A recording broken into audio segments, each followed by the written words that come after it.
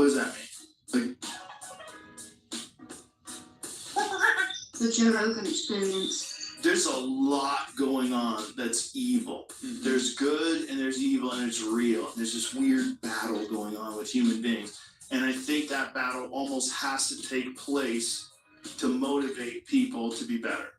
You think that's where there's war, cyclical war? There's no reason why it should exist today. There's no reason why, as educated as we are in history, that we should be willing as a people, as groups of people, to ever invade other places to steal their resources. There's no way we should be doing that. At this point, with the kind of communication that human beings have with each other around the world, there should be a way to reasonably communicate and share goods and ideas and compete and take part in each other's commerce. I sell to you, you sell to me, everybody gets along. Mm-hmm. This should be totally doable in 2024. The fact that it's not and that no one thinks it's ever going to be is what's terrifying about being a person. Because that's the thing that keeps you up at night. The thing, like, if one of these fucking assholes, one of these greedy cocksuckers that's under the boot of the military-industrial complex decides to push it a little too far, and someone decides to shoot a nuke off, mm-hmm. and then we're in this new thing where cities could just disappear. Mm-hmm. You know, not just a September 11th where 2 buildings disappeared and a bunch of people died and it's a horrible tragedy. No, the whole city gone. Boom. One city down. Now, shut the fuck up or we'll bomb all your cities. Now your power doesn't work anymore. Oh no, where do you get your ice? Well, you better go back to the old ways and get a fucking ice pit because you don't have electricity anymore. That's not hard to do. Like, someone can take out our electrical grid pretty fucking easy. And these assholes that are in charge of the world in all countries that are still playing this fucking game of maybe we'll kill you all. Yeah, it's like a big game of chicken, and there's no, like, when we were kids, I don't know if this happened in your school, but, like, we had drills. We had nuclear war drills. And, like, it was a day-to-day existential worry that people didn't sleep because of nukes. Oh, yeah. Those same fucking nukes are tenfold today in terms of the arsenals. And way more people have them. Way more countries have them, and there's way more, when you look at what's going on in the Middle East, like, that is a fucking...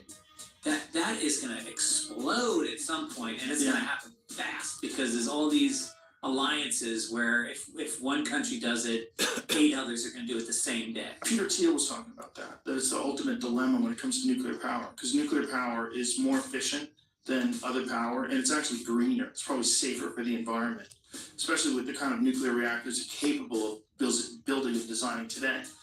But they didn't realize that if you give someone nuclear power, it's really easy to turn that into nuclear weapons. Mm-hmm. They thought it was a lot harder than it was. And they did it for India. He was saying then they realized like India got the nuclear weapon.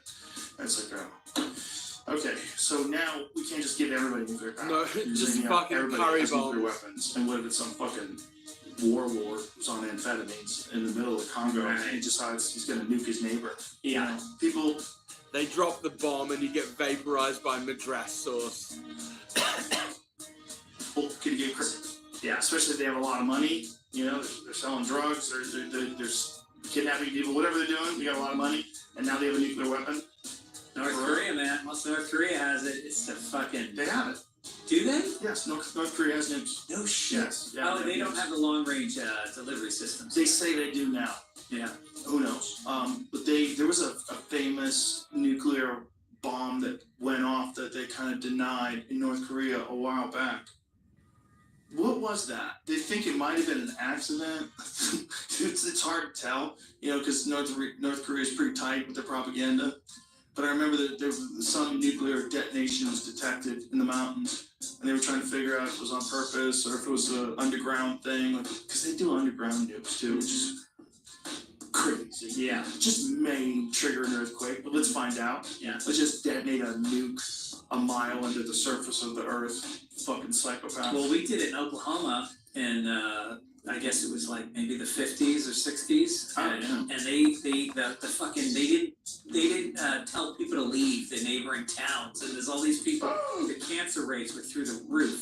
Here it says Okay, comprehensive test ban treaty has been detected seismic activity in more than 24 stations around the world, confirming that man-made explosions have occurred near North Korea's nuclear testing sites.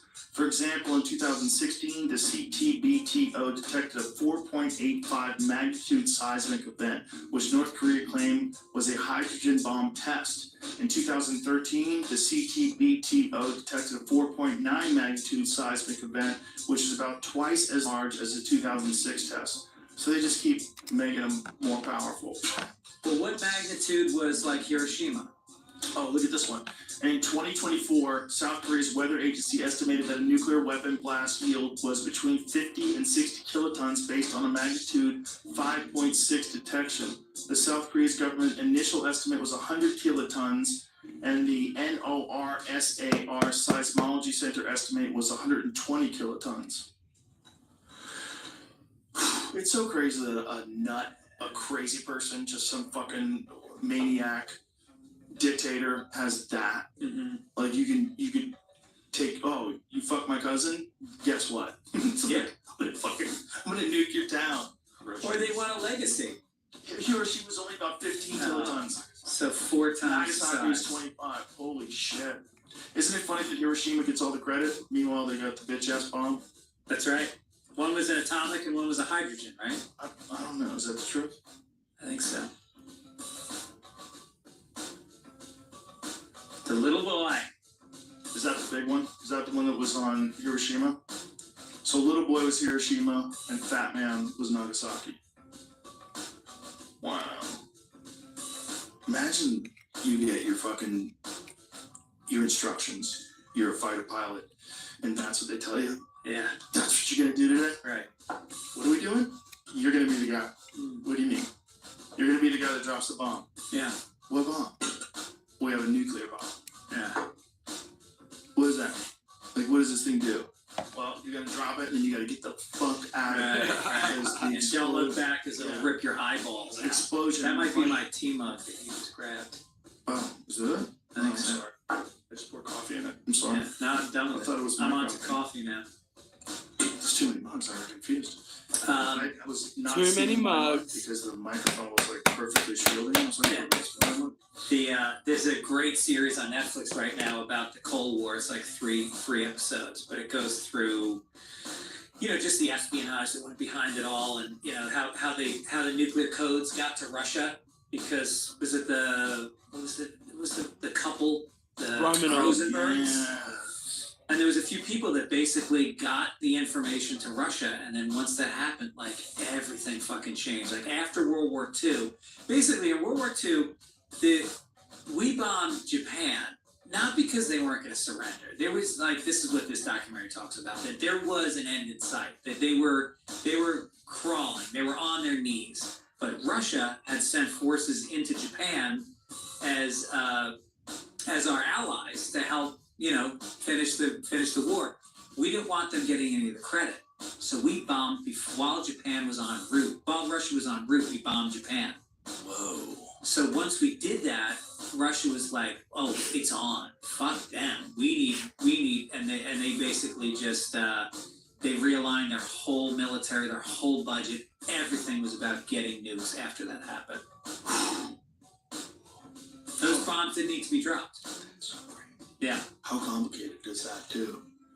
Because if they don't drop those bombs, we know the bombs exist and no one's dropping. Mhm. Do you think it would have been worse if the world didn't see the horrors? You're probably right. Because as they keep getting better, no one's dropped bomb on anybody yet. And they're talking shit, I'll fucking do it, man. I'll be the first guy. I'll be the first. Mhm. You know, if Hitler had a nuke, you don't think he would have launched it? Right. 100%. 100%. He's cranked up on all kinds of fucking drugs. They were shooting animal hormones into him. They were experimenting on him. Oh, that's right. I heard about that. Yeah. This book, Norman Ohler. I've sold your book so many times. I was onto that crazy book story. years ago, He was man. in here explaining it all. Uh-huh. Hitler has one doctor that he trusted. Yeah. He didn't trust the SS doctor because there was a lot of people wanting to get rid of Hitler. There was a lot of attempts on his life. Mm-hmm. And this motherfucker had one doctor that was giving him all the goods. Yeah. And he was just out of his mind. If you gave that guy a nuke at that time, Yeah. 100% he's Of nuking course. somebody. Who am I to say? Of course. 100%. What wouldn't he do? Like, what was he Exactly. not capable of? Exactly. Exactly. And I think the same thing is true of Kim Jong Un right now. I don't think I don't. He was friends with Trump. Trump went over, shook his hand. They were pals. Yeah. Seems like you just need a friend. He's friends with Dennis Rodman. Maybe Dennis Rodman can be like official envoy. Maybe if Trump wins, Dennis Rodman becomes the official envoy, and we fucking settle things out. Smooth Imagine things that. over. Imagine if that was how it all worked out. Yeah, smooth things over. Yeah. Give the people electricity. Dude, it's so mysterious when you hear about people that escape from North Korea and they talk about how you literally, it's the thought police. You I just say, sent Jamie something. It's so Oh, yeah. funny that we're talking about this. I sent Jamie something this morning that I saw where this guy has one of those crazy satellite dishes in his backyard, uh-huh. and he picks up a channel from North Korea. So it's a guy in Ontario, and I sent it to you on text message? That's not what you sent me. So the wrong link got copied. No way. You said it's like the football video. But then I sent you something before that. No. I didn't? Oh my god, I didn't. You moron. What did I do? Did I save it? God, You fuck, got send it to high, you. I must have sent it to somebody else. brother. Yes, it's Yo, Ontario man picks up North I Korean gotta do this thing. I gotta do. television. Fuck, I thought it was on TV. Hidden. But he'll find it because it's becoming viral now because it's really nuts. You see the propaganda. So this guy just tunes in to this broadcast of North Korea because he's got one of them. Remember when people had those? This the guy. They had those crazy dishes like that thing in their backyard. Yeah. I remember a guy had that. I thought that guy was a wizard. Like, look at him. He's getting TV from Ireland. He's watching snooker on the BBC. So this dude tunes in to the North Korean broadcast, like whatever it is that they broadcast through North Korea. And it's all propaganda, and Kim Jong Un is like literally people fall down like he's the Beatles. Like when he shows up. He shot a round of golf. He shot a 27. No, that was in his 18 dad. holes. That was Oh, his I dad. saw that. Look how people freak out when they see him. Yeah. Yeah, he shot like 9 holes in one, right? Yeah. But also, if you don't react like that, the police see you Oh yeah. and they put you in a fucking gulag and they Yeah. for like 5 years. Yeah, you're fucked. You better cheer. Yeah, the power that he has is just absolute. And then if they find out that, you have a relative overseas that's bad mouthing North Korea, your family gets put into a fucking camp. Yeah, yeah. And not only that, it's a generation after generation thing. Like the children. If you have children in camp, they're punished as well. Yeah. It's terrible. Yeah. It's so mysterious. He does. Maybe Dennis Rodman can Dennis take it all over. Rodman, yeah. If I had to pick one eloquent NBA star, it would be Dennis Dennis Rodman, Rodman. send him over there with like a bowling bag filled with mushrooms, Uh-huh. and just those two get together, Yeah. meet God. Just he fix this thing. He'd take fix that nuke like it was a fucking 3-point shot. You just reach out and stop it. Well, what he's got to do before anything in that country is let those people be free. Like that is literally like a cult. It's like a cult. Like the power that one guy has and that government has over the people.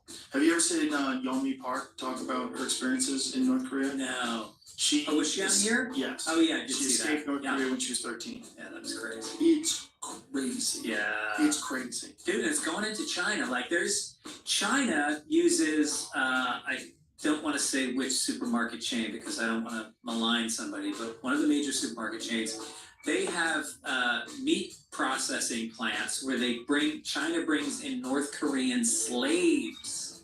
They are kept in barracks with barbed wire fences, and they work for 12, 14 hours a day, 7 days a week, and they get paid like $100 a month.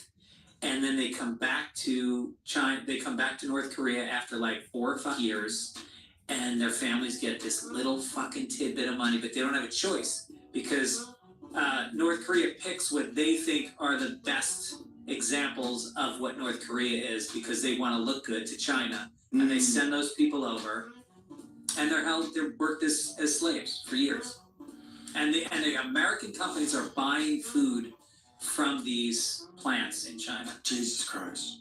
Yeah, there's an article in the New Yorker about it. Crazy. Yellow Sea, man. Yellow Sea.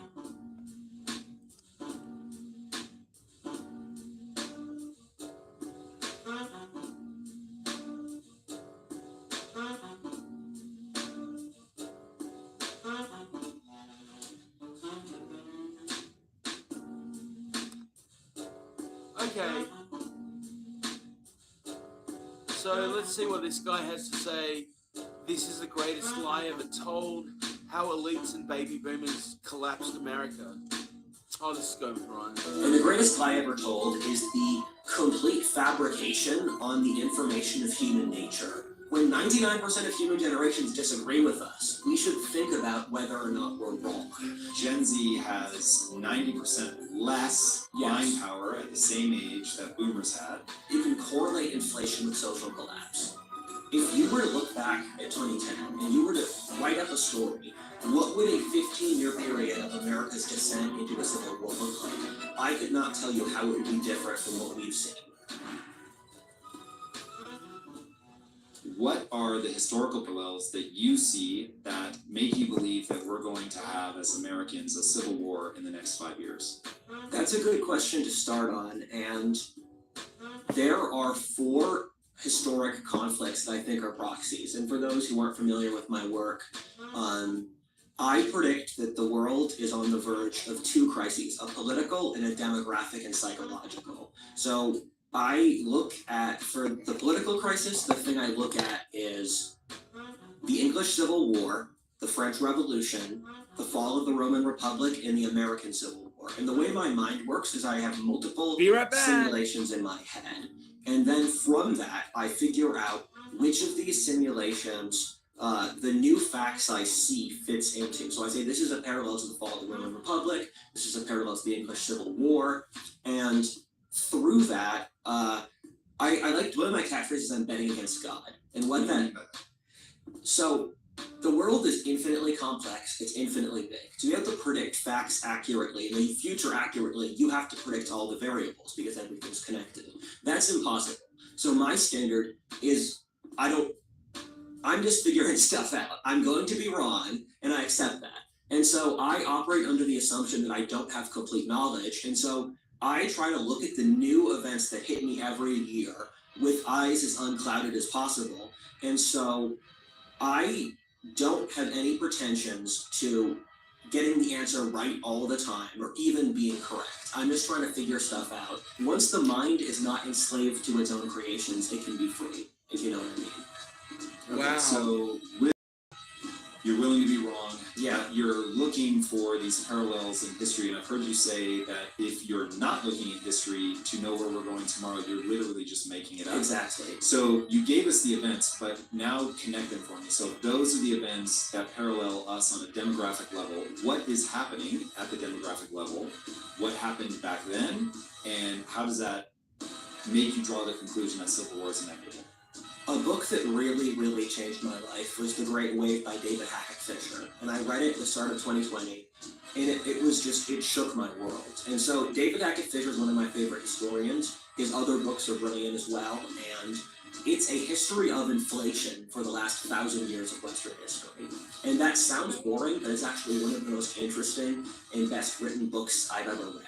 And he found that you can correlate inflation with social collapse. And so every 250 years, the West goes through a period of social collapse. And with the previous example in Western Europe and its diaspora being the French Revolution, the wars of religion in the 1600s, and people forget of those wars, but they killed 1/3 of the world's population, as some historians say. Then the Black Death in the 1300s killed half of Eurasia's population. Then you have the fall of the Abbasid Caliphate and the Frankish Empire. And you can trace this every 250 years as far back as we have records, going to the Babylonians. And so from Fernand Braudel and David Hackett Fisher, from those authors, Peter Turchin established a computer model which can predict when these crises happen. And he ran this computer model in 2010, and it showed that the Western world, and America especially, would experience a social crisis on the scale of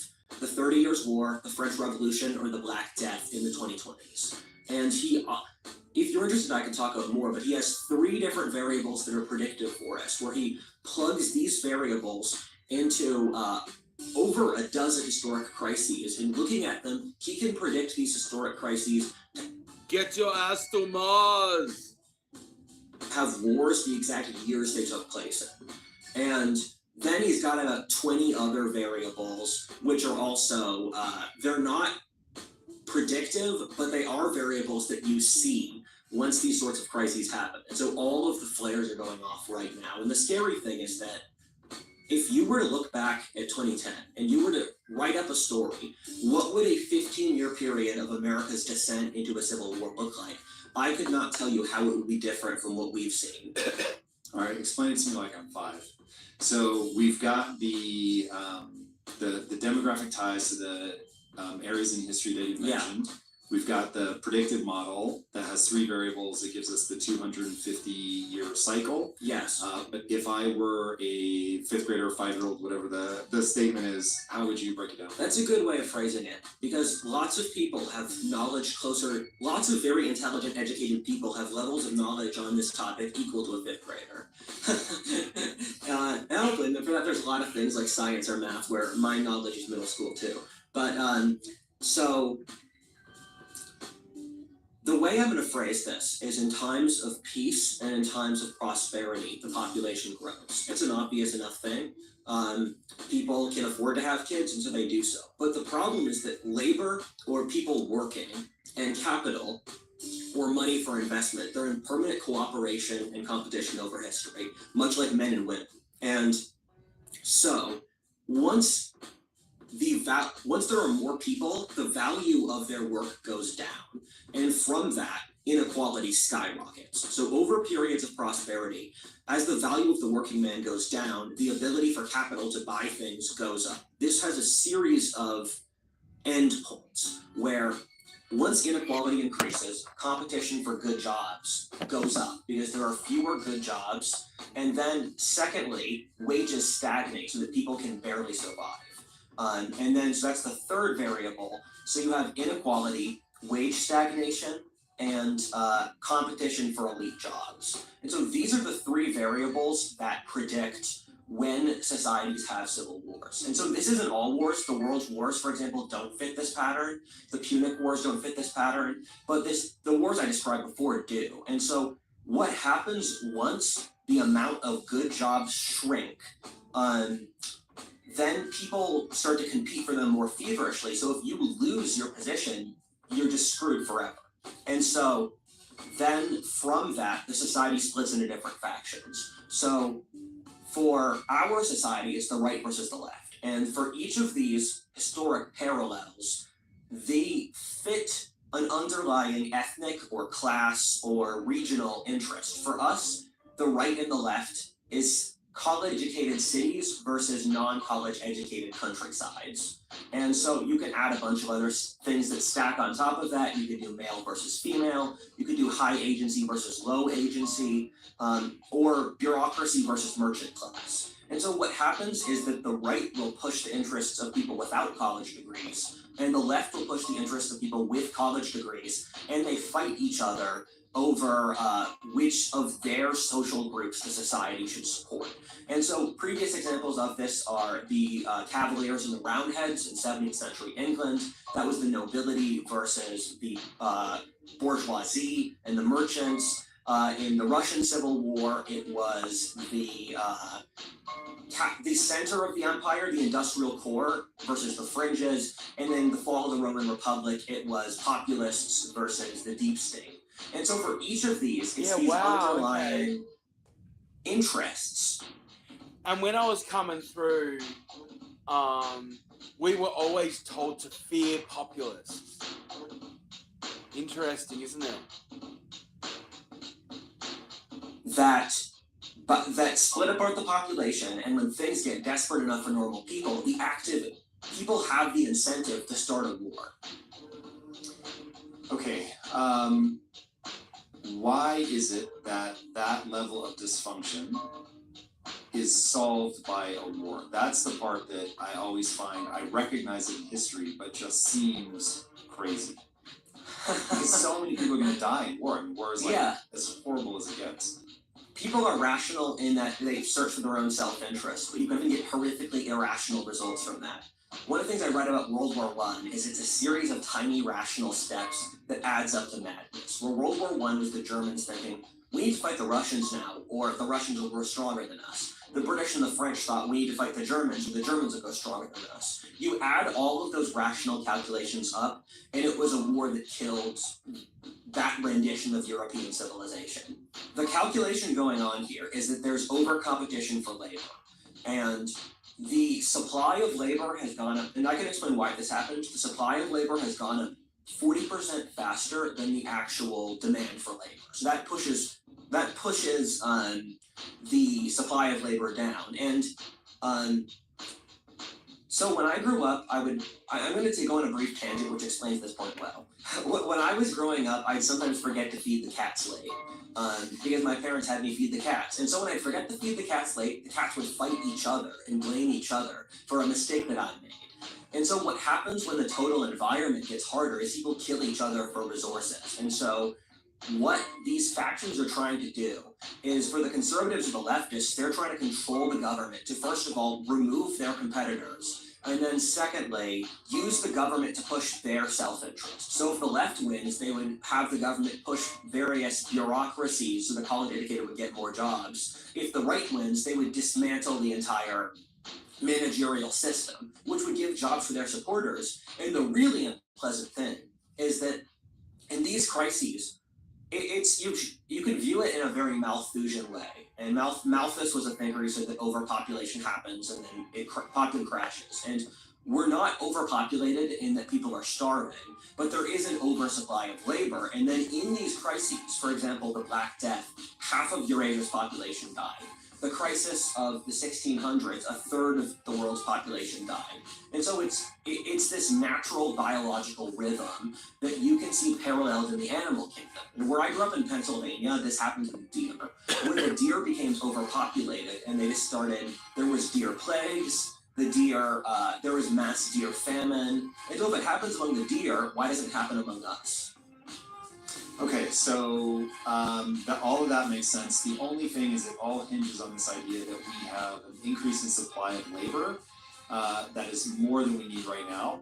But everything that I'm looking at says that we have a massive demographic problem. You know, we have a ton of old people, and we don't have the young people to support them. We have just rapidly declining populations. Yeah. So if you had said this is a declining population problem and we can't support the old people, I would have understood. But you're saying that instead it's an oversupply of labor. How's that true? So that's a great question, because it leads me to the point I was trying to get to, where I say that there are actually two crises going on hitting us at the same time. The first is this demographic issue I described, and then the second one is the And I would say at least 50% of academia, and this is just a guess, maybe I'm completely wrong, but a vast majority of academia who were active 10 years ago are no longer, for whatever reason, you know, and that's fucking scary. Like, I don't know, honestly, I'm just some fucking hick from country town, Australia, but, you know, my dad was an academic in systems and you know, business admin and stuff, and he's not on this earth no more. I know plenty of cats, either pushed out of the system or fucking, you know, ventilated out of the system, if you hear what I'm saying. Myocarditis out of the system, you know what I'm saying? population crash. And we're having both of these at the same time. And so the crisis that I described before, it's a natural historic cycle that occurs every 250 years. I'm going to call that the secular cycle, because that's the term for it. And the other thing, which is something I've teased out in the last 2 years, I give it a variety of names. I call it Mouse Utopia. I call it the psychological Black Death. I call it a variety of things. And what I found there is that this very, very stark population crash, where if the current demographic trends continue, there will be 6 Koreans for every 100 alive today. And that's the pattern among every single industrialized country, where the birth rate is crashing faster than anyone thought was physically possible. And these computer models have pretty wide standard deviations, and so it's crashing faster than any of the computer models predicted. And that's a scary thing in of itself that almost no one talks about seriously in our society. And so we are unlucky to face two demographic crises at the same time, where I say that the secular cycle is hitting because of all the variables. Wages have stagnated to the point where a majority can't pay a $1,000 emergency bill, and 40% can't pay a $400 or $500 emergency bill. So people are barely getting by. Quality of life statistics have crashed. People can't afford to have families. There's massive inequality. There's massive political polarization. So all of the variables that I would use to predict the secular cycle are happening, and we have a de facto oversupply of labor, but then aging is going to hit us like a truck. And so both of these will get entangled inside the other. And one of the biggest issues that we would get with aging is that you have a smaller population of producers versus a larger population of dependents. And that's an ugly situation to deal with, because whenever the pie shrinks, people get violent. Yes, they do. But how do Every time the pie shrinks, people get violent.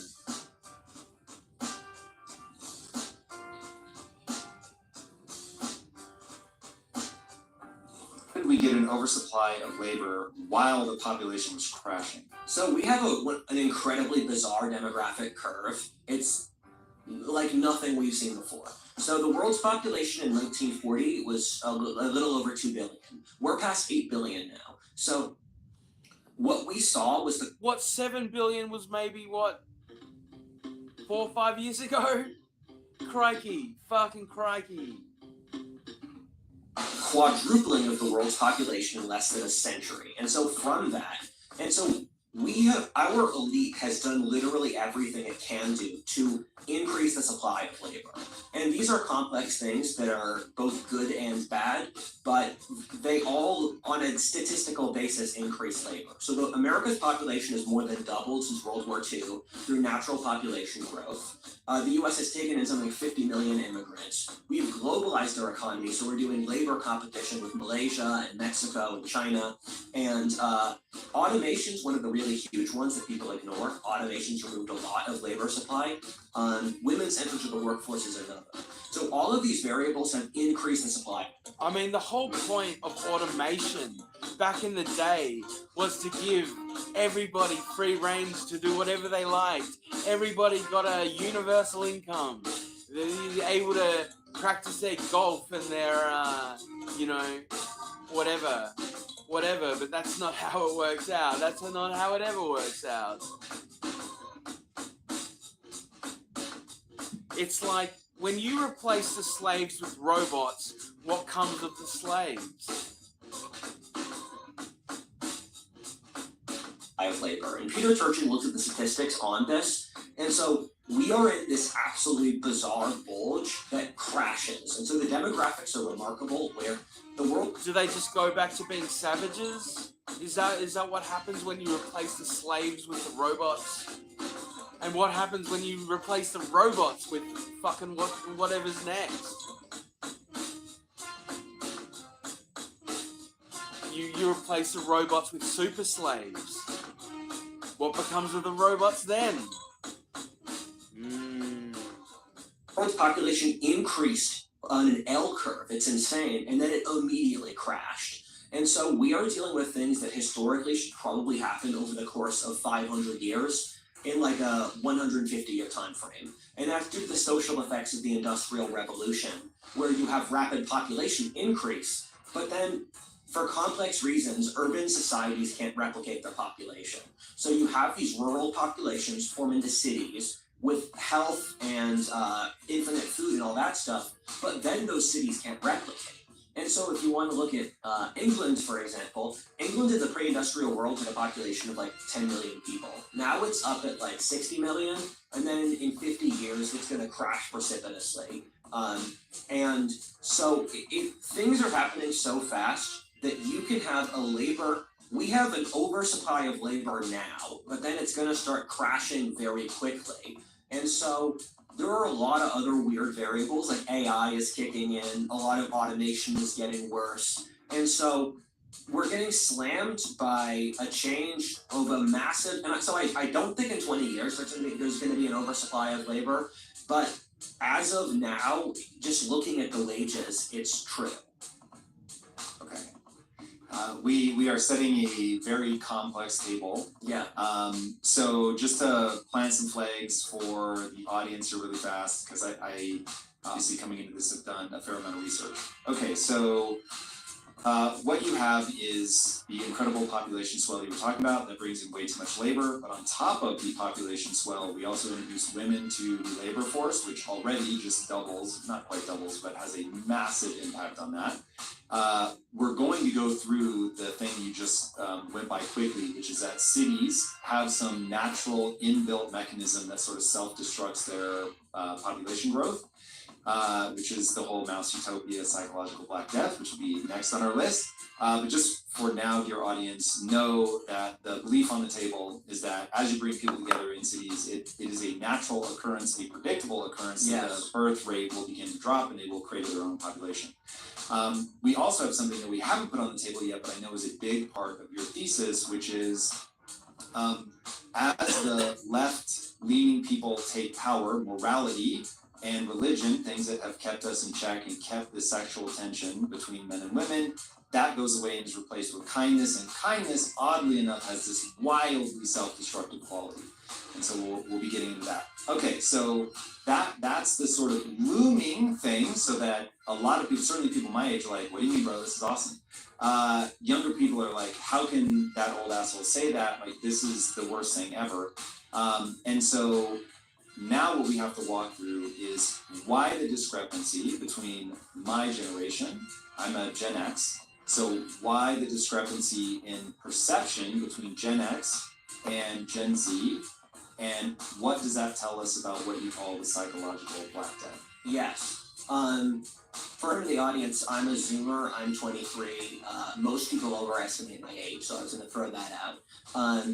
And I mean, there's a discrepancy because the difference is huge. I mean, you're looking at, people forget charts are real. They look at the numbers in the chart and they forget that it actually has to affect them. I see this with economics a lot. People are like, yeah, we can just, like, money printer go burr, which is a meme of basically the government printing infinite money, and they forget that there's an end result to it. But so the baby boomer generation has this more so than Gen X people. And I'm sure you'd agree with that, where if you want to look at the baby boomers, the entire economy has been geared towards their self-interest for their whole lives, where people forget this. In 1960, the average age was 25. Half the population was under 25 in 1960. Now it's around 40. And so when the baby boomers were growing up and starting families and getting jobs, we had the highest wages of any period ever in history. And so, and that was caused by America having this huge industrial advantage due to the world wars. And so over time, though, as the baby boomers became adults, it continued to reflect their self-interest, where we moved from a wage-based economy to a capital-based economy. And so we see that with the Reagan Revolution and Thatcher, the liberalization, because when the baby boomers were growing up, America had an economy to the left of like Denmark today. And then we removed that, and then we saw the opening up of capital. And so 1980 until 2020, due to this global huge baby boomer generation saving up money for retirement, you just saw massive amounts of money. And so this was the period the most people ever were lifted out of poverty between 1980 and 2020. And so because all that boomer capital supported the third world. And now as the boomers are retiring, the money is being taken out of the economy to pay for their retirement. So because the boomers were in this very decisive strategic point in this demographic boom, and you guys should check out Peter Zeihan, he talks about this stuff very eloquently. The boomers were able to first get good wages, then use the government to secure a capital good economy, and then after that use the government to support retirement. And so as of now, the governments of the world are doing the most money printing of any period ever in history, or money printing and debt, where it took us all the time from the revolution to 2014 to reach the amount of debt we had in 2014. We've doubled it since. Because our ruling class are boomers, the incentive is, let's print a lot of money so that we can retire comfortably, and then we'll be dead so our kids don't have to deal with it. It's incredibly cynical, but it is in their direct self-interest. AI might be the most important new computer technology ever, so buckle up. The problem is that AI needs a lot of speed and processing power, so how do you compete with costs that are spiraling out of control? Oracle Cloud Infrastructure, or OCI. OCI is a single platform for your infrastructure, database, application development, and AI needs. OCI has All right, Gen boomer, Z at the very whatever. end, but a stat that I've heard you throw out is, if I'm remembering it correctly, that Gen Z has 90% less mind power at the same age that boomers had. So call it your mid-20s. Yes. That obviously is brutal, especially when paired with another stat, which is whenever the average age of marriage hits 28, Yes. you're going to have a revolution, and we're at 29 right now. So this is why we have to walk through the psychological Black Death, Mass Utopia, as your mental model for how all of this stuff plays together. I think this is really interesting, and this is the part that, as I was researching it, really forced me to. Interestingly enough, the person that I came out of didn't start popping units until she was in her 30s, early 30s. So I'm sorry, mea culpa, but it was not my fault.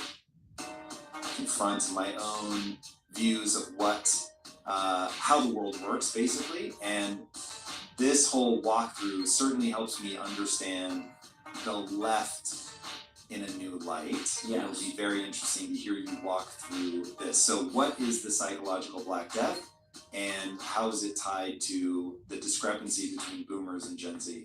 Firstly, I want to thank you that you've put the effort in to actually explain the logical course of the ideas. I get that very rarely on podcasts. Most podcasts, I just jump around from idea to idea. So our conception of human nature is completely wrong. And the video I just, it's being edited right now, is the anthropology of the left. Then I'm going to write the anthropology of the right. Then the video I hopefully am going to write after that, or maybe a video after that, is the greatest lie ever told. And the greatest lie ever told is the complete fabrication on the information of human nature from what I call the Blue Pill era. The Blue Pill era is 1960 to 2020. And the Blue Pill era believes these, like, let's say 10 things that are just completely false. Progress will continue forever at no cost. Men and women. The infinite liberation arc narrative. Men are psychologically the same. There are no genetic differences between race, sex, or class. That there is, that human nature is naturally a blank slate that you can just write whatever you want onto, that human nature is perfectible, and that we are gradually moving towards global unity. This is some Machiavellian shit.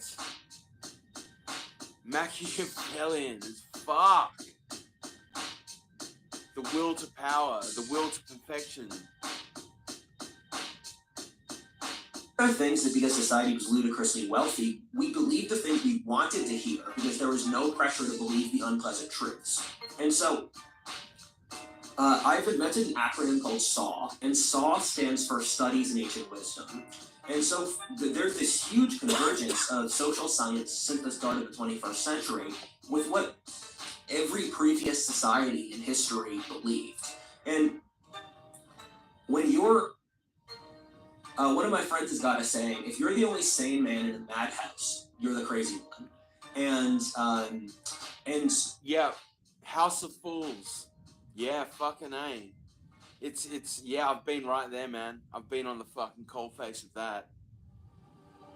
Heavens to Betsy. And of course, the crazy ones always get kicked out of the insane asylum first, of course, don't they? So when 99% of human generations disagree with us, we should think about whether or not we're wrong. And so what Saw has consistently found is the factors that matter the most for personal happiness are relationships and religion. And so if you view modernity as the removal of relationships and religion, everything else is all the massive wealth, all the safety, the health is a side effect. And it's clearly true because I mean, we are the wealthiest, or until 5 years ago, 10 years ago, we were the wealthiest, safest, most hygienic, whatever society in history, but our society is miserable. Listen to the pop culture, listen to the speeches the politicians get, read the literature. For every single cultural form you can analyze your society through, we are miserable. And so that demonstrates that our previous assumption that if you improve people's material conditions, they're going to get happier. And I am going to jump. So, actually, how am I going to say this? Would you prefer I start the psychological Black Death or Mouse Utopia? Knowing that they're nested, dear audience, we'll start with Mouse Utopia. One of the things I like to say is that I said before that I think there are two crises that are hitting our world: the secular cycle and Mouse Utopia. And I say that, like, I have made hundreds of hours of content trying to explain both of those crises. And so you're trying to intuitively figure out an event that will only make sense in retrospect, where historians, before a historic event happens, it's difficult to explain. If you explained the world wars to someone in 1900, they think you were insane. And so that's how the world works. And so psychological Black Death is a theory that I invented myself, and I found it from looking at actually Zoomer. And he didn't plagiarize that one, did he? Because Zoomers have such stunningly poor mental health that it scares me. And I'm 23, and people my age, a lot of them, they can't go on phone calls themselves, they can't go to the doctor themselves, it's difficult for them to work a job, they can't date. It's just they're completely dysfunctional as individuals. They have crippling anxiety, and the mental health statistics for Zoomers are horrifying. I think like 80% of Zoomers are lonely, 80% have anxiety, like a quarter have a diagnosed mental condition, and for women, the numbers are horrifying. If you want to look at women of the age of 25's mental health, you'll need a shot of vodka. And so I know a lot of these people myself, and I've been in a couple different weird positions where I get to interview a lot of young people, and it's just once you interview young people with their lives, you realize there are very serious mental health issues that are just ignored, and no one's got a good paradigm for it. So I was trying to go back and figure out why do young people have such horrible mental health. And this is something John Haidt has looked into. John Haidt's one of my favorite authors.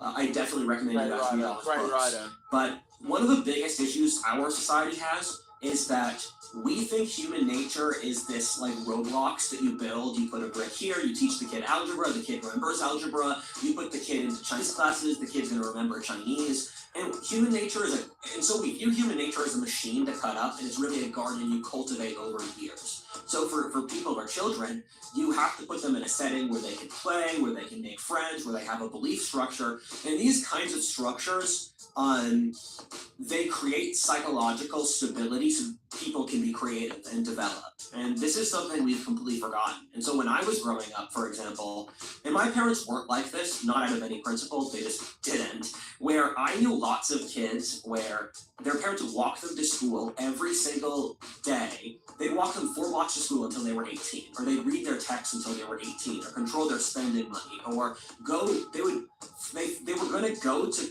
college, and they were going to move to the state their children were going to college to follow them there, or walking them to job applications. And so this is a huge issue, and it hit. Interesting, because I was actually reading a book, I haven't read it for a while, but it's about grit, about, you know, stoicism, I guess, and just how this was back in 2015, 2016, and it was a crisis then, and this is what he's talking about now. We are dealing with we call it helicopter parenting, tiger parenting, you know, come on, ref, that was a goal, come on, you fucking cunt, you know. It's the it hits the ruling class the hardest. So these issues are the worst among Ivy League kids, among people at the top companies, etc. And so I look at this. This is something the elite, not the elite, everyone ignores. But for me, it's an elephant in the room. That how the hell are these kids supposed to like fight against the Chinese? How are they supposed to build new railroads? How are they supposed to start families in economic situations? And so I tried to figure it out, and the conclusion I came to is that humans were very much tied. And this is a really important thing. How is Trump going to deal with this situation in a civilized fashion to stop this war from happening? Because at this point, the rabid, rent-a-crowds, rent-a-riots, and the deep state oligarchy, they want fucking war come hell or high water. If they can't blow up brown people overseas, they'll fucking start blowing up white people in America, I guess. So what does Trump have a strategy plan for November 4th through to January 26th or whatever it is? Does he have a plan? Because if he does not, America is going to motherfucking burn.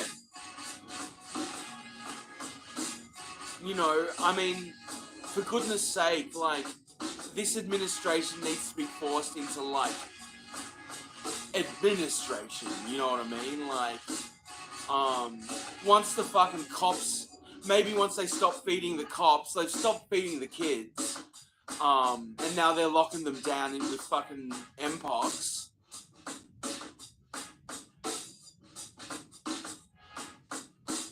What is the way forward? Can anyone, you know what I mean? It's like, I have faith in Trump, but how is he going to, it is going to be on the level of the Great New Deal and all that shit, you know what I mean? There has got to be, the levee has broken.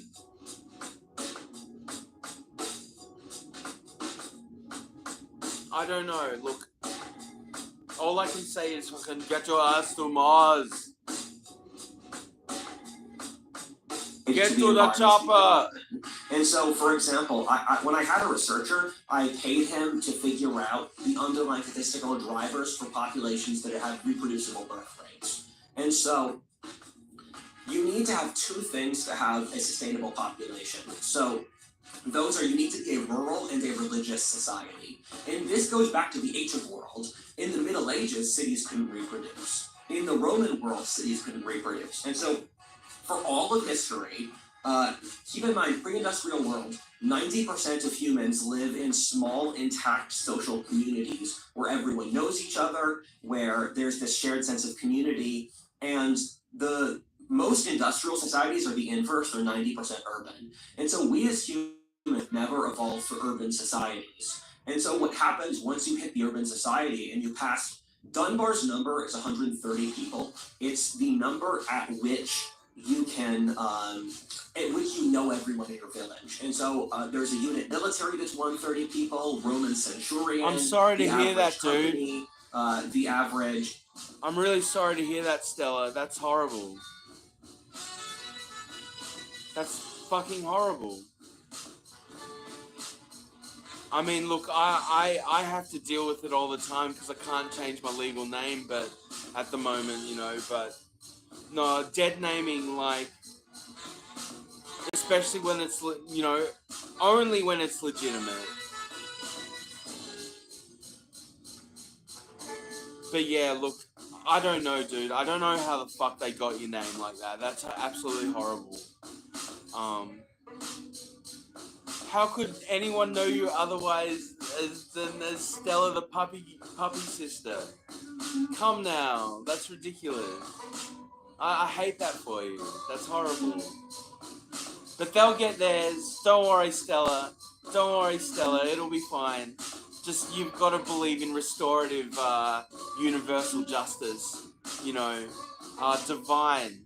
Believe in the divine and you'll be fine. No, I'm saying. Don't worry about it. They want to get in your head, dude. They want to get in your head. you know, don't fucking let them. Church size, all of these numbers crest around 130 because that's the size a human mind can comprehend.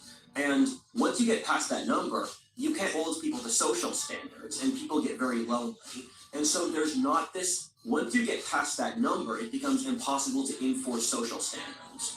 The cities of Italy in the 14th century were atheist. In the ancient and medieval world, back in the Greeks and the Romans, that was true too. And so cities and countrysides create this duality where the city is creativity, it's the ability to have cosmopolitanism, it's libertine. The countryside is stable, kind of bigoted, it's very community oriented, not as creative, but they create this duality. And so what happens when you go overnight from a 90% rural society to a 90% urban society is that you have a burst of creativity from putting all these rural people together in cities, and then after that they lose the replicability, and so you see population crash. And so, for example, we can track this today, where the reason America has one of the most stable birth rates of any developed country is America's most rural and religious society. And those are the same things. Almost basically every urban society in history is either agnostic, atheist, or doubting, and every rural society is religious. And so it creates this duality. Interesting. What happens once you get urban societies is you lose the ability to maintain communities, religion, and socialization, because you just end up in anonymous environments, and then this results in breakdown of ability for social cooperation. It results in massive psychological issues stemming from lack of socialization and loneliness. It stems from basically humans didn't evolve to be in urban societies, and so I predicted that we would see this psychological crisis. And I've gone back in history through previous psychological plagues, and so I say that our society is currently facing a psychological plague. Absolutely. Okay, so give me what the psychological plague is in 1 to 2 sentences. Super tight. French Revolution, Stalin, Nazis. Okay, so you have, let's take Stalin. You have a revolution where it's like the ruling class has gotten out of hand. They're stealing from you, dear people. Yes. Let's kill them all, and then everything is going to be great, and we will have a communist Yes. utopia, and all will be well. The problem is that people end up pushing back. People want to be told what to do. You come in and you say, hey, these kulaks that are a little bit better at farming than you, they must be doing something bad, so let's kill them too. So you kill the kulaks to make sure that nobody has more than anybody else. Equal outcome, everybody. But then the equal outcome becomes starvation because you killed the people that actually knew what they were doing, and now you have a real problem. Yes. Yeah. Okay, so That's what they're aiming for, the equality, the equity of death. We need to be no, they don't want equity.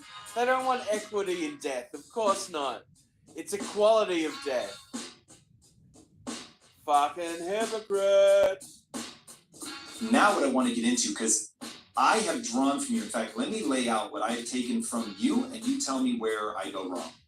So as I was trying to put together what exactly the psychological Black Death is, I leaned on what you were talking about with Mouse Utopia. So for anybody that doesn't know Mouse Utopia, can you give them that quick primer? And then I'll dive in with what I pulled from that. I thought he was saying Mouse Utopia before. Mouse Utopia! No more, we eat the snakes! No more snakes gonna motherfucking eat us, we're gonna eat all the snakes! Mouse Utopia was a study in the 60s that was run about 30 times by Calhoun. And the study was based around the population growth of that time period. And so that was a era when everyone was terrified of overpopulation. And so what happens is they put 9 mice in a container that could hold 6,000 it is. mice. I thought Perfect condition. they were talking about Mao as in Mao Zedong. I was confused. So, okay. Who's the dolt now? No disease, no predators, perfect temperature. what happens each time the mouse population goes from 9 to 2,000, and again, the cage can hold 6,000, then it crashes precipitously. And so with that, you see the mice start to break off into different dysfunctional communities. You have, keep in mind, autistic wasn't a buzzword in the 60s, so it was actually what it clinically meant. A lot of mice become autistic, lose the ability to socialize. There's these mice that groom themselves all day, but they don't mate, called the beautiful ones. There are sociopathic mice who just kill other mice. Then there's other mice who lose the will to live, and they end up homeless, wandering around the community, getting attacked by other mice. Mice refuse to have families or breed, and the mice lose the ability to socially cooperate with each other. Female mice become more aggressive, and they attack their own young, and male mice become more feminine. And so what you see is the mice lose the ability to socially cooperate, and each time the mouse population crashes to 0. And because once they stop having children, the community just dies. Okay, so Wow. that is something I Fucking think people wow. see a lot of parallels in. But there's one quote that you have that once you pair that with what you just walked us through with the Mouse Utopia, you begin to really understand how your worldview hangs together. And the quote is, "History is a biological cycle." Now, there's something I have said many, many times to people in my university that I want on my tombstone, which is, if I'm going to bring anything to the world, this is one very simple idea, and that is you are having a biological experience. Yes. And so when I heard you say, hey, all these bad things, they're actually mediated by a biological response to, call it, society at large. Yes. If that's accurate, it's deeply troubling. I really hope it's not accurate, and I hope that you get proven wrong, because boy, is this horrible. And at the end, hopefully we'll have time where I can tell you where I think we go, based on feelings, and then you can shoot it all down. But okay, so you have Mouse Utopia. By the way, I've heard you say, and it's important that our audience know, it's not been replicated outside of this guy. So this guy ran this experiment a bagel of times, getting the same result every time. Other people have tried to replicate it, so take it for what it's worth. A lot of these things fail to replicate. Go ahead. The reason I use Mouse Utopia a lot is that I normally don't go after studies like that, because I frankly don't trust the capability of a single study to create a coherent worldview. The thing I see with Mouse Utopia is that our society has lots of parallels that don't fit historically, that do fit with Mouse Utopia. So, for example, our society is trying to commit civilizational suicide, nihilism, degrowth. A lot of the social movements we have in our society, like feminism, or a lot of you don't see something that parallels a lot of the social changes we're having today in history, or at least their very muted form. And you can make it too far in the other direction, though. And this is something where I disagree with a lot of conservatives, is I do think the social mores of the pre-Mouse Utopia world were too constrictive. And I look at Asia, and I think we need to form a new synthesis with the things we've learned now with the past. And what happened in Asia, where around 1000 AD, Asia was the most advanced place in the world. India, China, Islam were massively economically, technologically, socially advanced. But then what happened over the course of the Middle Ages is that Asia's societies became too socially constrictive, so it became impossible to be creative. In China was the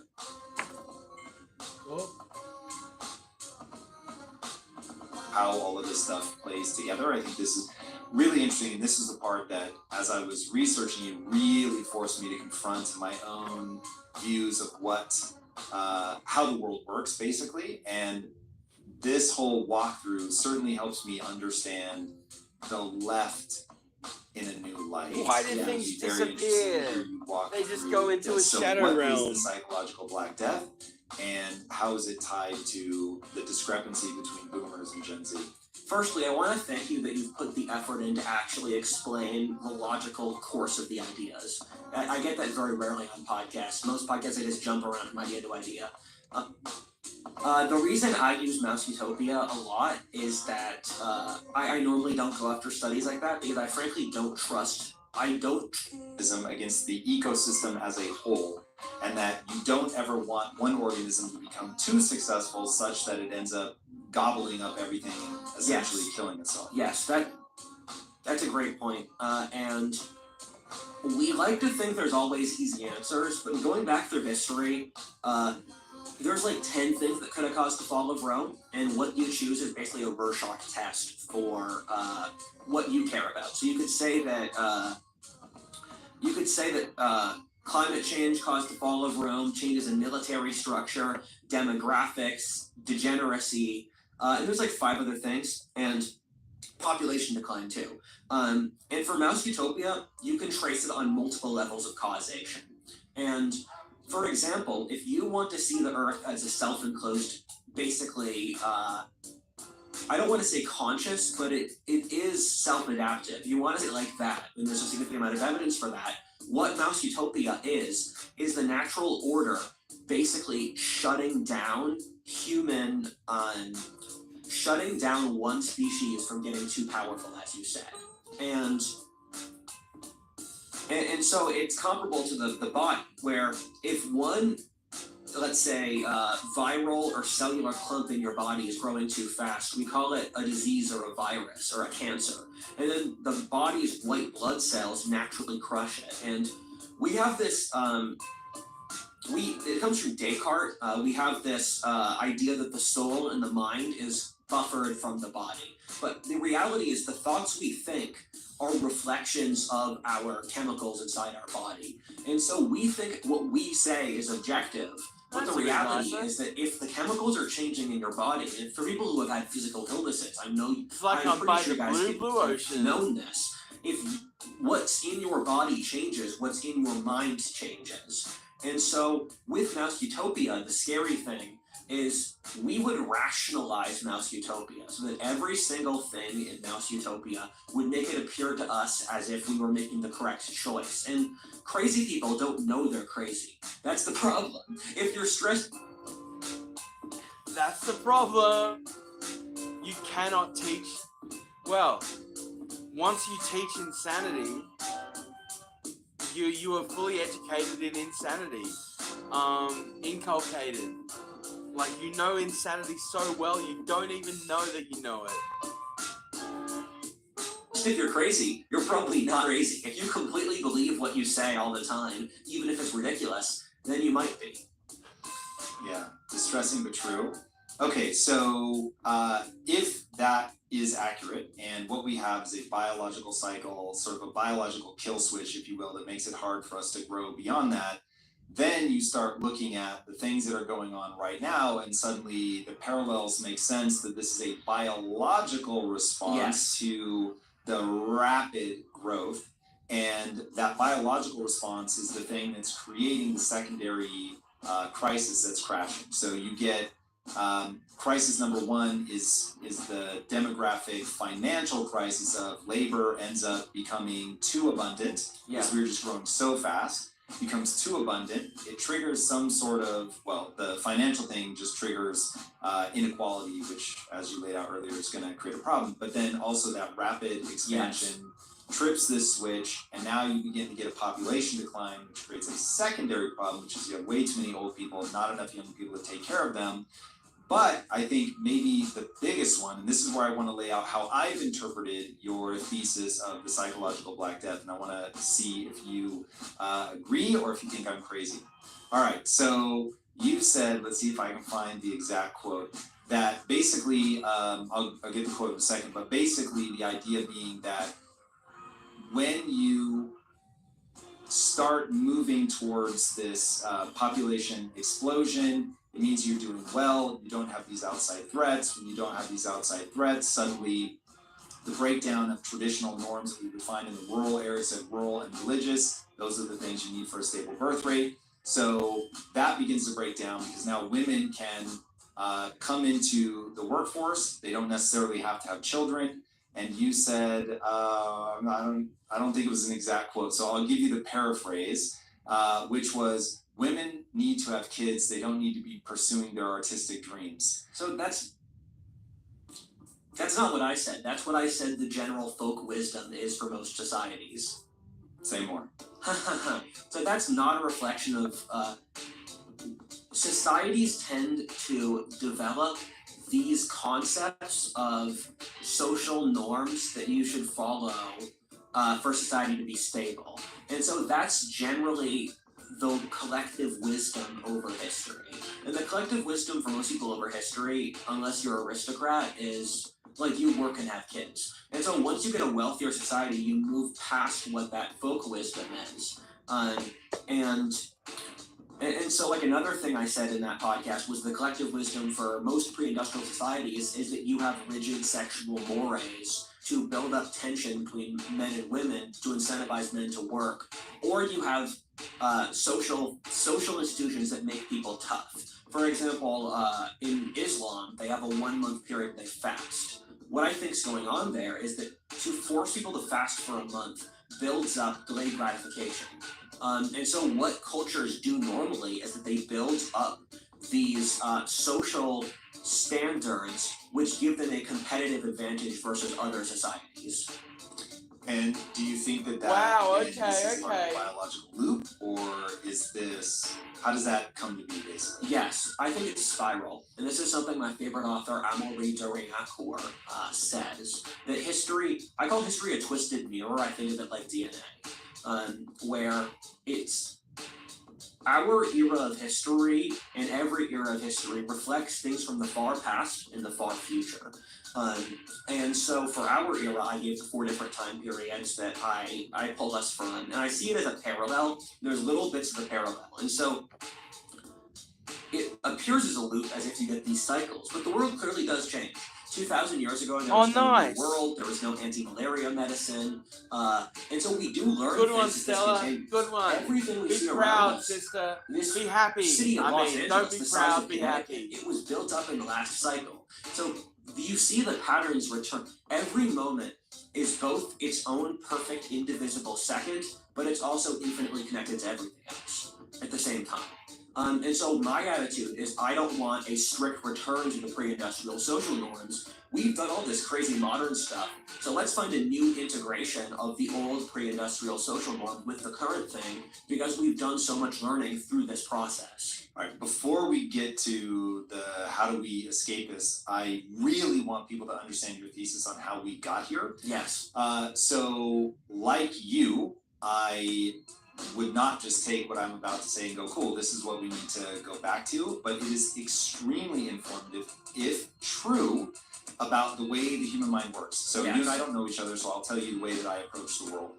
I cannot fathom that people don't have one single guiding light, and that single guiding light from where I'm sitting should be, I want to believe things that have a high degree of predictive validity. Yes. So if I believe this thing, it allows me, like the computer simulations you were talking about, they allow me to predict what the outcome of my actions will be at a personal level, at a societal level. I'm going to believe things, not that I can prove, just down to the microbe that this is true. I want to prove that when I believe this, it has predictive validity. So Newtonian physics is actually wrong, but it has a very high degree of predictive validity. So anybody that bought into that for however many hundreds of years that stood, I'm here for that. That made a lot of sense until they could get down to the quantum level. There was no way to really believe anything else. Nothing else was going to be useful. So I don't know that what I'm about to say is 100% like this is going to stand for the next 1,000 years as being accurate, but this feels like it has a lot of predictive validity.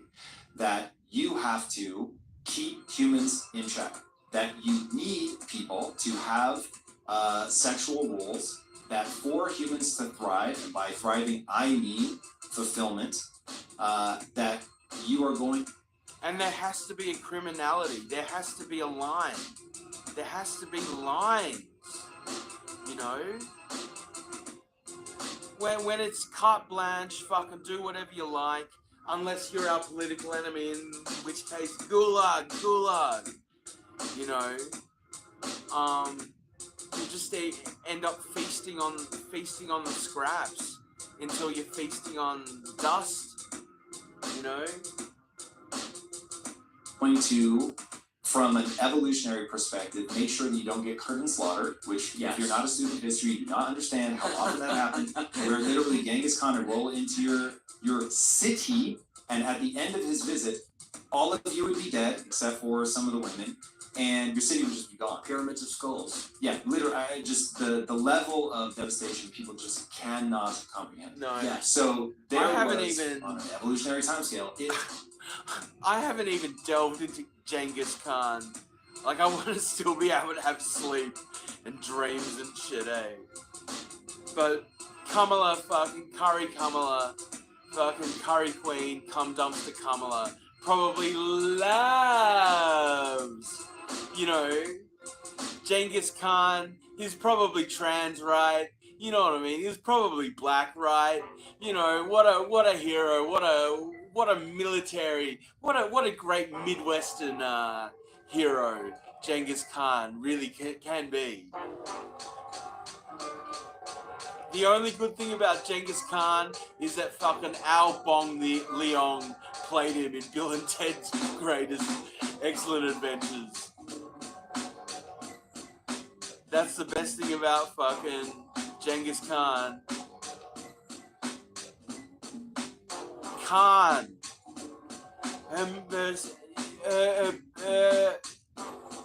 Her fucking maiden name, when we believed in maiden names, is probably Khan. Am I wrong? You know, your fact checkers, are you gonna check your fact checkers? Kamala Khan. Is that really so past the pale that you couldn't believe it? Kamala Curry Khan.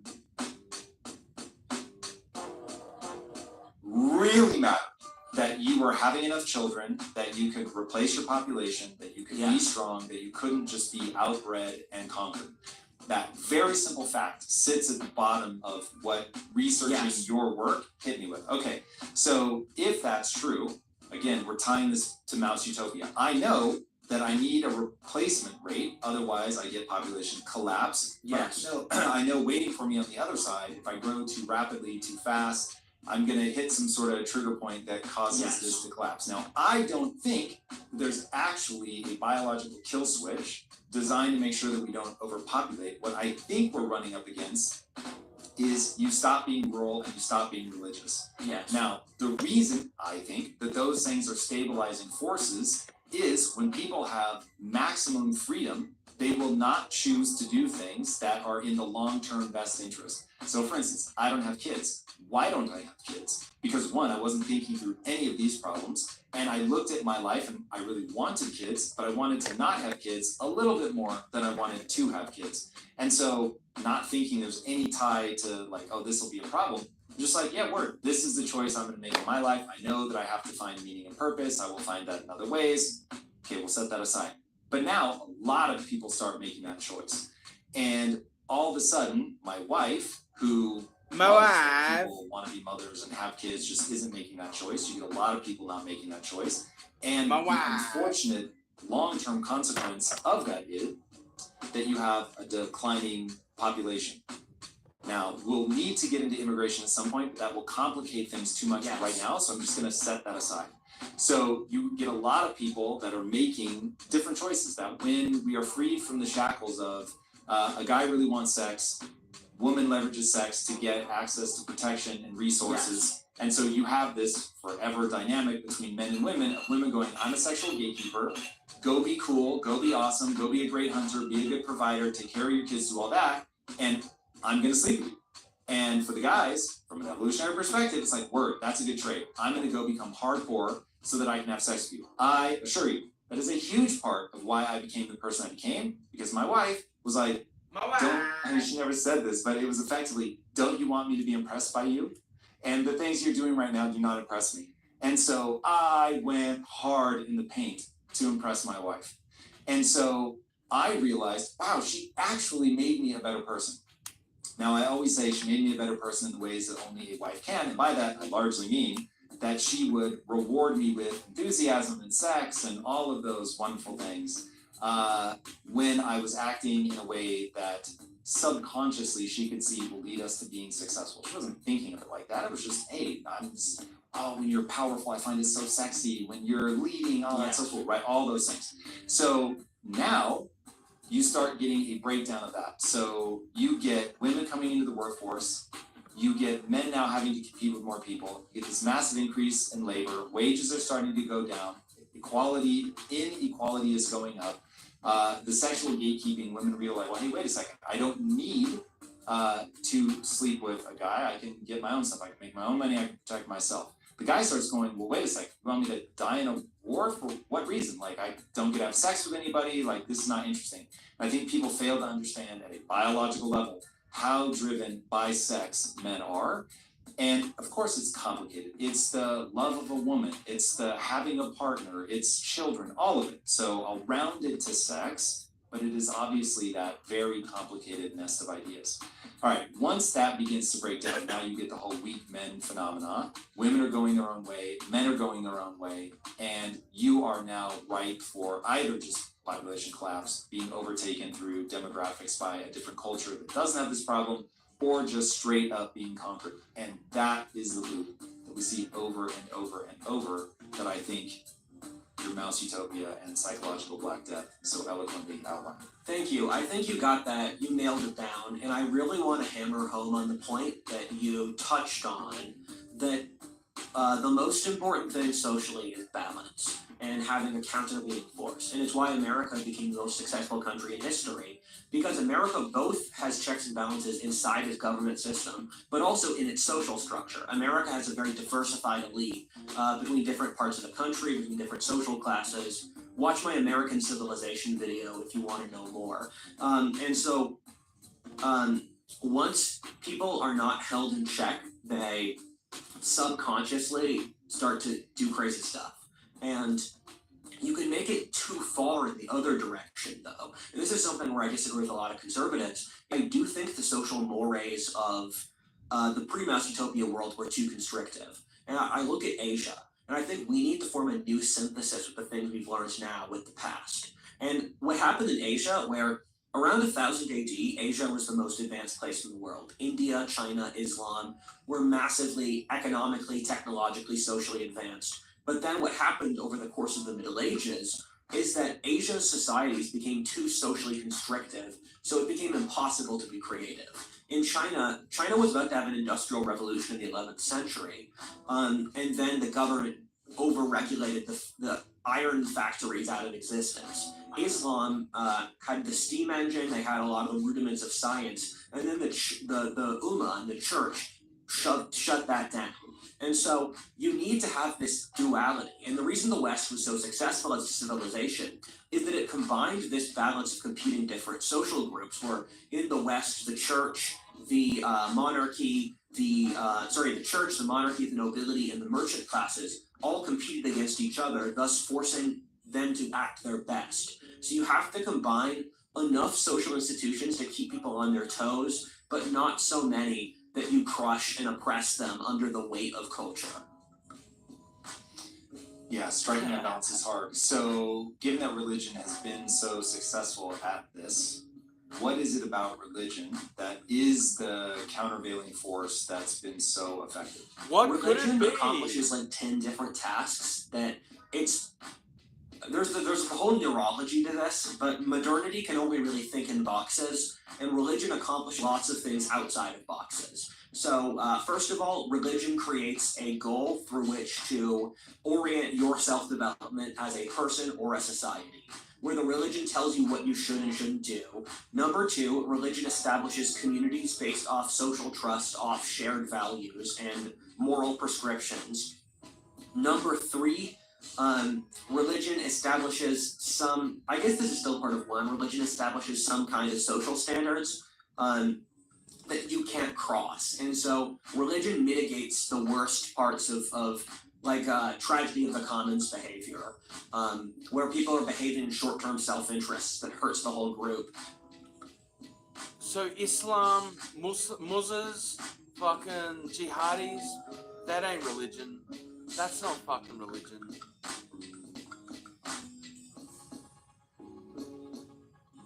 When you're fucking lionizing your brother blowing himself up in a bus on fucking Tel Aviv, that's not religion.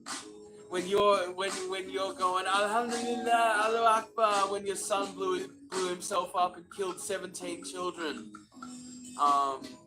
to fuel the propaganda war in Gaza. That's not religion. Nah, man. Don't know what the fuck that is. I do, but you know, fuck. Number 4, religion establishes mystic paths. And this is when we forget about religion, but every religion has a mystic tradition where people go to the spirit world and talk to God and that stuff.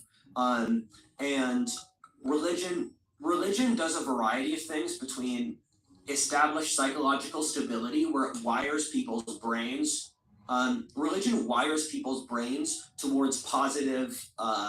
The mind's an ecosystem, remember. Ideas flow through the mind, and the mind can be filled up with ideas in the same way that the human body's with different germs. So religion establishes good thought germs in your mind, where for Christianity, as an example, the idea that God loves you, and that you will fail, but if you fail, God still loves you, and you should keep trying because you're going to fail. That's a good mental loop for your mind to have.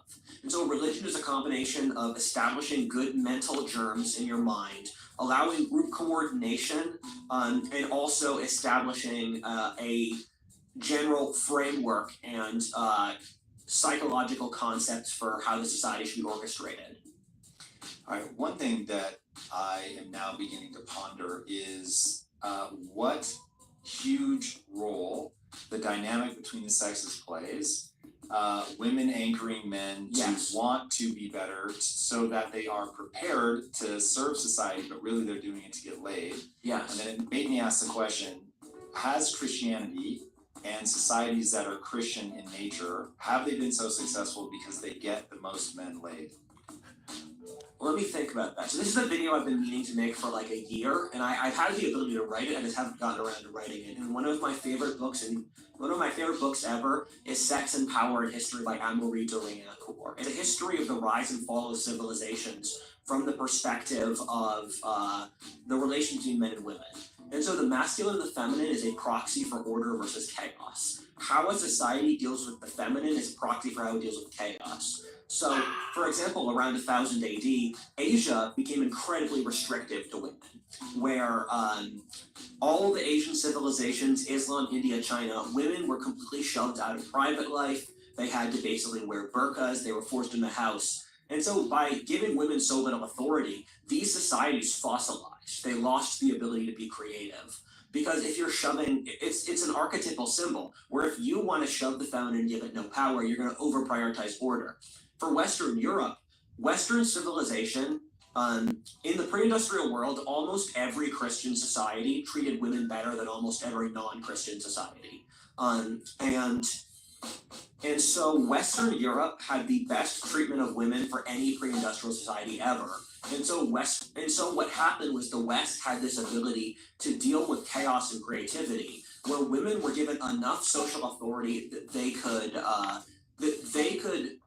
ask men to work harder to appeal to them. And another thing is that the Romans, the Greeks, European societies are monogamous. And monogamy basically creates significantly better societies than polygamy, because more guys get laid, because what happens with polygamy is the emperor has 100 women, and then every other guy, if the emperor has 100 women, or even more than that, that means there are 99 other guys who aren't getting laid.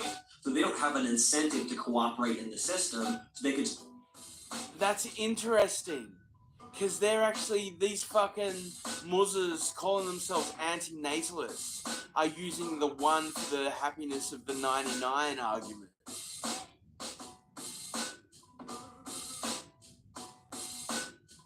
So, wow, okay. Start wars or become criminals and that stuff. And so the West was able to strike this really good balance of giving women enough social authority that women could hold men accountable, but there was also this social structure of Christianity, of the village, and of social traditions that could keep toxic femininity in check. All right, what is toxic femininity and how is it manifest in today's world? We can all agree that toxic masculinity is a thing, and toxic masculinity is, let's say I'm a pirate and I use my physical force to beat someone up. Or it's using social traditions to push male interests at the expense of the society. So with toxic masculinity comes toxic femininity, and I boiled down toxic femininity to an acronym called GSR, or gossiping, shaming, and rallying. And so GSR, Gossiping, shaming, and rallying. at the expense of the society. So with toxic masculinity comes toxic femininity, and I boiled down toxic femininity to an acronym called GSR, or gossiping, shaming, and rallying. And so GSR is the use of relational warfare to get stuff. And so an example of it is, let's say a woman wants to get a job and she's not qualified, is that she threatens to say that the job hunter sexually harassed her if she doesn't get the job. And this is something that the clinical research has gone into, and we've proven it, that women will use basically language and shaming to get what they want. And so the whole thing about you should believe, like with Me Too, that you should believe every single thing a woman says, that's ridiculous, because if you establish a principle, people will abuse whatever principles you let them abuse. So if you have a social system where you can't question sexual assault allegations, you end up with just this magical wild card that a woman can pull to push her own self-interest. But now it's fucking believe all Muslims. Isn't it? And so now if you're a woman who's like, wait a sec, you said you'd believe me. And it's like, no, Muhammad's a fucking great guy. He never lies. He loves his mother.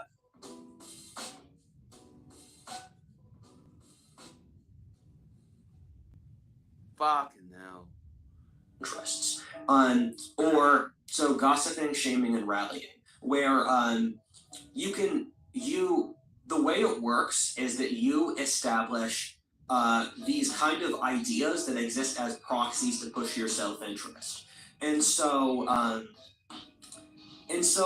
envy and social ostracization is another example, where something that I know a lot of women have talked about is that if you're more attractive or smart or pleasant than other women, is other women will make up lies about you and tell you that you're ugly and try to ruin your life because you're competition. The women who get bullied the most are the most attractive. And so undermining is another aspect of it, or crabs in the bucket thinking, where if you see, and I've made a video of envy, it's an older video, but it's one of my favorite, where if you see someone who's doing well and you try to tear them down, that's an element of toxic femininity, as is overconsumption for social signaling. So if you blow all of your man's money on jewelry to make yourself look better at the expense of the whole family, that's another element of it. So it's gossiping, shaming, rallying, undermining, envy, hyperconsumption, using emotions when logic is necessary, magical thinking of just wishing things happen. So it's this crystallization of negative female behaviors, which are paralleled by the masculine basically being a pirate and beating people up. The masculine's a little easier there to summarize. Okay, so how is what's going on today feminine, toxic femininity? How the Every fuck single is it thing in not? feminism is pushing for a woman's self-interest. And feminism left behind the idea of equality, like let's say 10 years ago. I've seen the definition change 4 years ago. If you were to go on like the dictionary website, they would say feminism is pushing for female-male equality. But now a majority of people in college are women. Among people under 30, women make more money than men. All those sorts of things. And so once they got past equality, it wasn't about quality. And now it's, if you look at the definition, it's for female advocacy. And so, I mean, there's like 15 examples of it. And it's funny that you said it's hard to explain toxic femininity, because that's element of toxic femininity. An element of toxic femininity is to make it impossible to talk about toxic femininity. And so I have to take forever to explain this, because our society, if we were 200 years ago, we would have a bunch of cultural words where I could just say the word, and you'd be like, oh yeah, I understand this concept. But not being able to talk about toxic femininity is an element of toxic femininity, where if you criticize a woman for anything, you can be called sexist. The welfare state, we don't see it this way. Two-thirds of the people who take money in the welfare state are single moms. It's a form of redirecting income from male to female, and you can argue about whether or not that's toxic, but it definitely is the dispossessing of resource. It definitely is the transfer of resources. Me Too is another example. If you ask, so we've reached the point where it's basically physically impossible to have expectations of socially sanctioned expectations of a man to a woman. And so a man is still really expected to make more money, to support the family, to be masculine. But if you tell a woman, I'd like you to, let's say the man works a job, the woman doesn't. If you tell a woman, I want you to cook, clean, take care of the kids, that's considered toxic in and of itself. And so toxic femininity has been basically the complete abdication. Like, can we think of a single social standard that's acceptable to hold women to today? I'm too old, so I would have listed off a whole bunch of things that my generation wouldn't miss a beat on, but I certainly understand what you're saying about today. My bigger question is, all right, how is it that that ideology, whether pushed by men or women, how that take over so many institutions? Wonderful question. The bureaucracy. So one of my favorite books ever is The Leviathan and Its Enemies by Sam Francis. And so if you lived in the Middle Ages, you would not know what feudalism is. In the Middle Ages, the nobility owned the land and then they would predate from the peasants. You would just think, this is how the world is. The Lord protects me, I pay rent to the Lord, it is what it is. Leviathan and Its Enemies is that for modern society, where modern society is this bureaucratic blob, and every major institution is a bureaucracy. The government's a bureaucracy, religious institutions are bureaucracies, the military is a bureaucracy, corporate America is a bureaucracy, any single thing you can think of is a bureaucracy. And you think, what kinds of people staff this bureaucracy? And the left is an ideology which rationalizes the continued growth of the bureaucracy because the left is capable of establishing this utopian goal that's really impossible, but you can use said utopian goal to get infinite bureaucratic funding. There's no amount of money that the West could give to Africa to make Africa wealthy because it would just get stolen by the dictators. And so if you look at the funding for charities that go to Africa, most of it's skimmed off by the dictators because the dictators have no interest in people getting wealthier because then if you keep people in grinding poverty, they're not going to rebel because they're too poor to rebel. And so the left jumps on these issues that can never be solved, like male or female differences or poverty in Africa, whatever. And then if you have an issue that can't get solved, you have infinite funding forever. Because you just say, hey, I need more money. And so you can keep your job, you can hire your friends, you can raise your social status. And people do what their incentive structures tell them to do. And they'll develop very complex rationalizations. And in the leftist worldview, it's perfectly justified because you're building the utopia. And so what happened is that, and woke people are about a 10% of America's population. So America statistically is 1/3 red, 1/3 blue, 1/3 politically non-affiliated. And the politically non-affiliated from studies aren't centrists, they just don't care. And so woke people, in that blue third of America, woke people are about 10%, the other 2/3 of the left are moderates. And that is an infinitesimally small amount of the global market share for companies like Disney or Google or whatever. But that 10% are the people who run the bureaucracies. And so they can get social authority because the bureaucracy has the power, it has the guns, or has the guns for now, and thus the kinds of ideologies that rationalize the bureaucracy are the ones that win.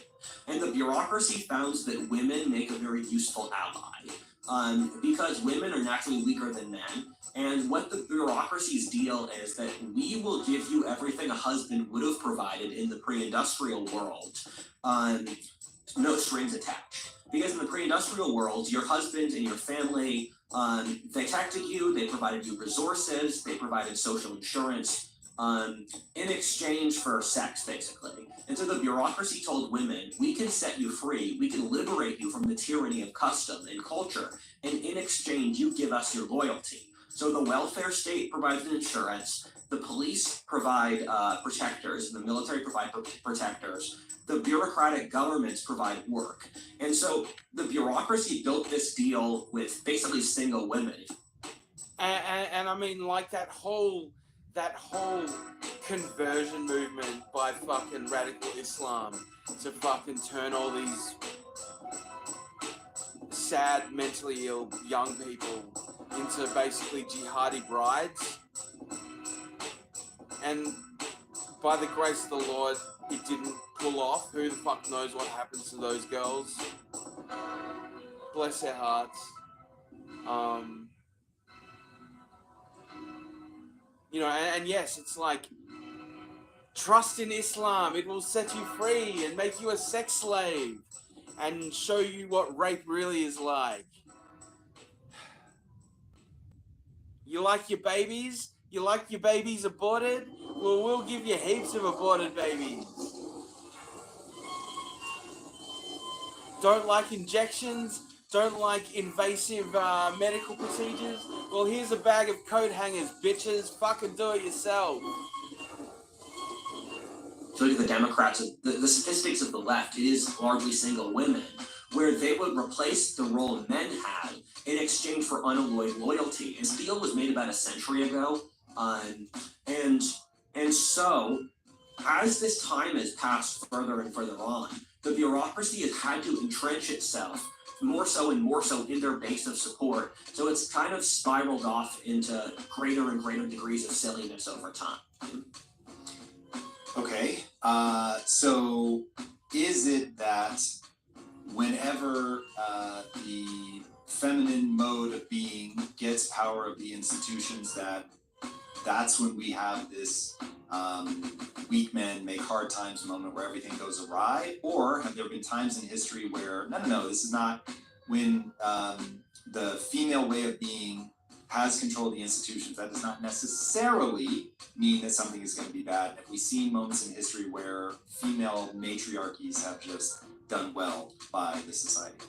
There's a correlation there, it's not causation. So there are weak societies that are hyper-masculine. It's funny called a weak society masculine. But you look at India before the British. The British were able to conquer India outnumbered 100 to 1. India was a society where women basically couldn't leave the house. And so there are some very weak societies that don't give women authority. Every single society in history has been a patriarchy. That's just an anthropological fact, and there was a lot of pseudoscience and lying that went into this in the post-World War II era. So there are no matriarchal human societies. There are strong societies that give women authority. So Anglo-America, English-speaking societies are a great example of this. English-speaking societies, English speakers rule the world today, but they're one of the societies in history that gives women the most authority. Same thing with the Romans. Same thing with the Vikings. Or the Spartans. And interestingly, according to mysticism, all things lead back to their self. So if you push a society too masculine, it will end up effeminate. And if you make a society very feminine, it can circle back to masculine.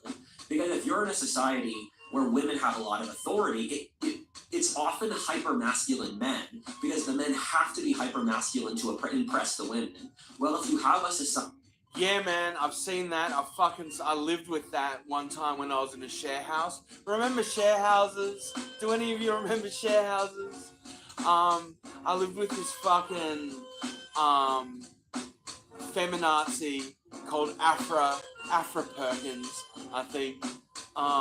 She fucking hated men, except fucking Bohemian fucking Conans. Fucking Conan Barbarians. It was fucking ridiculous. It was absolutely ratchet. But like good, decent-hearted dudes like me and my housemate Steve, we were the fucking devil. Society where women have no social authority, the men become effeminate because they don't have to try. And so you have these dualities where the best system is one where men and women are both strong. And the worst system is one in which men and women are both weak. All right, it feels like we have a system right now where women are strong, they're coming into their own, they're performing very well in the job market, pulling ahead of men. There there's a wage gap. It is certainly on the side of women. Women that have not had kids out earn men of the same age group. Yes. So why then have we not made hypermasculine men? That's a great question. So it's because there's very little incentive for the men to do so. And plus genetically modified soy. Even if they wanted to be men, it's like I had a penis, and I've got no, they're titties. Oh fuck, what am I? And so what we're seeing now has happened before in history. It's just we are the greatest example of it. It happened. Ancient Greece had a feminist movement. There's a really funny story here I can get to if you'd like. Ancient Greece is a feminist movement. Then the Romans did. The Arabs had a feminist movement 1,000 years ago too. We forget about that. There was a movement in Islam with the society that gave women the most rights of anyone in the world. Unexpected. Yeah, 1,000 years ago. Islam went through their whole separate arc, like the fall of Rome, no one knows about. So what happens in a society like that is that you've removed responsibility for women inside the system. So if you have a system where men and women are responsible to each other, they have to play into each other. But what's happened instead is that the bureaucracy has strategically enabled toxic femininity for their own benefit. And so our society has the worst female mental health of any record we have of the history. Because through doing so, women have isolated themselves from their communities, families, value systems, and it's like SSRI use is super high, the female mental health has collapsed. Just if you give me a metric, it would probably be bad now. Women are less happy now than any time we've had records for, going back at least to World War II. And so it's clear that it's not a system that's working. It's a system based off a lack of responsibility. If you look at the current social order, and this is true for both men and women, there's no reward for being pro-social. If you're the kind of person who cares about your community and you want to serve your nation militarily or invent a new scientific discovery, if you want to be earnest, our society will ruthlessly mock you. And I think that's a very bad sign. Yeah, I very much agree with that. None of this feels like it leads to civil war. This feels like a world that ends in a whimper. It feels like, honestly, if I just step back and look, I go, America's birth rate is plummeting. Whatever societies are keeping their birth rates high, they're just gonna ride the wave of the decline, which will be ugly for everybody, but they'll ride the wave of that and then they'll just repopulate. Why, after hearing all of the sort of case for weakness, mental health issues and all that, do you come to the conclusion that we will have a civil war in the near future? Yes. The parallel I'm looking at here is the fall of the Roman Republic. And this is around 100 BC. And around the fall of the Roman Republic, Rome had started out as these allied city-states in Italy, and they had conquered the known world. And they were a reluctant superpower. They conquered the area from Spain to like Turkey and Syria and Greece. And with it, there's a lot of parallels to our current society. The fall of the Roman Republic saw the massive rise in inequality, the rise of megacorporations, the death of the Roman middle class, the collapse of birth rates, the rise of feminism, massive social liberalization.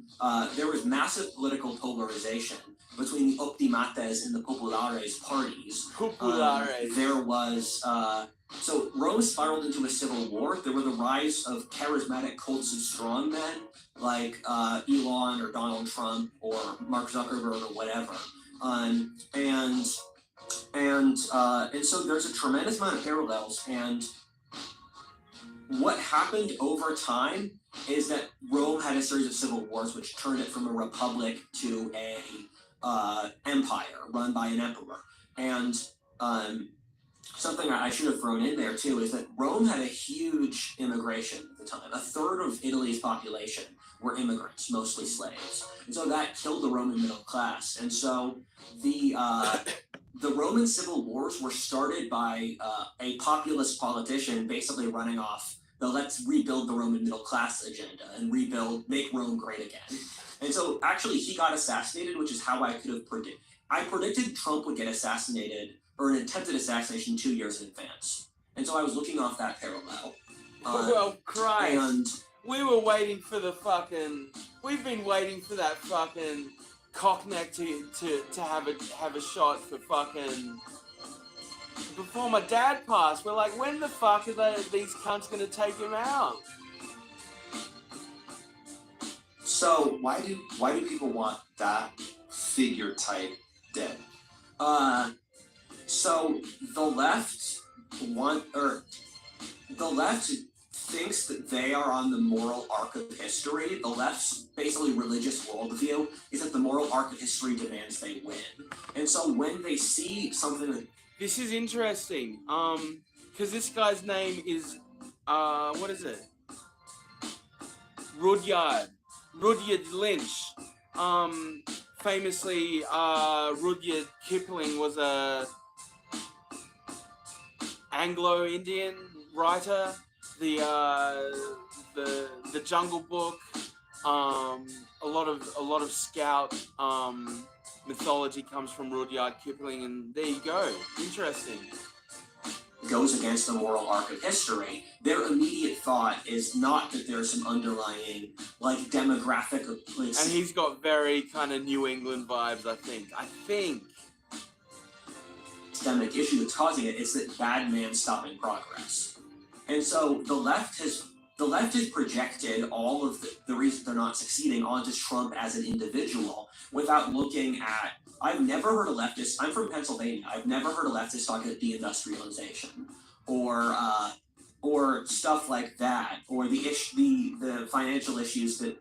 The left really dropped class as a social issue. And people are desperate. Wow. And so when you're desperate, you look for anything that works. And I think they would see the death of Trump as a way to stop the right forever. And I mean, the problem is that the right doesn't actually have any coherent leadership besides Trump. When Trump dies, he's an old guy, it's going to happen sooner or later. The right has no other leadership structure. And so that's the answer I give. If you like this conversation, check out this episode to learn more. Spain did something that's pretty comparable to what we're doing. We're Spain. Yo.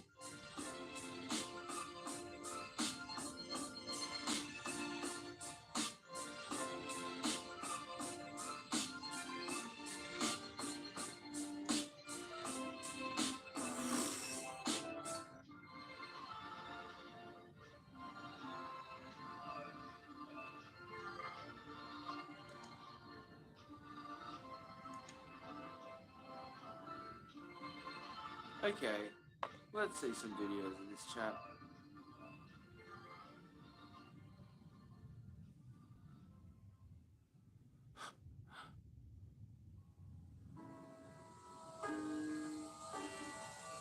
Wow, he's got some amazing content here. So this is What If Althist. So yeah, What If Althist. And that's Richard Lynch. Nice one, homie. Let's okay. Let's look at this, the anthropology of Karens from 3 months ago. In our society, we treat anthropology as a field that is applied to other cultures. When we think of anthropologists, we imagine them in the Congo or New Guinea, studying tribal peoples. The field we use to study our own societies is sociology, which I think all reasonable people can agree has become leftist propaganda. Go to the sociology section of the bookstore and try to find a single non-leftist book. And sociology departments at universities are literally 99% left-leaning. What this means is that our society very rarely critically analyzes what's going on inside our own culture in an honest way. Instead, it's always done for politically biased reasons. That makes me sad, since I think there's actually really a lot that's going on today, and it's one of the most interesting events in history. while we're going through some of the most rapid social changes ever, it would be super cool if we had. I love that. I love that. Is it Philly? Is that a Philly accent? I don't know. Like, I'm trying to work out where I heard it before. I love that inflection at the end of every sentence. It just like makes me happy. More of an honest intellectual industry that broke down the culture of our society. For example, I've always been looking for a book on nerd or gamer culture, since as of now, I know I can't write that. At the same time, I think there's a lot to unpack on that topic. I sometimes like to pick topics that seem objectively silly and then break them down to the actually important solution. I did this with NPCs and incels already. Now I'm going to do so with Karens. For those who don't know, Karen is a term for an annoying middle-aged lady who's entitled. The kind of person who goes to a restaurant and dislikes the service, demanding to speak to the manager. Alternately, the kind of person who calls the police on her neighbor's children playing outside. The thing, though, is that oftentimes silly things show and demonstrate important or meaningful threads. I argue that this is the case with the Karens. I actually think the Karens are a symbolic of a social trend that is destroying Western civilization. That's a pretty reckless claim, but watch the video to see me back it up. What if old history? Okay. Falling down the rabbit hole with Rudyard and friends. A video that you have to follow your parents. Certain aspects of society seem silly even when we encounter them on a daily basis, and others totally normal even when they're insane. Debt is insane, and getting rid of debt can be incredibly difficult. 17.3 trillion. You can find the best way to get out of debt. PDS Debt has customized options for anyone struggling with credit cards, personal loans, collections, or medical bills. Is how I think that we were on the verge of an intellectual breakthrough that didn't happen. One of the most important themes of my channel is looking to see the patterns in history in order to try to figure out underlying principles under which it operates. Almost all of the important authors of that field wrote around the time of the World Wars a century ago. This includes Amaury de Riencourt, Spengler, Carroll Quigley, Will Durant, Arnold Toynbee, or William McNeill. The idea of trying to figure out the underlying principles of history was gaining traction as a field around the time of the World Wars. Then in the 1960s, with the social changes associated with that decade, the idea of using history to understand the world became taboo. All the authors in this field, barring Fabry and I, who are very recent, are non-Western authors, like Azar Gott, Yuval Noah Harari, or Peter Turchin, since in the West we had to throw away the shackles of the past to reach a new utopia. One of the most important points is that from all of those authors a century ago, and keep in mind the sheer neurological power of putting all these thinkers together is something ludicrously advanced, is they all agreed that the most dangerous thing in the world was the rise of bureaucracy. Keep in mind, these were people who lived through the world wars. They all agreed that even more so than those giant wars, the Soviets or the Nazis, that the rise of the bureaucracy was the factor that put Western and global civilization in the most danger. They agreed about this since they had all studied the factors that result in civilizational entropy. Every civilization eventually stagnates or declines. Thus, it makes sense for a historian to try to look for the factors which could possibly precipitate that, since it's effectively a natural law that your society will decline at some point. They all agree that the bureaucracy, since it naturally sucks up resources and has no protective element against it, would just continue to bloat, eventually destroying the entire society and Western civilization. These authors all agree that the destruction of the bureaucracy in the post-World War II period was the most important thing that the society had to do now. For a frame of reference, these authors got a lot right. Amaury de Riencourt predicted the direction modern feminism took, as well as the trans movement. Carroll Quigley predicted the collapse of the Soviet Union, the Damn, I wish I'd read these ones back in college. Shit. Klein of hippie values with the baby boomer generation, and ironically predicted the rise of a new religion in the 21st century. He, along with many other authors, predicted imminent population collapse and decadence. And on top of that, Spengler predicted in the 21st century it would be an era of nihilism with Caesarism developing. Then, on top of that, you would see population collapses as people would move to the countryside to escape the mechanical and sterile nature of that society. And so these authors weren't idiots. This is since the era around which these authors were writing had the managerial revolution, or a profound sociological change in which the world's ruling class shifted from aristocrats or business moguls to college-educated bureaucrats. This is since the growths in population, urbanization, or generally scale alongside the governments needed to manage world wars meant that you needed to have large bureaucracies in order to manage just the sheer size of modern society. The reason I'm bringing all of this up is there are constantly a million different trajectories that societies can take at any given moment. Alternately, the human mind experiences a million different emotions on a monthly basis. The emotions that a society chooses to take seriously relate to its social structure and self-interest. For example, as a man, there are points where I've definitely wanted to murder someone, where I feel a flash of rage at someone pissing me off.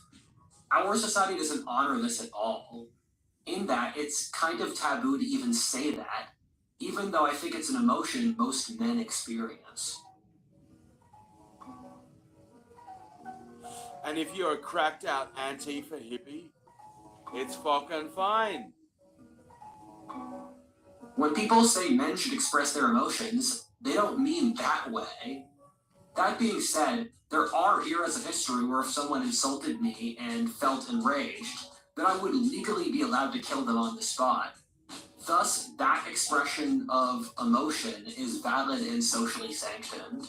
An argument I will make in this video is that people with the emotional state of Karens have always existed, but that in our era we choose to enable them due to the self-interest of the ruling class. In the same way that in Dark Age Europe or feudal Japan, they enabled angry young men to fight duels, since those were the kinds of people who were in charge of society. When you look at the demands kids make, it's almost always to a bureaucracy. I like to speak to the manager. That signifies implicitly a managerial structure, and that the guy who runs the restaurant isn't a mom and pop shop who's a sole proprietor, but works for some giant company in which he's a transitory guy.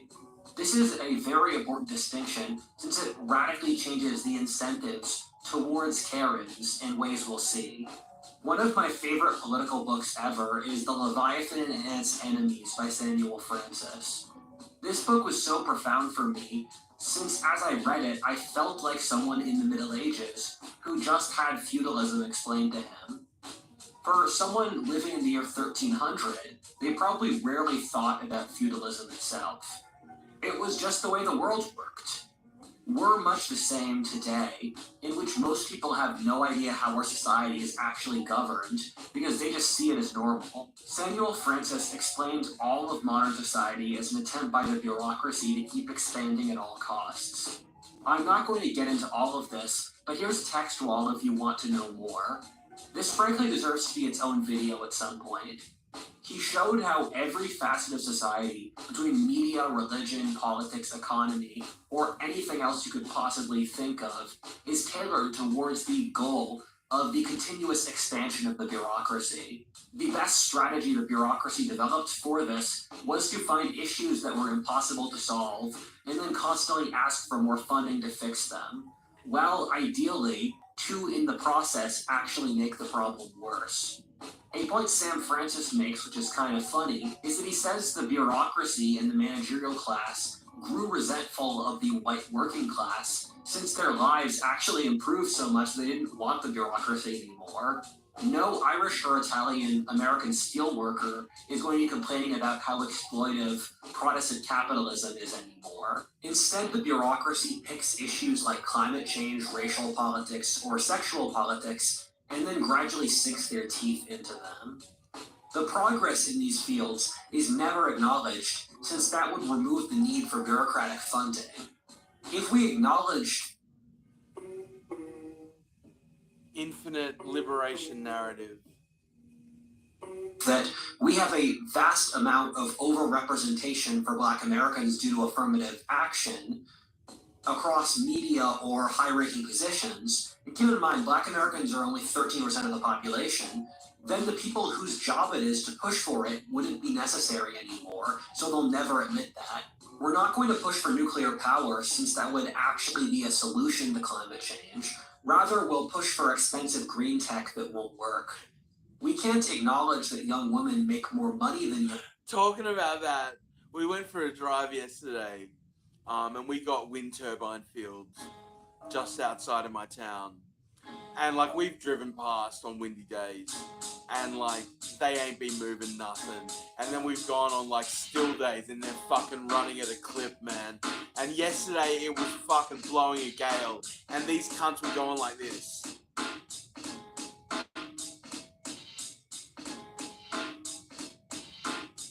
You know what I'm saying? Like, it's fucking crazy gravy, man. Young men, or twice as many young women go to college than men, since that would again solve the issue. This may sound unbelievably cynical for me to say, but keep in mind this is in the direct financial interests of the people involved. Also, a lot of these people genuinely can't lose their jobs because most people in America are financially struggling, and so they can rationalize this to say that I need to keep doing this to support my family.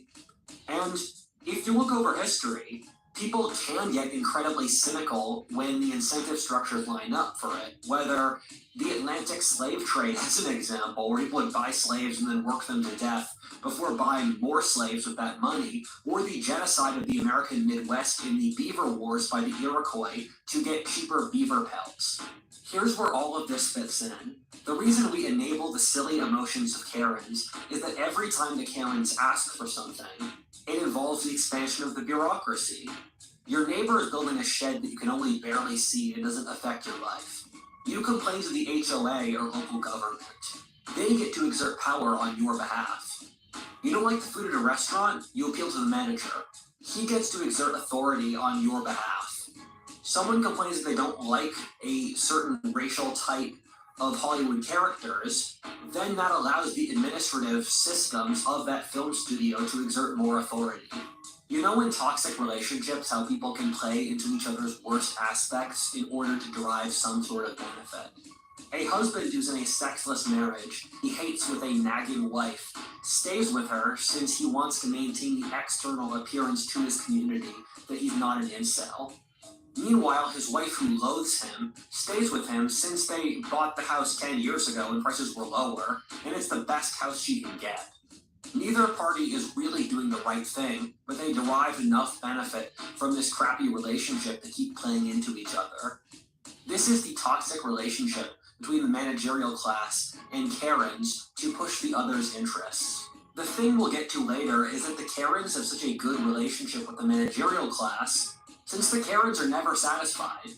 They could have an amazing life, but they will find some detail to dislike, like the food not being warm enough, or low-cost housing being built a few miles from them. It's so bizarre that this demographic, NIMBYs. or upper-middle-class women are... Do we still talk about NIMBYs? Not in my backyard. Fucking NIMBYs. Fucking yuppies, NIMBYs. Fucking cunts. Are probably the most privileged demographic in history, but at the same time they find so much to be resentful about. This is wonderful for the bureaucracy, since it keeps on giving them cover to keep growing themselves. Something that's always shocked me is how often these great institutions cave to the demands of radical leftists. For example, how many leftist state governments let the summer of love happen? Alternately, how Columbia or NYU are appeasing their pro-Hamas protesters, or Disney caving to internet leftists who want them to be more weak.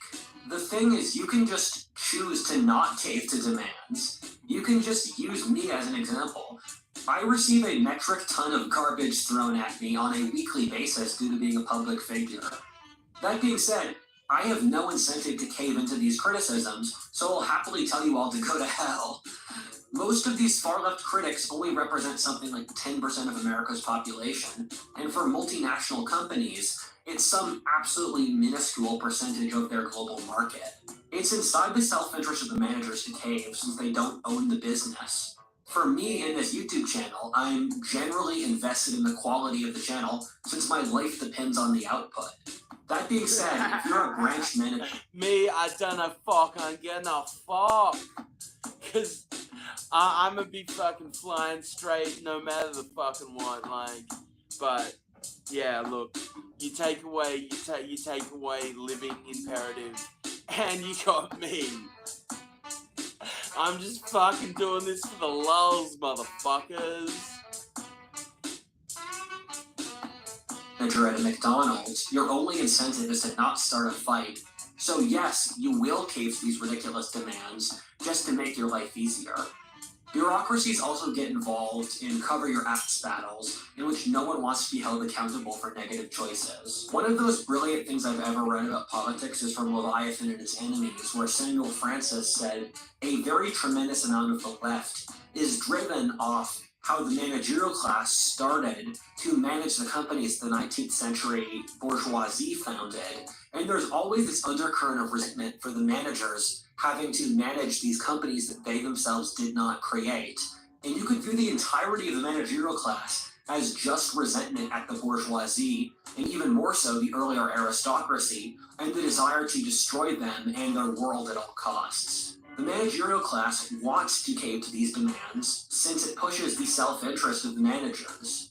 People talk about how the deep state has more influence on policy than the presidents, and I think that's basically true, in that you see an anti-deep state president like Trump show up, but the US kept on doing a lot of the same bad stuff, even though he directly said he didn't want to. This happens since the president will only be there for 4 to 8 years, while these deep state interests are there forever. Thus, they've been able to needle their power and interests for a very long time. There's a wonderful British show called The Yes Minister about this. The plot follows government bureaucrats who try to stop the elected politician from accomplishing anything. It's very funny.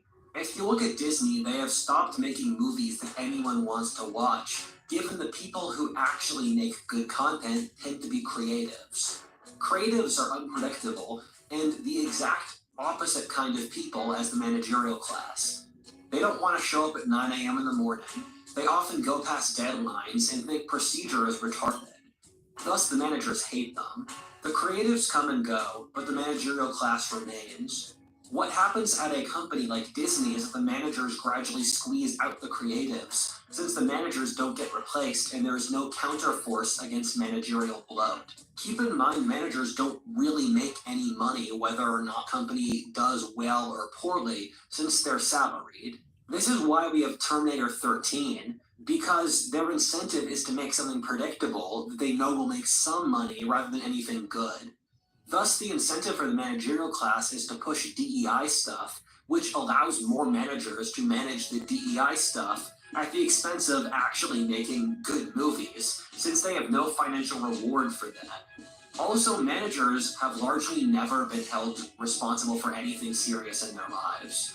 Thus, they have no concept of the sorts of things that result in companies surviving or doing well. Thus, they will kill the organization without knowing why. This is how so many organizations across the Western world, whether media, education, pop culture, the government bureaucracy, and so many more, have been killed by DEI. Since the managerial class just wants to grow their numbers and they don't care about the survival of the organism. For a brief shameless plug, you guys should check out my second podcast, History 102, where I take an hour to explain different historic topics with Eric Torenberg, such as the fall of Rome, modern Chinese history, the World Wars, or the Vikings. If you want to learn history in a fun conversational way, Check out History 102. Part 2, Feminine Dominance. It's ironic. We are the most intelligent age in history in many ways. If you understood the complexity of the chips that go into the device you're currently watching this video on, you would see that on a technical basis, our society is ludicrously impressive. That being said, we are the most profoundly stupid age in history in other ways. For example, how we think men and women are the same. How we think we can infinitely print money with no consequences. And especially so, as I alluded to before, how we are so willfully blind to the nature of gender relations. From studies, we found men and women are equally aggressive. It's just that for men, this aggression is externalized into war, and for women, into relationships. We all know from high school, or even dating today, how women will get involved in incredibly petty or cruel drama. This is since, on an evolutionary basis, women benefit from doing this, and in Not ladies. We gotta delineate between women and ladies at some point. And I think the time has come, no?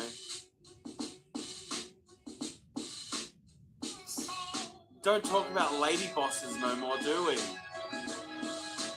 But there's some fucking amazing lady bosses fucking rocking right now.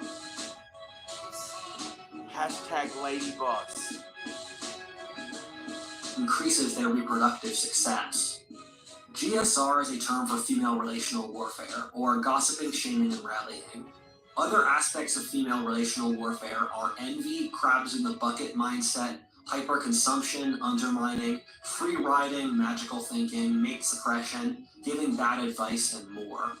All of this largely happens covertly in that women will never admit their aggression, but they continue to push these under the surface, normally using various ideologies as rationalizations to provide cover. One of the most important parts of female nature stems from their fundamental... See, I grew up in a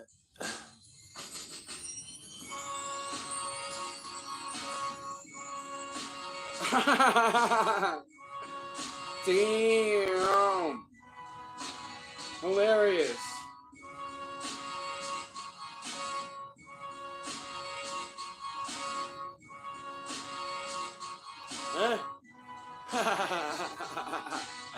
Cheers, dude. It is back to front. That's hilarious. And it's funny because it's actually, yeah. It's only because I put it on backwards that I realized it had pockets. Heavens to Betsy. Thanks, dude. Cheers. No, I don't look so much like a Darrow, right? Oh well. insecurity. In the state of nature, women can't defend themselves against men due to their physical weakness. This is also combined with all human societies being patriarchies, in which men hold the positions of power. Thus, toxic femininity will try to use every hook or crook as a way to get even with men. This includes verbal ability, using sexuality as leverage, resource accumulation, or working together as a group. A point I want to make explicitly clear as a way of getting around Naxalt, or not all X are like that, is that I'm talking about the feminine, not women. There are certain traits associated with masculinity and femininity. In general, about 15% of men are more feminine and 15% of women are more masculine. There are women who have more masculine-like psychologies. I'm speaking in demographic generalities here. Second is that this is explicitly about toxic femininity or toxic masculinity. There's this whole mental school in the red pill that toxic masculinity doesn't exist. This is an argument from definition, something I hate and I would ban if I was dictator. There definitely is toxic masculinity, in that men are toxic in ways that women aren't, in that men will burn villages down, rob, or turn women into sex slaves. The reality, though, is that almost none... Isn't that Islam? Isn't that the fucking Mohammedists? Isn't that the motherfuckers they fucking throw their hat in the ring with? Oh, it makes sense now. None of that happens anymore in the modern West, and we are the society with the least of these behaviors ever. In almost Not the fuck anymore. Not when you open borders. Shit. cases, when feminists talk about toxic masculinity, they're projecting how toxic femininity acts. I remember there was this case in the Canadian Parliament where they were complaining about a guy angrily bumping into another guy being a sign of toxic masculinity. Toxic masculinity would be challenging the other guy to the duel. I don't think toxic masculinity even processes that as a choice, but that is how toxic femininity acts. I'm describing toxic feminine behavior here. Not all women act like this, and like all humans, women Ladies, exist man, on a gradation ladies. from toxic to healthy. There is also the healthy feminine, which is loving, inspiring, optimistic, honest, nice, and humble. When I'm talking here, I'm not insulting all women, rather criticizing a sub-demographic. In the same way, I talk about violent crime statistics, I'm criticizing a sub-demographic of toxic men. The fact, though, that any criticism of women, even explicitly toxic women, is treated as misogynistic in our society, is very telling about our social structure, in my opinion at least. One of my good friends and the co-host of my former podcast, Common Ground, Dave Hamilton, wrote a book on dating called The Nice Guy's Guide to Dating. It's very good. He developed Hamilton's law of female dominance, or the idea that women will push the boundaries in relationships as far as they can until they get forced. If you have a relationship with a woman besides your mother, this is kind of obvious. The reason your girlfriend or wife doesn't like you hanging out with your friends, that the towel in the bathroom doesn't match the carpet, or expects you to say feminist talking points like that men are trash, is since she's trying to test to see what your boundaries are. It's a way of testing you. This is called a shit test. My favorite video by my good friend Homath is called Who's a 10? It's about why women will say that all women are 10s, or that all women are as attractive as they could possibly be. The thing is that they know this is stupid, and they know that we know this is stupid. The reality is the reason they make this silly claim is that by saying every woman is a 10 gives women of all levels of attractiveness a positional advantage in negotiating with men. Yeah, wow, okay. So that's how you get dudes like fucking, what's her name? Fucking Jabba the Hutt woman man guy thing. The, what, Gorehound or whatever its name was. Gore-Tex. Fuck, what was its name? Fuck, that was an object, that's for sure.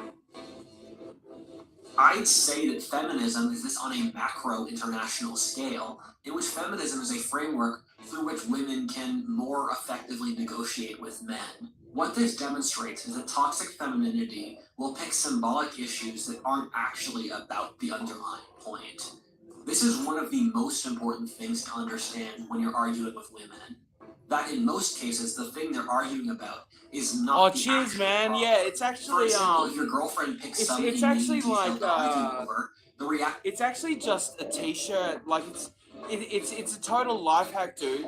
Because like I was cutting off the sleeves of my t-shirts like Mac from It's Always Sunny in Philadelphia, and discovered that it's not really a do-rag, man. It's more like a bandana type of thing, but it's like and plus it's a mask, boom, fucking, psh, and then boom. That's some fucking life hack shit right there. And yeah, dude, this channel is called What If Althist. So What If Althist, ALTHIST. So What If Alt Hist. Yeah, it's good stuff, man. And this video is called The Anthropology of Karens. reality is that she Thanks, probably man. doesn't respect you and is demonstrating that.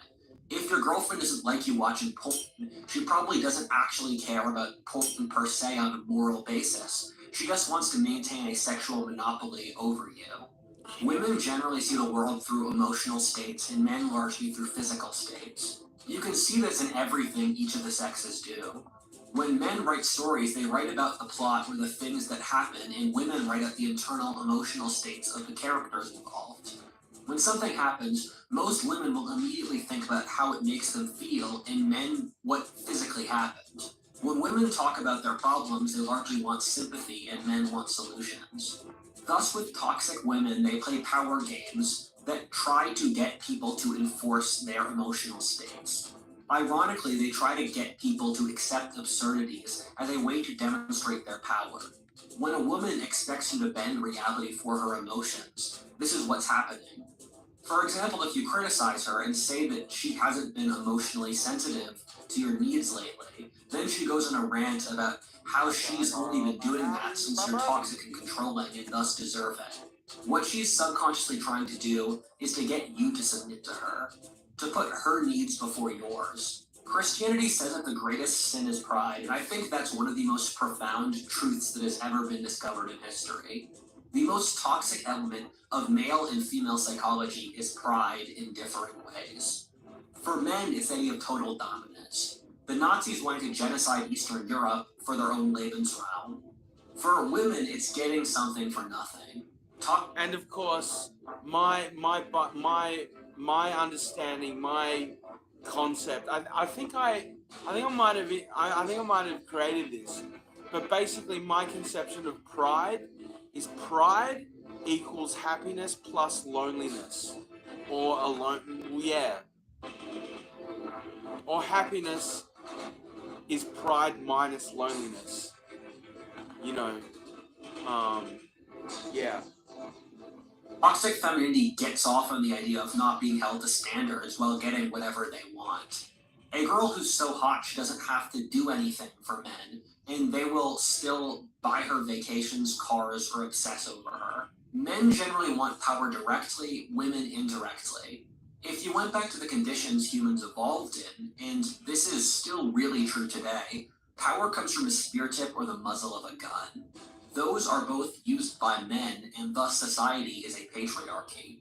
Thus, for women, their aim is to have men who obsess over them and will defend them, since they can't protect themselves. Under all these explanations, the Karen making the ridiculous ask is a form of power play.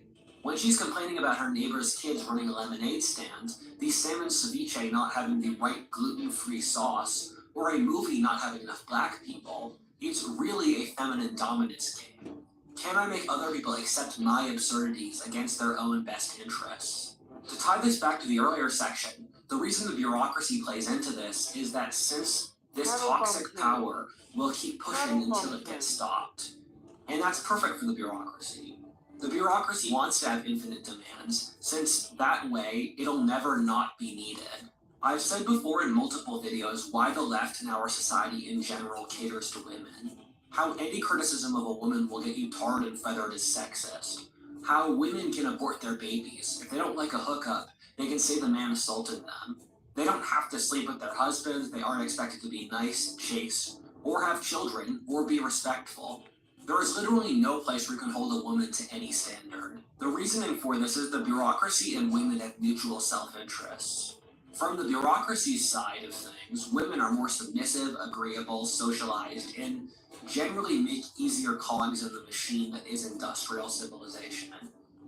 There is no point where you push women too far and they fight back. Meanwhile, for men, there is. Secondly, on women's side, the bureaucracy has liberated women from men. They don't need to supply them with resources or to physically protect them. After millennia, women no longer need to please men to survive. The reason our society has vilified Karens is twofold, or why their obnoxiousness has gotten so extreme that it's become a cultural meme.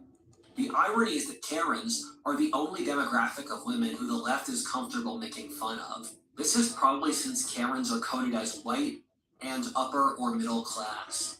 The first is that when a girl is young and attractive, we just put up with this ridiculousness.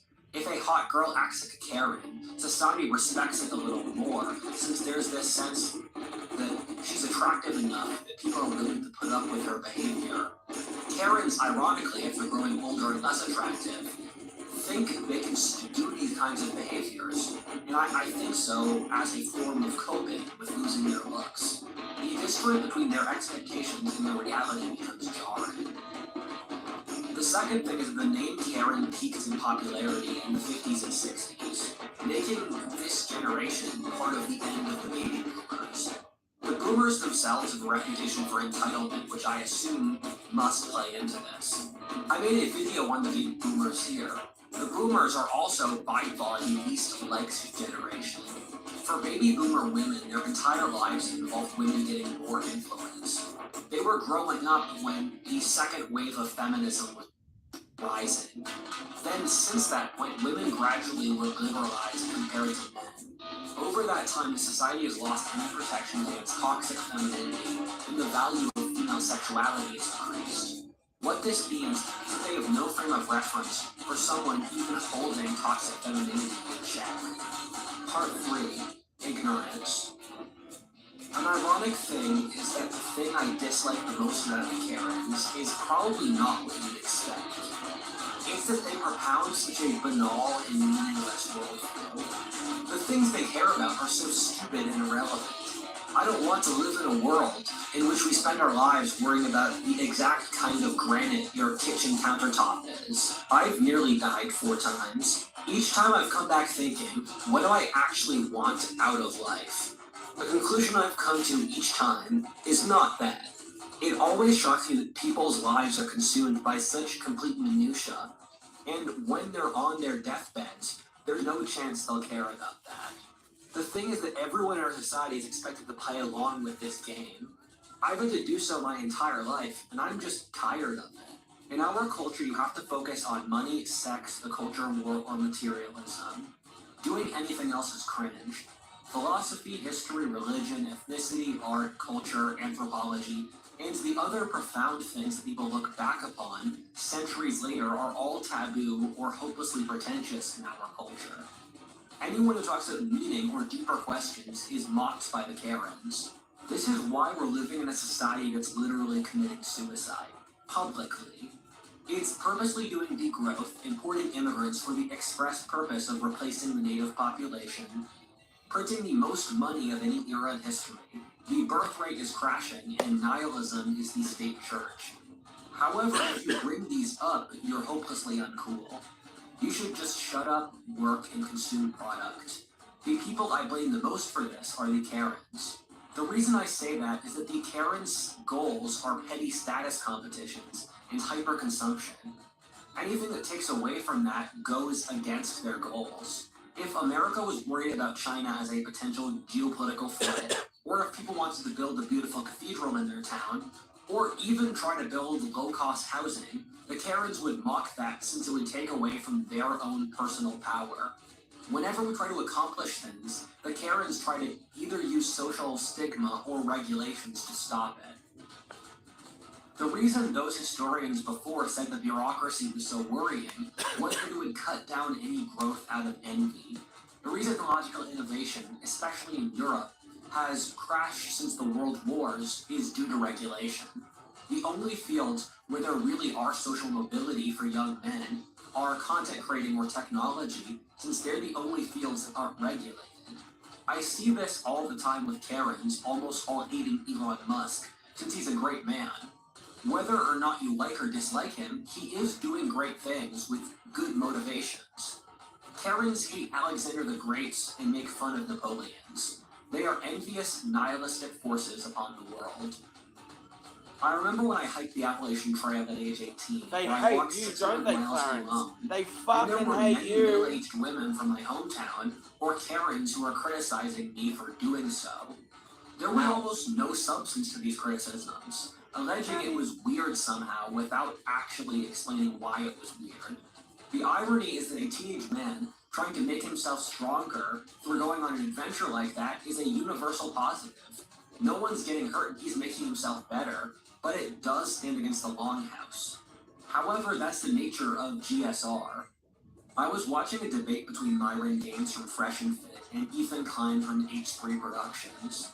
Ethan Klein was trying to destroy Myron's reputation by saying it was bad that he was serving underage girls water in the same type of solo cup for which he served older girls liquor with. I had to stop since it was the stupidest thing I'd ever heard. To be honest, I don't really know why 18-year-olds drinking is that bad. I did it when I was 18, as did almost I did it all when I was people in 17, history, I did it including when I was most countries 16, around the world 15. today. That being said, Ethan was just trying to say it's icky, thus to cancel Myron through social shaming.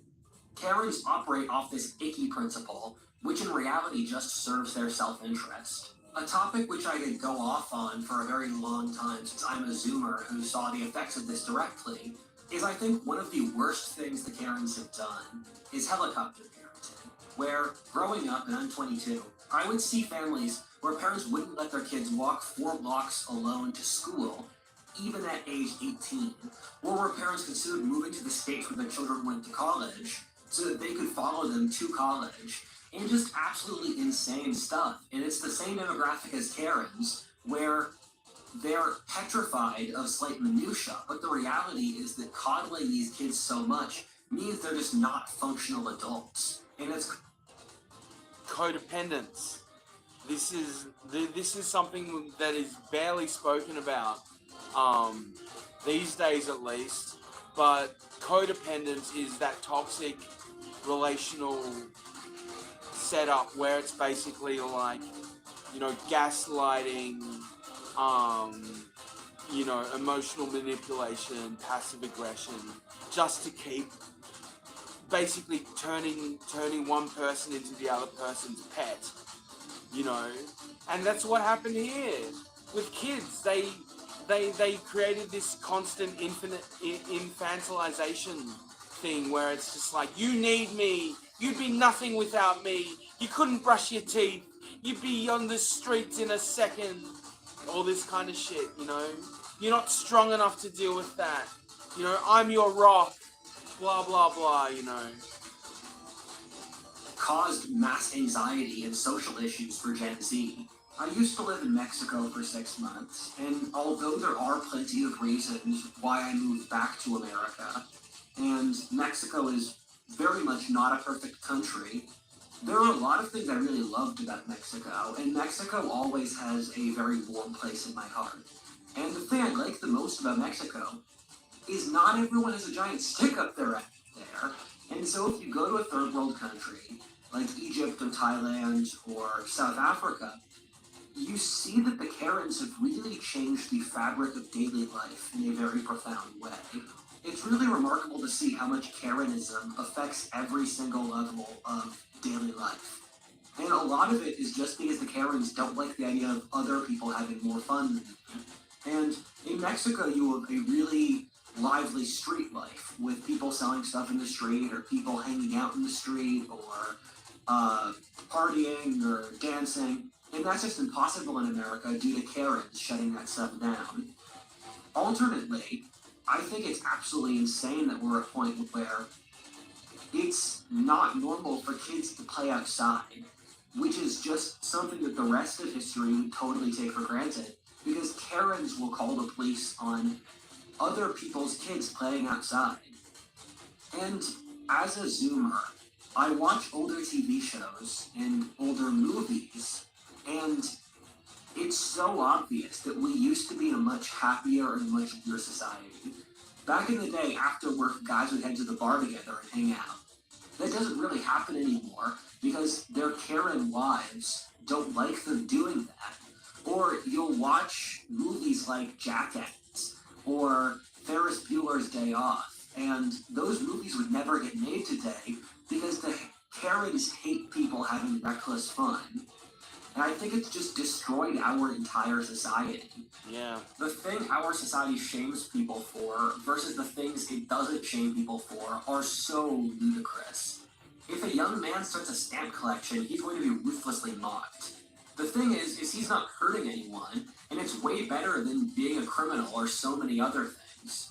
Ironically, we will mock a young man.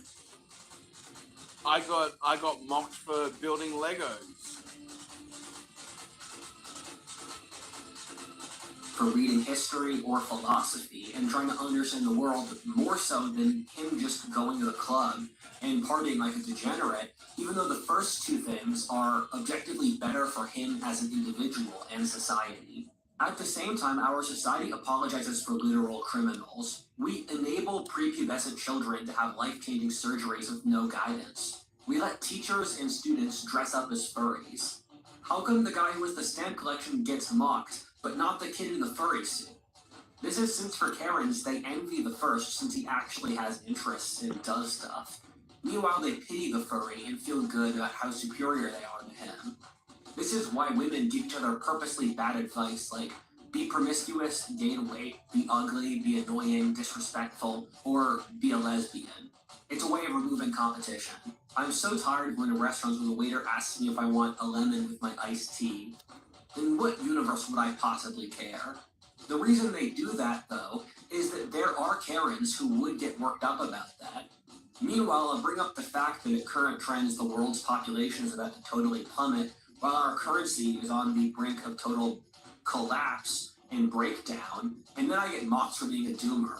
Our society is insane in that we obsess over useless details while completely ignoring the reality of the universe or the things that really matter. Karens take pride in their ignorance and treat it as a virtue. Growing up, I heard way too many of, I'm not some fancy schmancy blank. It's a demographic that takes pride in not knowing anything about a political topic, but then forcing you to agree with them. They take pride in not knowing classical literature and mocking anyone who does. Karens don't like French food. They prefer sliders and it's not complicated. Karens don't like neoclassical architecture. They prefer McMansions. Karens don't want a movie about the struggles of the modern working man. They want Terminator 13. They're driven by envy and hate anything that would force them to improve, or even think about improving. One of the Nazi ministers, either Goebbels or Goering, I can't remember which, wrote an essay about a group in Nazi Germany who tried to use Nazi values as a way to get rid of nice things. They would complain that attractive girls being used in advertisements, neighbors having loud parties and that kind of stuff. The Nazi writer said that these people were just busybodies who didn't like that other people could have more fun than them. He said that this was completely antithetical to Nazi values. These are the Karens in an earlier society which didn't enable them. Karens are the same demographic as what the witches were 400 years ago. They're women whose children are often out of the picture and don't have much else going on. When they were talking about witches, these were supposed to be women who consorted with the devil to bring chaos on the world. If you want to extrapolate the symbolism out of this, it's people motivated by envy and hatred of life who try to drag society down through nihilism. Isn't it ironic that the era which has enabled Karens the most is the era of history, which is also committing suicide as a civilization from nihilism? In the long term, Karens can't be around for much longer. They're just fundamentally too silly. Only a stupidly wealthy society can afford to have Karens. They're also propelled by the managerial class, who is basically doing everything they can to wipe themselves out. As life gets harder, people will get slapped in the face by reality. That will make them respect the more primal, meaningful elements of reality, not whether or not their chair has a drink rest. Good riddance, if you ask me. There will come a point where we'll have to explain what Karens were to our grandkids, and we'll have to say, you know, things were different back then.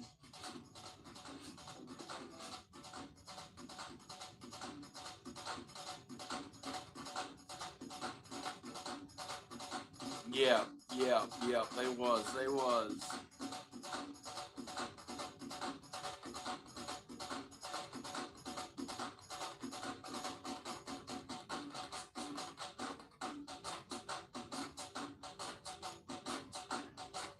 Do you think men are being taught to be weak right now? Yes, definitely. What? Oh no, it's worse than.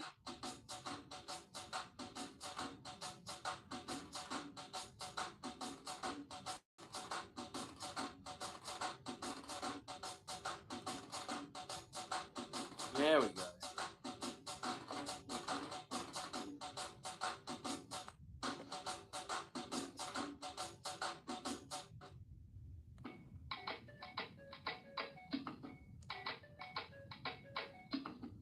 Yeah.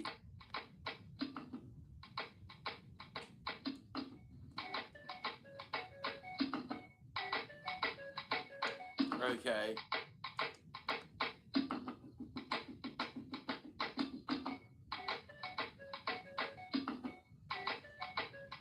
So that is what if alt hist.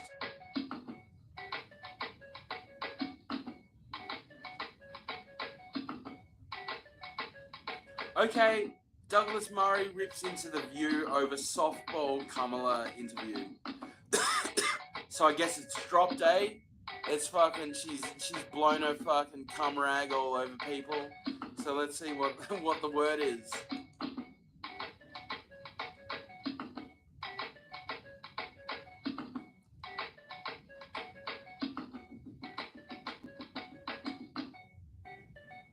Come on. There we go. This computer after a while just grinds to fuck, eh?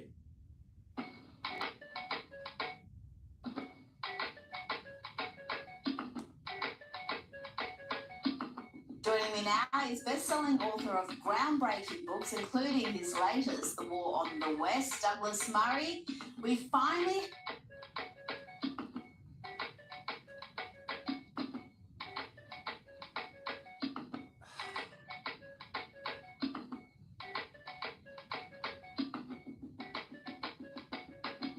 I think I need to fucking kick out of Google for a minute. Fucking...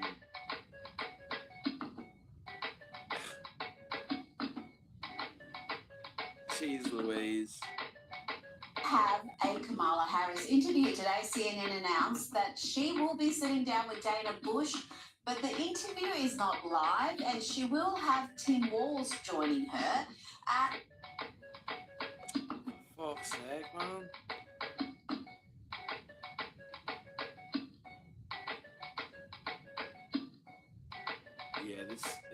No. Hard reset.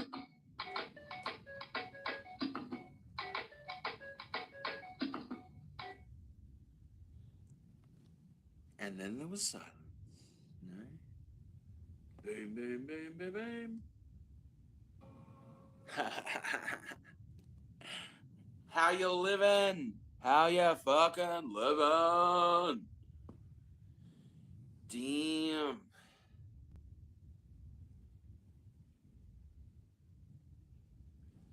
Oh man, I'll just pop on some tunage. Some tunes. Tunes for the phones.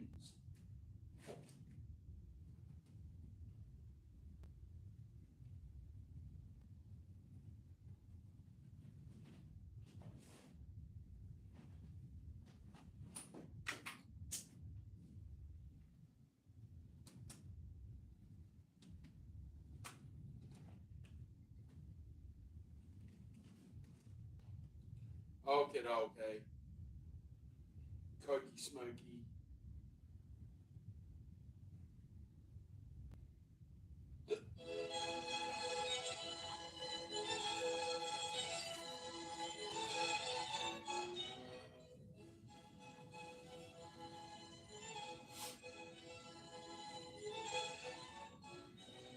Apologies for the brief break in transmissions, but we have shit on lockdown.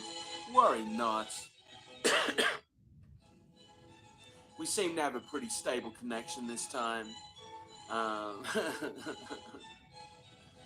It's just like every time my connection crashes, is that a fucking DDoS? Like, what the fuck? No idea, man. No fucking idea. Because at this point, it's just like, is anybody running YouTube? Like, I don't know, man. I fucking don't know me.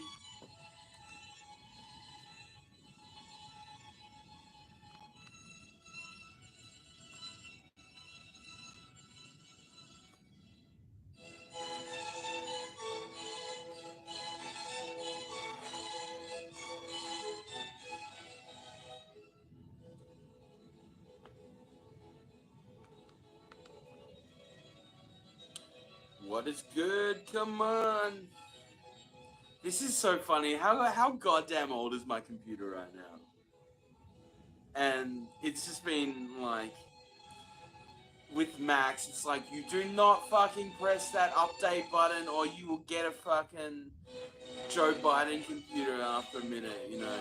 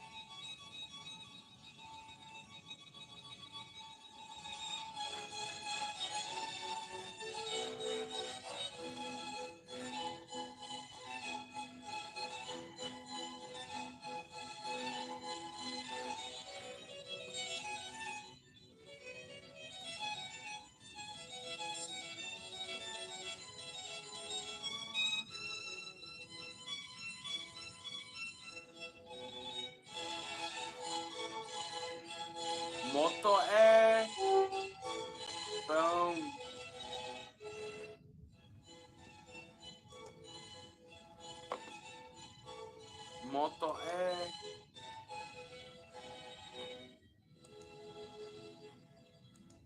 Come the fuck on now. Might help if I didn't have 17 fucking programs running at the same time. Perhaps. Can't share.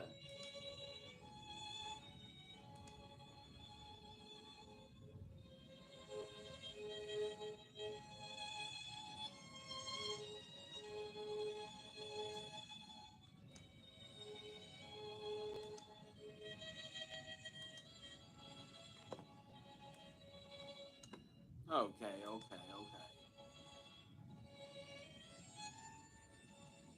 Oh man. Be fun.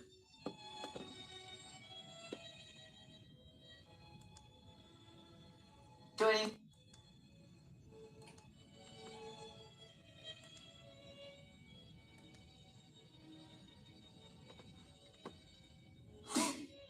No. No.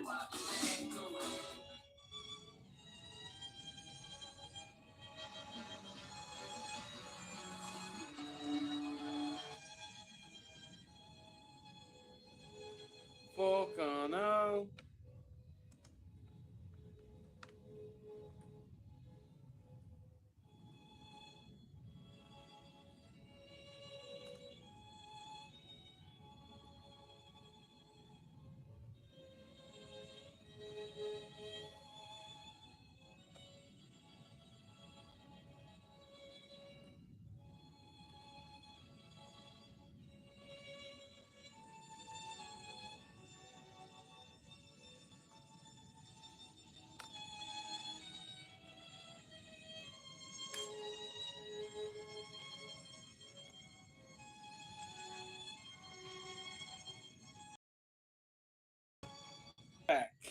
Perfect. Have I got any based Lego sets? Fidgin' hell, man. I used to. I still got a bit. I can show you this. My fucking setup rig for my camera for my phone is this, and that's pretty fucking based, isn't it? That's a pizza shop and a bus. So yeah, man. Like I've done a lot of like I'm DIY till I die, and as far as I can tell, Legos create the best like basis for steady holds.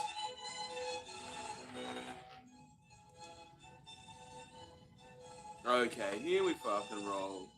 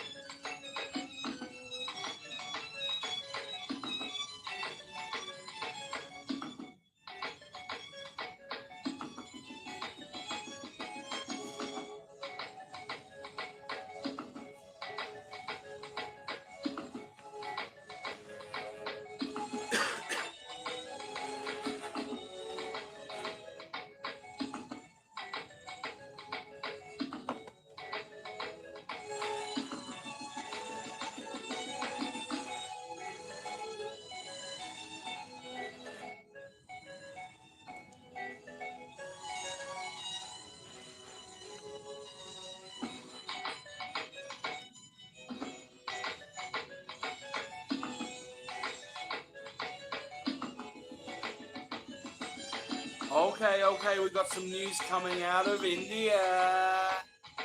Monsoon mayhem in parts of India.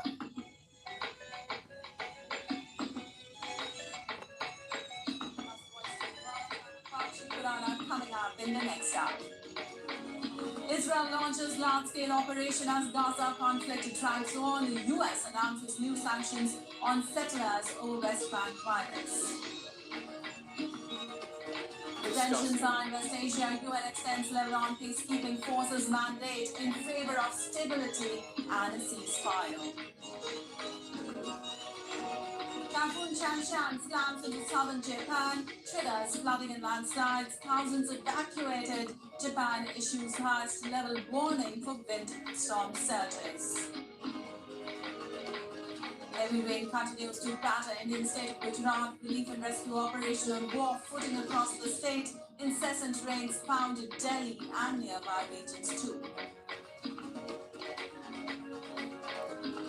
India celebrates National Sports Day today to mark the birth anniversary of Wizard of Hockey, Major Dhyanchandani.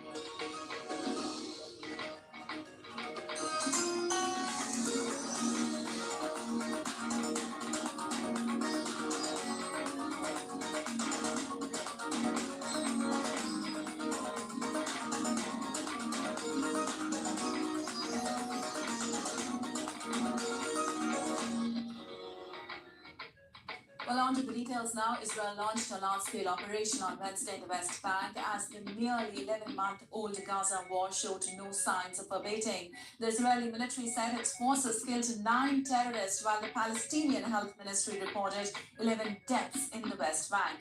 Early on Wednesday, Israel launched coordinated raids across 4 northern West Bank cities, Jenin, Nablus, Tabas and Tulkarem, where the military has focused much of its recent operations. Violence also raged in the Gaza Strip, where Israeli strikes killed a significant Palestinian terrorist. In the West Bank, Tulkarem Governor Mustafa Takataka said the raids were a dangerous signal and unprecedented. The military carries out daily raids in the West Bank, occupied by Israel since 1967, but it is rare for these to happen in multiple cities simultaneously. But according to military spokesman Nadav Shishani, Wednesday's operation was not extremely different from regular activity. And meanwhile, Washington on Wednesday announced sanctions on an Israeli settler group the State Department said was involved in violence against Palestinians and the forced displacement of some 250 villagers earlier this year. Netanyahu's office said he viewed the new sanctions with utmost severity. The sanctions freeze the U.S. assets of those targeted, denying them access, and generally bars Americans from dealing with them. The sanctions will be imposed under an executive order on West Bank violence that President Joe Biden signed in February. It has been used to impose sanctions on a Palestinian terrorist group as well as Jewish settlers and those supporting them. And the United Nations World Food Programme temporarily suspended movement of its employees across the Gaza Strip on Wednesday. The step was taken after bullets struck one of its clearly marked vehicles as it approached an Israeli military checkpoint.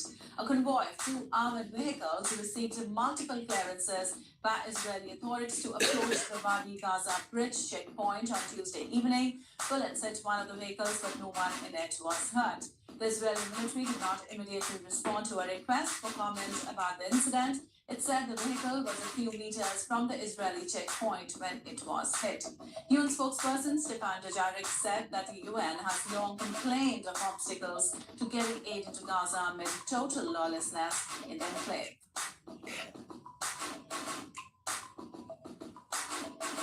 We continue to press for accountability. I think after this conflict is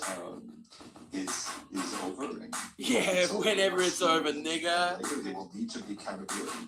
There will be boards of inquiry to look at the destruction of UN property. You will no longer exist when this war is over, homie. Our security. Disgusting. You are fucking terrorists. So you deserve what you fucking get. You lie down with tigers. It's twofold. It's to deliver as much You lie down with as dogs. possible. You lie down with rapists. Who gives a fuck about you? Well, a protest organized by the Hostages Families Forum in Tel Aviv led a convoy of cars lined up on the road displaying signs demanding action for the release of hostages on Wednesday.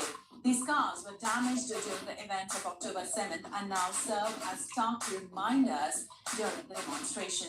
The convoy continued through kibbutz Be'eri, where it was greeted by people waving Israeli and yellow flags. More than 250 Israelis and foreigners were taken hostage in the attack, in which some 1,200 people were killed.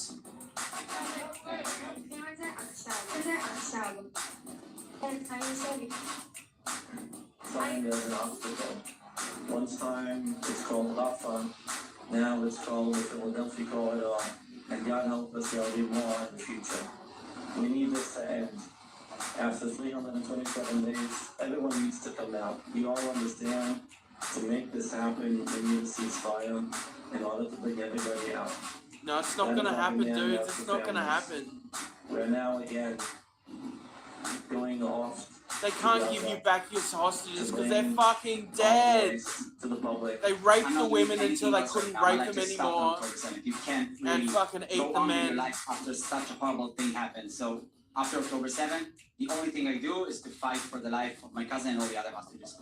Well, the United Nations Security Council has unanimously voted to extend a long-running peacekeeping mission in Lebanon for another year. But the United States said that changes should be made to the operation's mandate in the future. The UN Interim Force in Lebanon, UNIFIL, was established in 1978, which patrols Lebanon's southern border with Yeah, Israel. wow. So they came in 78, and then in fucking 79, the commies took over. Fucking surprise, surprise. The mandate for the operation is renewed annually, and its current organization was due to expire on the 31st of August. UNIFIL's mandate was expanded in 2006 when the Council adopted Resolution 1701 following a month-long war between Israel and Hezbollah to allow peacekeepers to help Lebanese army keep parts of the south free of weapons or armed personnel other than those of the Lebanese state. Deputy U.S. Ambassador to the UN, Robert Wood, told the Council that extending UNIFIL's mandate is now more important than ever. Extending UNIFIL's mandate, which this resolution does, supports our goal of regional de-escalation, which is now more important than ever. We do not want to see conflicts intensify and spread, and most importantly, the people of the region do not want that either. Specifically, UNIFIL plays an important role in monitoring activity along the Blue Line and promoting stability. And it supports local communities by facilitating humanitarian access and providing much-needed resources and training. Yeah, resources and training. Amazing capabilities. Fucking bullets and mind wiping. Also are integral in mitigating the risk of miscalculation and preventing further escalation. Well, the European Union's trade. You love escalation. You love crisis. What the fuck? Double talk, double talk. Fuck y'all. Fuck y'all. Seven foreign ministers will meet in Brussels on Thursday to discuss possibly increasing support to Ukraine and lifting restrictions on where and how Kiev's forces can use Western weaponry. The ministers will be joined by their Ukrainian and Turkish counterparts for the EU's first foreign ministers meeting in months. Alex Cardi reports for more from Brussels. Well, this meeting will be the first opportunity for those EU foreign ministers to come together for the first time since their summer break and react to some of the big events going on around the world. They've been on summer break. Dmytro Kuleba, the Ukrainian foreign minister, will be here in Brussels meeting with his European counterparts, making the case for some of the restrictions on the weapons that they have given to Ukraine to be lifted, allowing Ukraine to hit deeper into Russian territory, hitting military targets which have otherwise been used to hit Ukrainian lands and Ukrainian territory. That will be one of the big practical questions faced by those foreign ministers in this meeting. At this point, it's like, don't you get it? They're fucking, they're the invading force now. And they want more guns and money and butter. Fucking blood and butter. Also on the agenda will be the Turkish foreign minister. The first time a Turkish foreign minister has attended one of these meetings in 5 years. Perhaps a sign of a warming between the two sides, but certainly they will be discussing diplomatic relations between Brussels and Ankara. So something to look for there as well. But central, of course, to that Ukrainian question, both because Russia has been pummeling civilian infrastructure in Ukraine, and because Ukraine's incursion in the Russian Kursk region continues. It has slowed, but it continues. So there will be a lot of questions around the logistics, the diplomacy, and the support offered by Europe to Ukraine. Further afield, they will look at the irregularities in the Venezuelan election. That will be a big consideration and concern for those foreign ministers brought together. And, of course, the situation in the Middle East between Israel and Hezbollah, that escalating situation with there's hundreds of missiles fired across the border into Israel and with Israeli retaliation. The fear of escalation in that region still very real here in Europe. So certainly a lot for these foreign ministers to look into at this meeting. Alex Cadier in Brussels reporting for ThE. Well, if they can get their dicks, their hands off each other's dicks, it's just like a fucking Romanian bathhouse or something.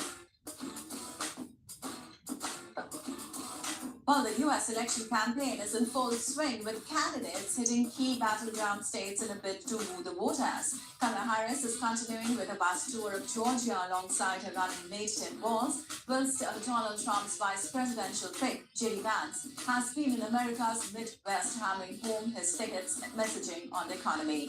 With a roundup of who's where, here's Benji Hire with more. Less than 68 days until polls close and the campaigns are moving full steam ahead. Vice President Harris hitting the road again today in Georgia's southern, more conservative, rural counties, home not to her traditional voting base, but a sign that she feels the swing state is very much in play this November. She's joined by Minnesota Governor Tim Walz. They'll hold a rally. Yeah, fucking ATL, man. Of course it's been overrun by fucking wokies.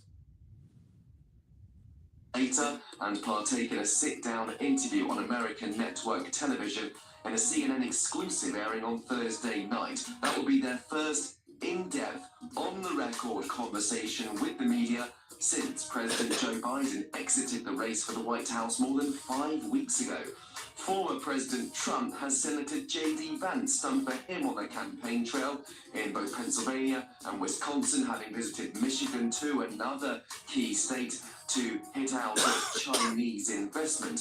The two camps, Democrat and Republican, Kamala Harris and Donald Trump, have agreed to a presidential debate next month, but they remain at odds over some rules. Benji Hire in Washington, reporting for ThE India.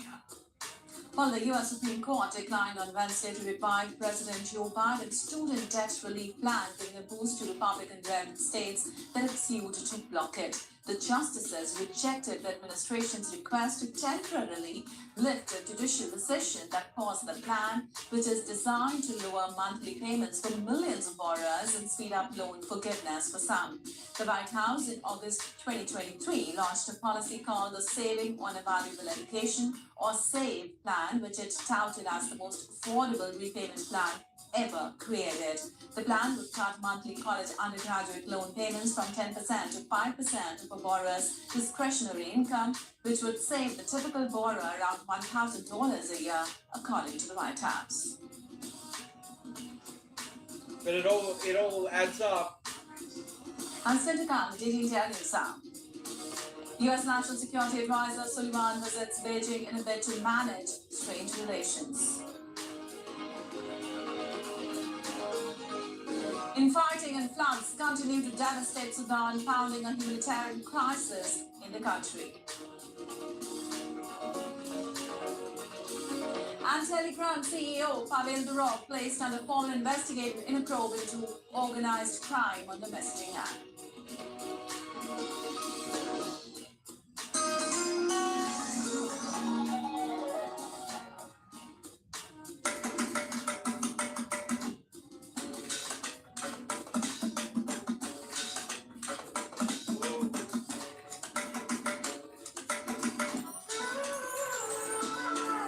Yeah, enough curry munching rubbish.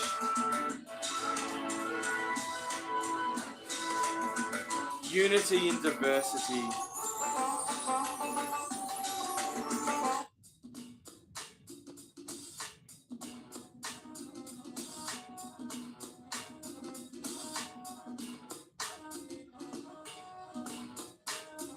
Okay, scientific reasons why woke leftists are bad at understanding others.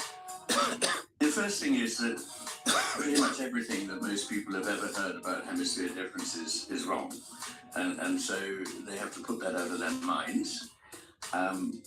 I was very much discouraged by my colleagues from going into this area because it was famously pop psychology and was now known to be quite wrong. But the fact that we'd answered the question wrongly didn't invalidate the question. It suggested to me having a better go at answering the question. And what I basically found out was that there's a good reason why all the neural nets and brains, like for Deore, have a kind of distinction between the two halves, are asymmetrical. And this even goes back 700 million years, at least we know that.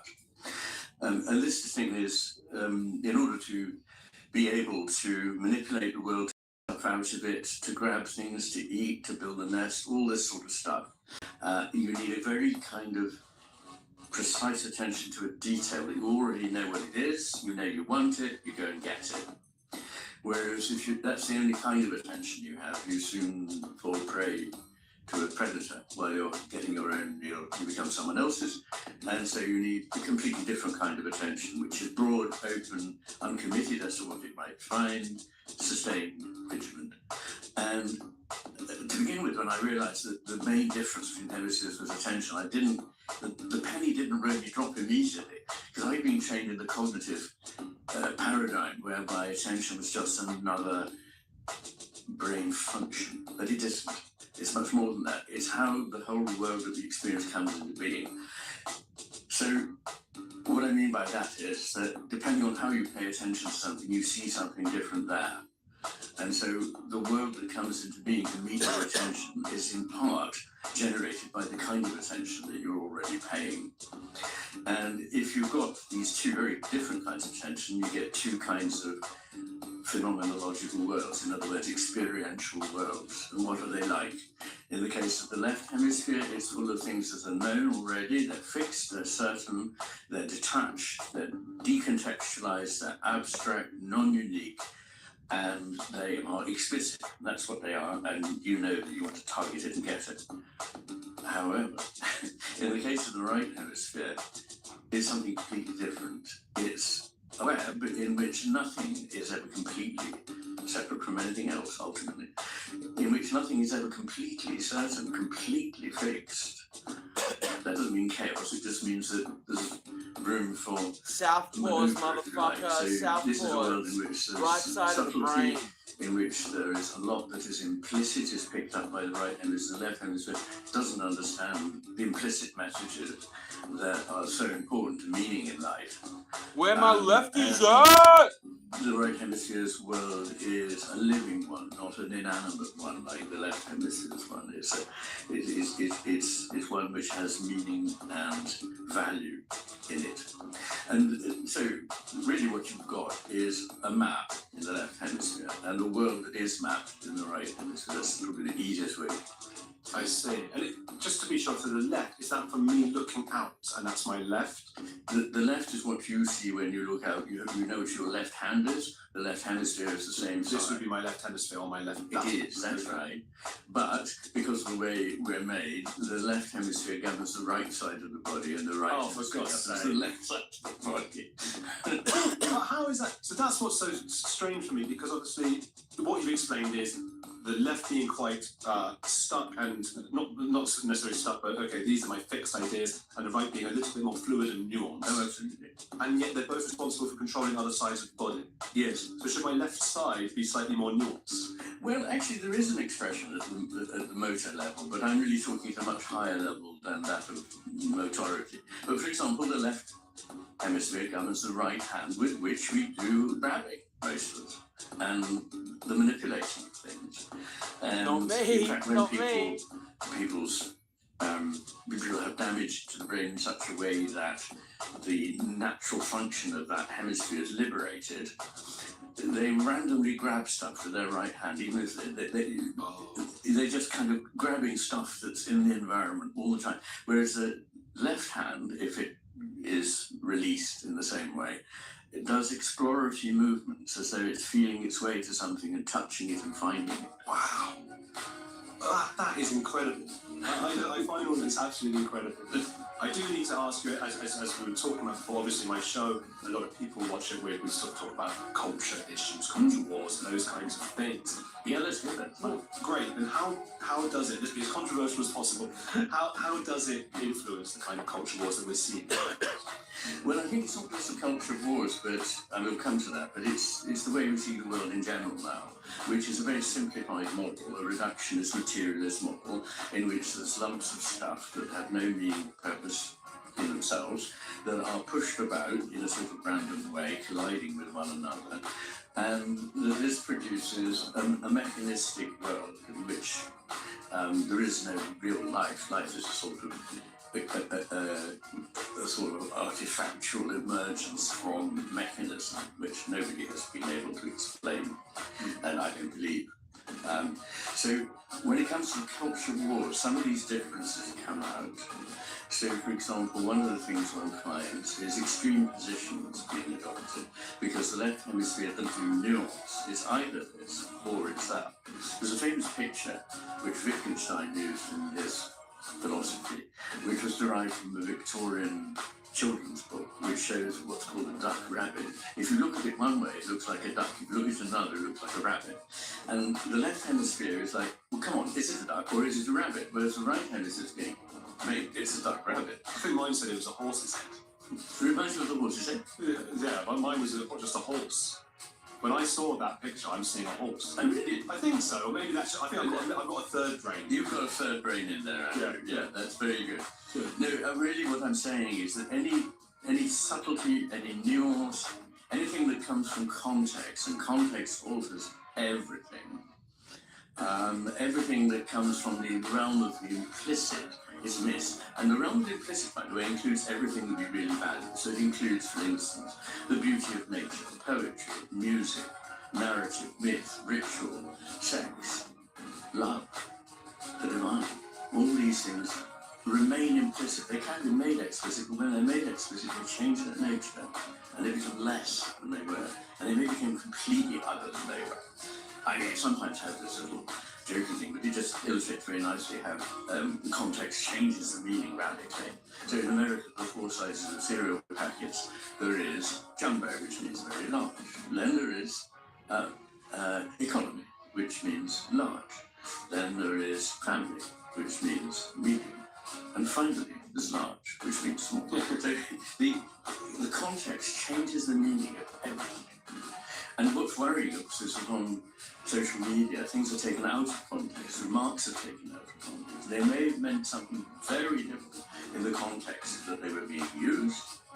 But if it fits the narrative, if it forwards the agenda, that's all that fucking matters, right? Also, the right hemisphere is much better at something called theory of mind, which basically means understanding what's going on in somebody else's mind.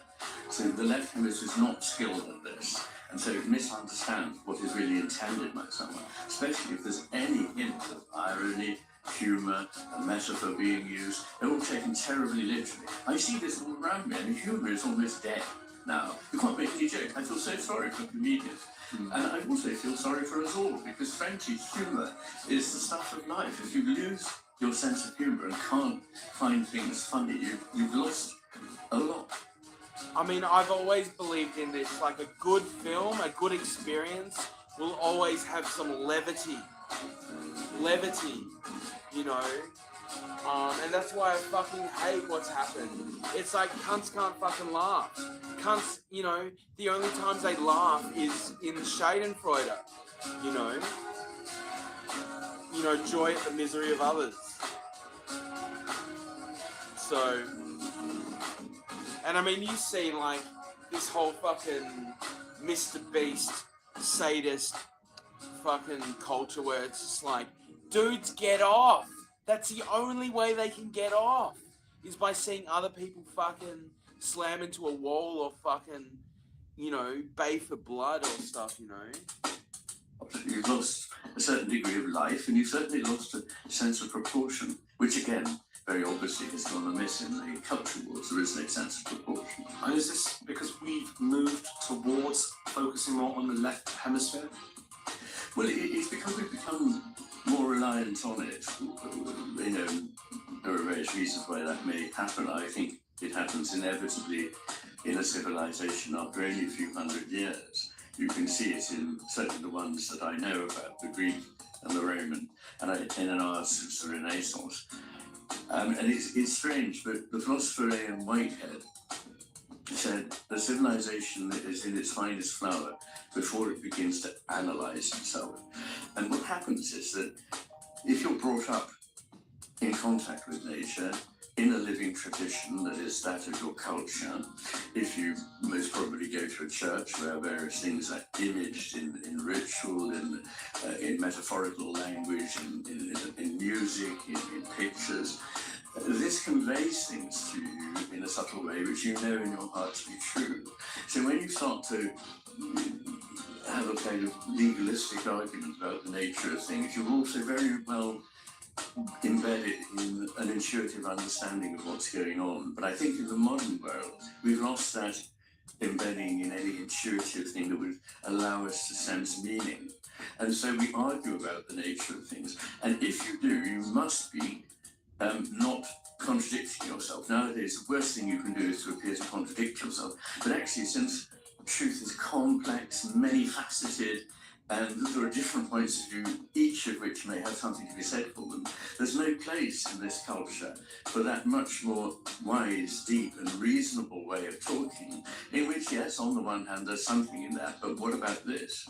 And we've just lost that. We have to go for a single, very simple, black and white message, and most of those that go on in the culture wars are the most ridiculous examples of this taken to an extreme.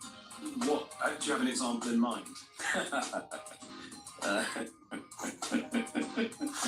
have an example in mind? Are you concerned I'm tricking you into saying controversial things? You are, yes. I'm going to resist it because I think every listener will have examples that they know and they won't be puzzled by my remarks. I'm intrigued. I wonder which each has.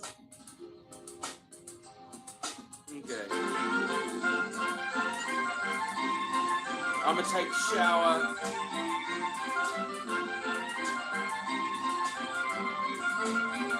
Here's a bit of philosophia for day.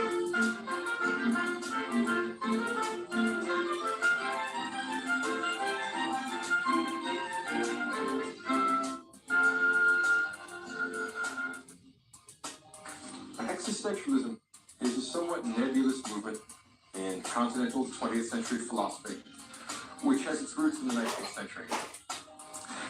The two most important precursors to existentialism were Kierkegaard and Nietzsche, and it turns out, fortunately, that I recently lectured on these two, so you probably remember some of it. And it's kind of strange that two figures, in many ways as different as Kierkegaard and Nietzsche, should both be precursors to the same intellectual tendency. Nietzsche thought he was the Antichrist. He thought he was the end of Western philosophy. He thought he was the final death blow to theology and to theism. Kierkegaard thought that he was the ultimate Christian, who was willing to sacrifice all of reason, all of logic, the entire Greek tradition to Christianity. What do they have in common? How is it that these two are seen as the precursors, and what could these two possibly be the precursors to? Well, there's a certain similarity between the two. First of all and foremost, they are individuals. They choose and they judge, and they don't ask anyone's permission. They make their decisions and are willing to make their commitments independent of other people's opinions and independent of any of the previously received canons of rationality. This is particularly important.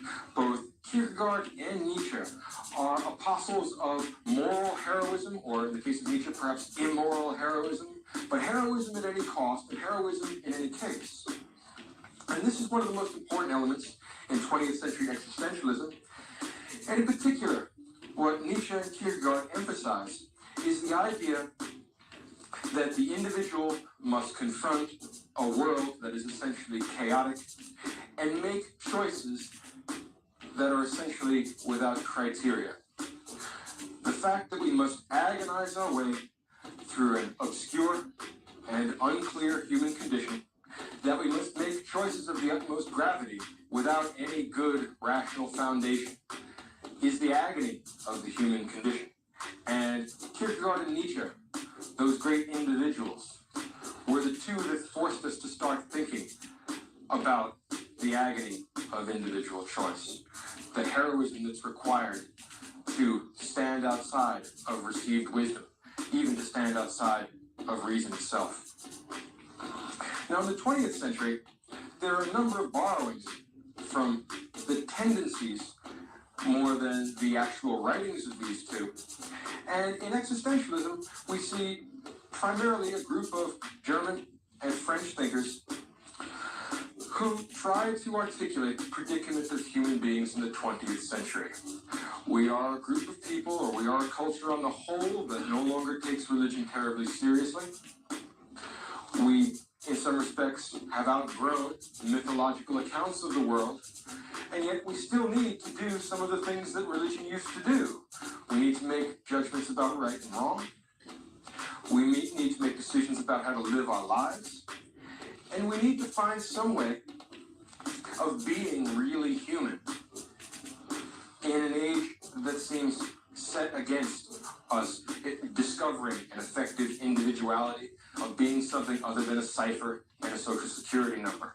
In other words, existentialism is a philosophical movement loosely organized with no particular set of dogmas, except that individuals must confront their condition without any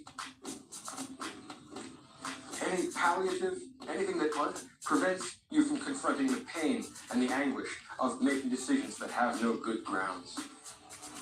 Now, probably the most important 20th century existentialist philosopher is Martin Heidegger. And those of you that have read Heidegger before will probably find him as baffling as everybody else does when they first encounter him. But it's not the kind of bafflement, it's not the kind of puzzlement that we find when we read someone like Wittgenstein. When you read something like the Tractatus, the puzzlement that you get is the fact that you must move through this with extreme care, word by word, sentence by sentence, line by line, because everything connects in a totally coherent mathematical order. The puzzlement that we get when we read Heidegger is in the kind of language that he uses, in the kind of terms that he coins, and most especially in the kind of questions he asks. What's most intriguing about Martin Heidegger is not so much the answers that he gets, because I think that you'll find when you read his book, there isn't a lot in the way of answers, but there's all kinds of intriguing questions in Heidegger, and that's probably his most important contribution. Now, Heidegger says that we have to deal with Dasein, and you will spend an endless amount of time chasing your tail trying to figure out what Dasein is, because Martin Heidegger is never going to tell you. He's beyond definition. He's taken the opposite extreme from the tendency that we see in Anglo-American philosophy towards increasing precision. He's going to go for increasing global comprehensiveness. He's going to try and articulate the things that Wittgenstein and the logical positivists said can't be articulated or even thought about. Dasein for Heidegger is it's hard to define, but let's try this. It's the mode of human existence in the world. And what I mean by the world is not the world of space and time, not the world of the positivists, but the human world. The world of judgments, of commitments, of connections, the social world of human life, rather than the world, strictly speaking, of space and time, the human world we're talking about here. This, I think, is what Wittgenstein was gesturing at the end of his career, when he talked about languages being connected to forms of life. Different forms of life taken together would form Dasein, which is the way it is to exist as a human being in a world of meanings as opposed to a world of objects. Now, what Heidegger wants to do is figure out what Dasein is. In other words, figure out what it means to be a human being. He's going to ask the big questions. In that respect, he's the heir to the German and continental philosophical tradition that wants global coverage and is sometimes willing to risk logical precision in order to get a complete and comprehensive treatment of the human condition. And the difficulty that Heidegger encounters, or that he says that we must all encounter, is that simply by being human, simply by addressing Dasein, simply by being what people are, we are compelled to ask fundamental questions. For example, what is being? What is it to be a human being? We are compelled to address issues and ask questions that we know in advance have no satisfactory answers. So we're in an anguished state, forced to ask questions that we can't answer, and forced to deal with the fact that there is no escaping the question except through evasion, except through a rejection of what it means to be a human being. So we're almost able to be what we want to be. We've camped out just outside the gates of paradise. We never really get any final answers, but we can't avoid asking ultimate questions. And that is the human condition, according to Heidegger. That's what's involved in Dasein, when you fundamentally confront what it means to be a human being. Can you see the connection here to someone like Kierkegaard? Right? If you think about the fact that we don't ultimately get satisfactory rational answers, in Kierkegaard's case, it causes him to ignore the tradition of rationality, to get rid of it as an impediment. Instead, Heidegger says he's not going to go towards a religious pseudo-resolution to the problem. He's going to maintain intellectual respectability by dealing with the fact and confronting the fact and writing a book, or writing a number of books about the fact that we must ask the big questions and we have only little answers. So Heidegger leaves us in a kind of limbo. And this limbo is what it means to be really human, what it means to be really conscious. Now Heidegger also says, and he uses technical terms very frequently, that we must confront Befindlichkeit. What Befindlichkeit means is the feeling of being just thrown out into a world that we neither create nor comprehend, and that we must deal with it willy-nilly, like it or not. The consequences of facing an incomprehensible world that has no moral structure, has no ontological structure, has no logical structure, has no structure at all, simply one experience after another. The consequence of that he calls Sorge, which in German means fear or worry or care. And in other words, Heidegger says that the universal human condition, or the universal human emotion, when we see ourselves for what we really are, is dread. Now that's a page torn directly from Kierkegaard. The concept of dread, the dreadful circumstances that we find ourselves in, the worries that attend being really human and really being a conscious agent. Lucky I'm not human. To tell us that what we are is uncertain. Peace what to the replicants. Peace to the replicants. But there are better and worse muddling throughs that have rather uncertain qualities. So it is a philosophy which almost makes a virtue of uncertainty, which not only never gets to any final conclusions, but in fact says that that's the idea. Heidegger says that philosophy is always unterwegs. What that means is underway. In other words, philosophy is always on its way towards somewhere, which is like, imagine taking a trip, but not ever getting where you're going. Now imagine that that's not a problem, but that's the idea. It's a kind of perverse view. It's the sort of view that you would get, to be honest, from broken-hearted idealists. That is to say, when we can no longer take metaphysics and the second world and the Platonic realm of the form seriously, when it looks like positivists are going to carry the day, the would-be idealist, like Heidegger, holds back and decides, no, the world is a lot more complicated, the world is a lot more uncertain, the world is a lot more trying than any positivist could ever imagine. This is the reason why typical themes in existentialism are not the location of particles, or the properties of electrons, or any scientific question at all. The typical question for an existentialist is fear, worry, anxiety, psychological states that Wittgenstein, or at least the early Wittgenstein, and other positivistic thinkers can't even ask, much less answer. The reason why the positivists can't ask or answer questions about psychological states is that they've essentially abolished the psyche. There's nothing to talk about. So your fear, your terror, your worries, your hopes, your lusts, unscientific, not for real philosophers. The existentialists stand that tendency on its head. They say, no, this is what philosophy is all about. Heidegger, in fact, has an extremely strong technophobic tendency. Those of you who have ever read his essay on the question of technology will see here a real technophobia, a shying away from science and technology because it interferes with our recognition of what we are. It gets in the way of the Befindlichkeit. All the gadgets and all the tinkering that we can do with physical reality prevent us from realizing that the human condition is uncertain. It has no limits. There are no rules. The pseudo-security that we get from science and techniques is in fact a danger to our achieving the self-consciousness of what we really are. And that's what Heidegger is about. And in that respect, you can see this as an extension and extrapolation of the German and continental tradition. Self-consciousness is the big deal for Hegel. Self-consciousness is the big deal for someone like Plato. But Heidegger takes that and takes the inability of finally describing the human condition and says, that's going to be my description of the human condition.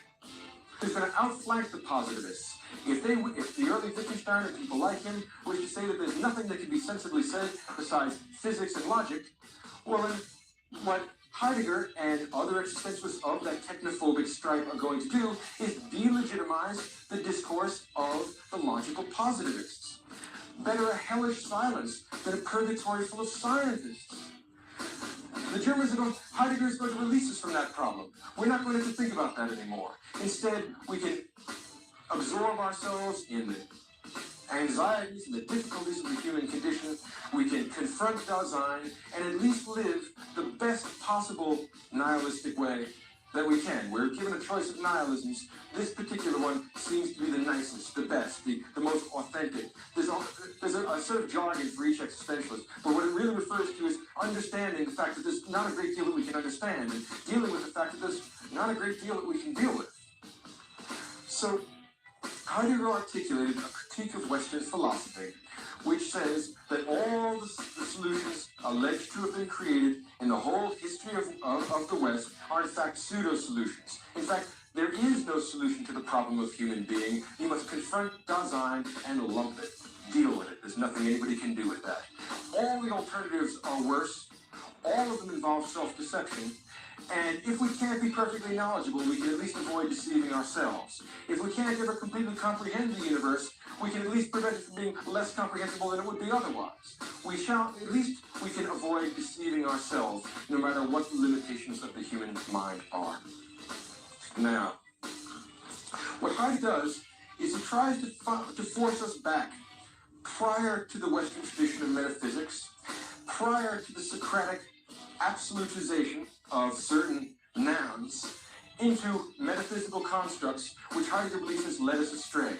The temptation to metaphysics is the big wrong turning point that Western philosophy takes, and the consequence of that is that we are stuck looking for answers in some eternal realm, independent of space and time, independent of the real human condition, and these are fictions which prevent us from understanding our limitations. Now, what Heidegger wants to do is to force us back to rethink our problem. He wants to force us back to essentially the pre-Socratic conception of the world, where at least we are not obscuring the ambiguities and difficulties of our condition with a pseudo-answer with a series of mythological entities like the Platonic forms.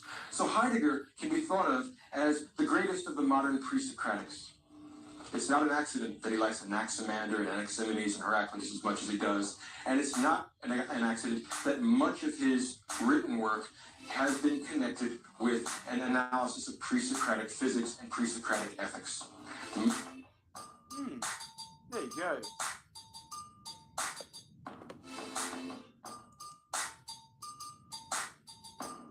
What do we got on the chisel? Mouse Utopia. Okay, trans community has zero self-awareness. Helen Joyce, fucking Helen Joyce, I love her. How did it all come to this, Helen?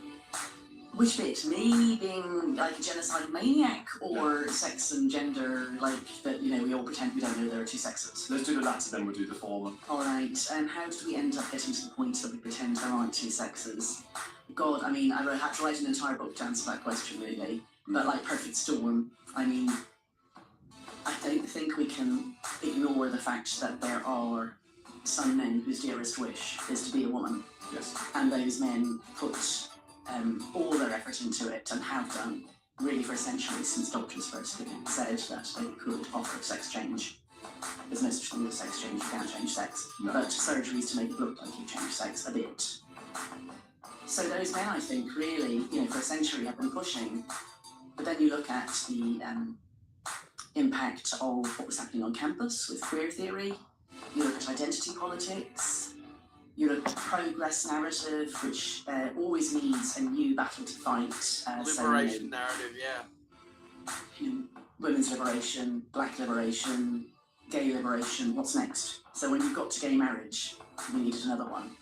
And all these things came to a point, and probably 2015 was the tipping point, that suddenly the most important thing in the world, if you cared about social justice, was that you pretended there weren't two sexes.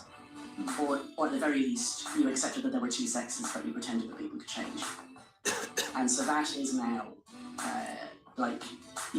it's heresy to say that you can't. But it's also true. So, then you get into this stage where people have to be super hysterical about everything to try to stop you from saying it. Which is why we throw around, to answer the first bit of your question, where is that genocidal and bizarrely anti-Semitic?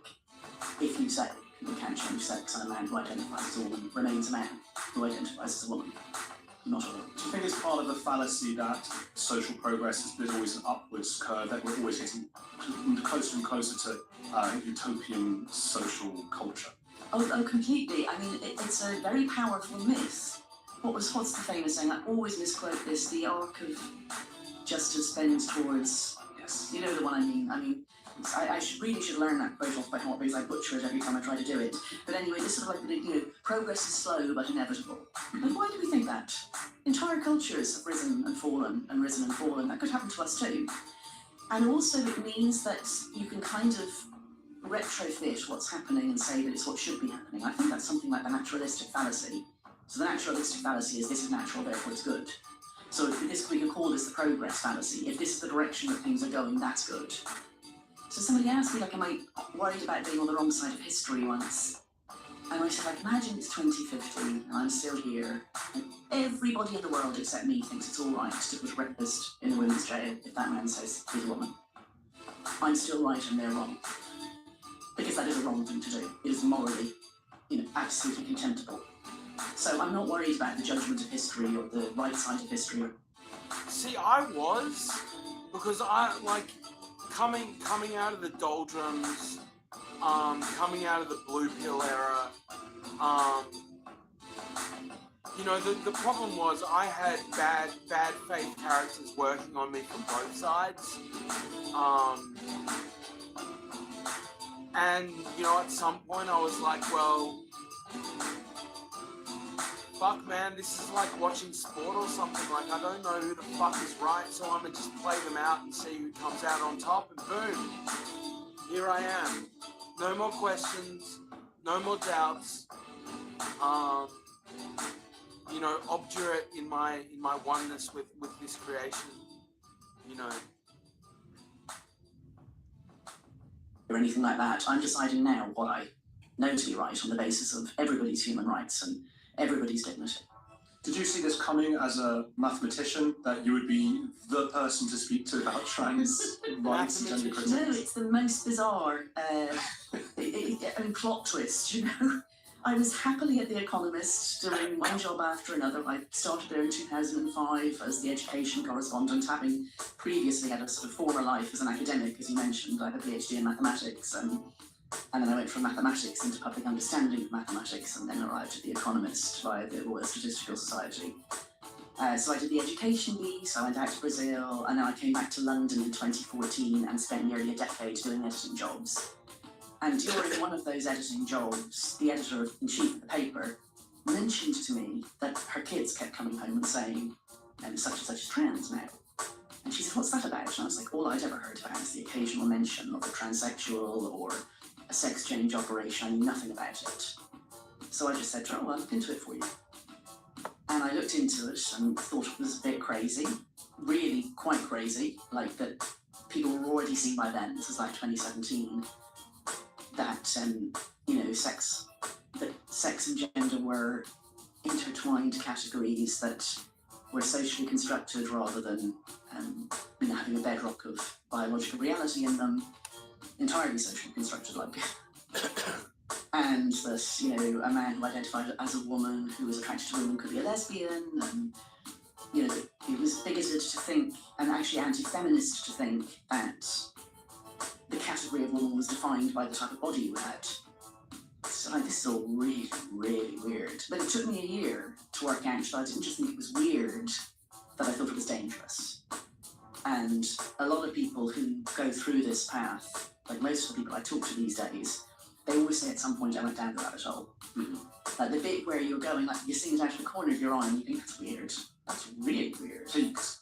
Graham, you This said, yeah. You peaked there? I was like, I don't know. You said, no, I thought it's like weird. When you go, holy God, you say what? You know, Yeah. the lesbians are bigoted for saying that people with penises can't be lesbians, you know? The problem with peak for me, when Graham explained that to me, is it does sound remarkably similar to all sorts of conspiracy theories. Like I was red pilled, I was this, I was that about, and actually theories I can't even say on YouTube about pizzas and things in America. And now suddenly everything came together. So how do we know that maybe we are the bigots? No, I'm on your side on this, but what if we are the bigots here? Because bigots don't think they're bigots. Oh, completely. Bigots don't think they're bigots. People who are wrong don't think they're wrong. Most people in this, on any side of the argument, are not trying to do harm. They think they're doing the right thing. But I mean, that's just all across. That's true right across the piece. So you can't outsource your moral judgments. You can't say, you know, this is formally in structure like something else that's wrong there. See, I had this conversation with a family member. It's like when you buy into an ideology or a way of life and stuff, like a political movement, etc., etc., etc. At some point there's going to be some cognitive dissonance, yeah? And I was like, well, what did you do with that? It's like, surely you evolve and change your perspectives and grow as a person. And they were like, no, you've got to be dedicated to the cause. It's all about blah, blah, blah, you know?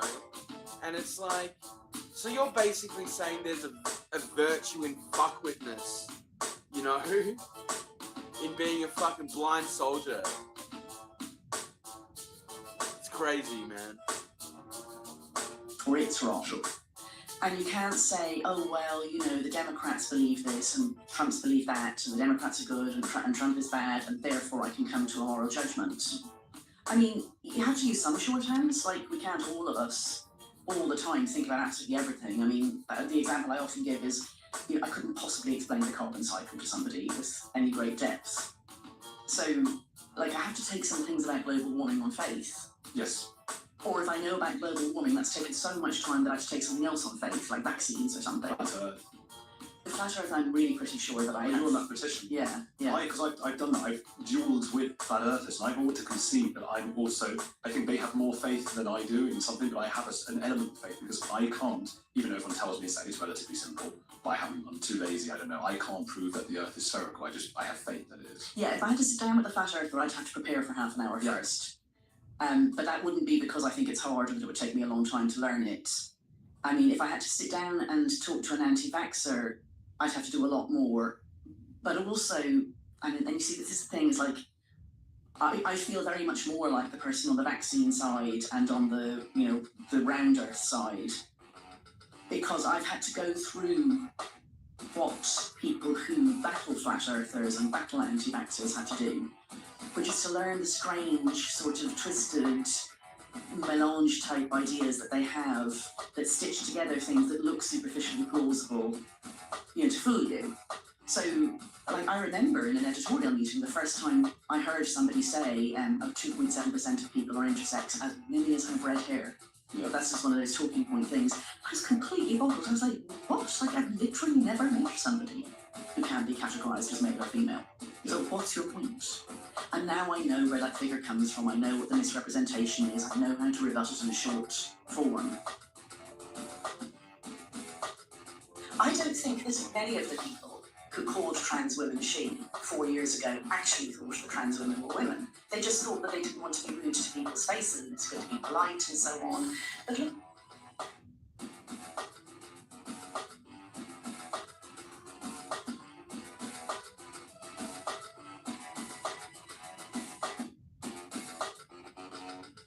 Okay. Gaslighting Scottish rape victims in the name of trans inclusion. Few countries have surrendered so completely to the maximalist demands of transgender activists as Scotland, where two former First Ministers, Nicola Sturgeon and Humza Yousaf, both recently had their careers cut short after they supported unpopular legislation permitting men to self-identify as women. And yet, even in Scotland, the latest example of men taking over women's spaces has left jaws hanging open.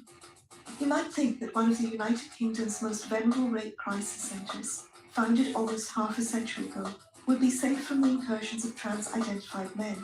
But the social service sector in Scotland has been captured by gender activists just as thoroughly as the country's political class, as illustrated by a bizarre sequence of events that ended in court last month, when someone who accessed support services at the Edinburgh Rape Crisis Centre, ERCC, was exposed as a sexual predator. Naturally, both principal characters here are biological men. One is Cameron Downey, a 24-year-old non-binary former drama student and one-time darling of the ruling Scottish National Party, SNP, who was able to attend the ERCC for several months, even as he was abusing half a dozen men and women.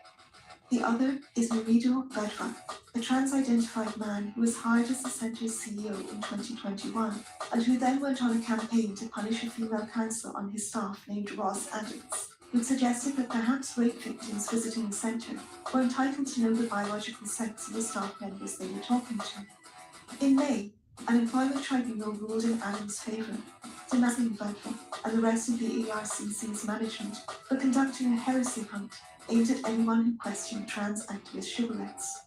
This would be a scandal even if the ERCC didn't receive generous funding from a long list of public entities. I'll get into Adams's ordeal later on. For now, let's start with Downey, who once served as an equalities officer for the SNP's Edinburgh and London branches. In mid-July, he was found guilty of sexually assaulting 6 young adults. Downey was also convicted of physically attacking 2 women and perpetrating domestic abuse against a man whom he blackmailed into having sex over several months by threatening to falsely accuse the victim of rape if he didn't submit. His predatory behaviour had been going on for 8 years, dating back to when he was just 16, and the judge presiding over his trial observed that Downey had shown hostility towards women, lack of concern for others, sexual preoccupation, and deviant sexual preferences. Surprise, But Downey's saving grace was that he uses they-them pronouns. Music to the ears of SNP supporters when he first volunteered to work for the party. In 2022, he even managed to get photographed with Sturgeon, who famously fretted that her party wasn't doing enough to woo young, gender-obsessed voters. Downey was apparently so confident that others in the SNP shared his radicalised gender politics that he made no attempt to conceal his violent fantasies. 2 years ago, he tweeted his desire to beat the fuck out of some TERFs and transphobes. TERF is a term for abuse used by trans activists to denounce women who believe that the biological distinction between men and women is real and important. In another post, he wrote, "I fucking hate TERFs and transphobes with such a passion." The SNP claims it ended its association with Downey as soon as these posts became public knowledge. But that's not how one of the party's former MPs, Joanna Cherry, remembers it. Cherry is one of the gender-critical voices within the party, which is to say that she disputes the claim that men can become women by snapping their fingers, though she lost her seat in Parliament on the 4th of July, as the Scottish public swung decisively toward Labour. This man, Downey, was fated within the SNP, while those of us who complained about his violent threats against women were demonised, Cherry declared. For years, the leadership turned a blind eye to men abusing non-compliant women. This culture must change.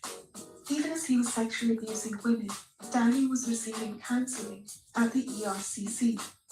The centre's services were supposed to be reserved for female clients, but that wasn't a deal breaker, as Bedva had opened the doors wide to any man who claimed to be trans or non-binary.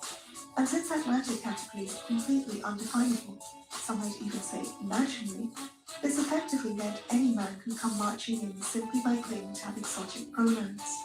Downey gushed that the centre was the only reason he was able to keep going, and posted a video in which he played the part of selfless benefactor, announcing that he'd be raising funds for the ERCC in honour of his 22nd birthday, later claiming to have donated £200. His visits raised questions about how the centre's counsellors, whom one would expect to be more familiar than most with the deceptions and schemes employed by sex offenders, failed to see through the pretense that he was the victim, as opposed to the perpetrator of sexual violence. Then again, this formerly women-only service had little history dealing with male clients, and as we now know from the Employment Tribunal ruling released on May 14th, ThE had created a toxic professional atmosphere in which staff were afraid to ask questions. As author J.K. Rowling summarised things, that a male sexual predator was able to access the services of the Edinburgh Rape Crisis Centre should beg a belief, but of course it doesn't. The ERCC is still run by the trans-identified male who believes women who want single-sex spaces are bigots. The 40-something Vadva, who was put on leave amidst the fallout from the tribunal's scathing ruling, was born in India and came to Scotland as a student. Of course. He describes himself as having been a very effeminate boy who always knew himself to be trans, eventually persuading his parents that he needed to have gender reassignment surgery in India. I went from cute boy to hot chick, he immodestly claimed on a Scottish podcast. Surgery does not change a man into a woman, however, and Vadva hasn't even bothered to procure a British Gender Recognition Certificate, GRC, identifying him as female, meaning that he's as much a man by law as he is by biology. Nevertheless, he's worked in women's refuges and rape crisis centres in Scotland since 2005, including stints with the Forth Valley Rape Crisis Centre in Stirling and Rape Crisis Scotland, RCS, the umbrella group that includes the Edinburgh and Stirling centres, as well as more than a dozen others. As recently as 2019, he told a student newspaper that, "I do see sexual abuse survivors 4 a week usually, who help me stay connected to the cause, but what qualifications he possesses to do this work remains an open question, as neither his diploma in hotel management from a college in India, nor his MSc in education from the University of Edinburgh would appear to be professionally pertinent." In the same interview, Vadva presented himself as a kind and affable manager who doesn't let the serious aspects of rape crisis counselling prevent him from keeping it fun for subordinates. "We should be able to laugh and use humour at work. In terms of my team, I try to cook for them once a week or every other week." According to the Employment Tribunal, however, Vadva and his lieutenants presided over a workplace that was far from fun. Rather, they ruthlessly gaslit women who asked inconvenient questions, using methods reminiscent of the work of Frank Kafka. Naturally, Vadva also played the race card against critics, accusing them of white feminism, a rhetorical tactic commonly used by trans activists, which serves to conflate a belief in science and biology with white supremacism. When numerous Scottish women opposed the controversial Gender Recognition Scotland Bill in 2022, for instance, Vadva claimed they were all exposing themselves as being on the right and being very comfortable with fascists and those who would want to eliminate anybody who is not cisgendered, i.e. not trans-identified, and white in our society. It was a ludicrous accusation, yet one that everyone was expected to take seriously, on the conceit that Vadva, thanks to his identity, was an unfalsifiable prophet of social justice. Vadva knew exactly which buttons to press, self-identifying as a trans woman of colour, a Zoroastrian and a Hindu, not to mention a Piscean, while proclaiming, "There's this whole intersection of being either trans or non-binary or black or brown or disabled, because there are so many other acts of violence that are perpetrated against you on an everyday basis." Vadva was picked to be the ERC's CEO in 2021, despite the fact that the job listing had made it clear that the post was restricted to women, this stipulation being a lawful exclusion under Britain's 2010 Equality Act, which otherwise prohibits gender-based discrimination. But this being Nicola Sturgeon's Scotland, Vadva wasn't deterred. By just the previous autumn, he got himself onto an all-women shortlist drawn up by the SNP in the hopes of becoming a member of the Scottish Parliament, MSP. Though he wasn't selected to stand for either of the 2 seats he'd applied for, Vadva was nevertheless featured on an SNP poster in Stirling, wearing large earrings and his trademark sari.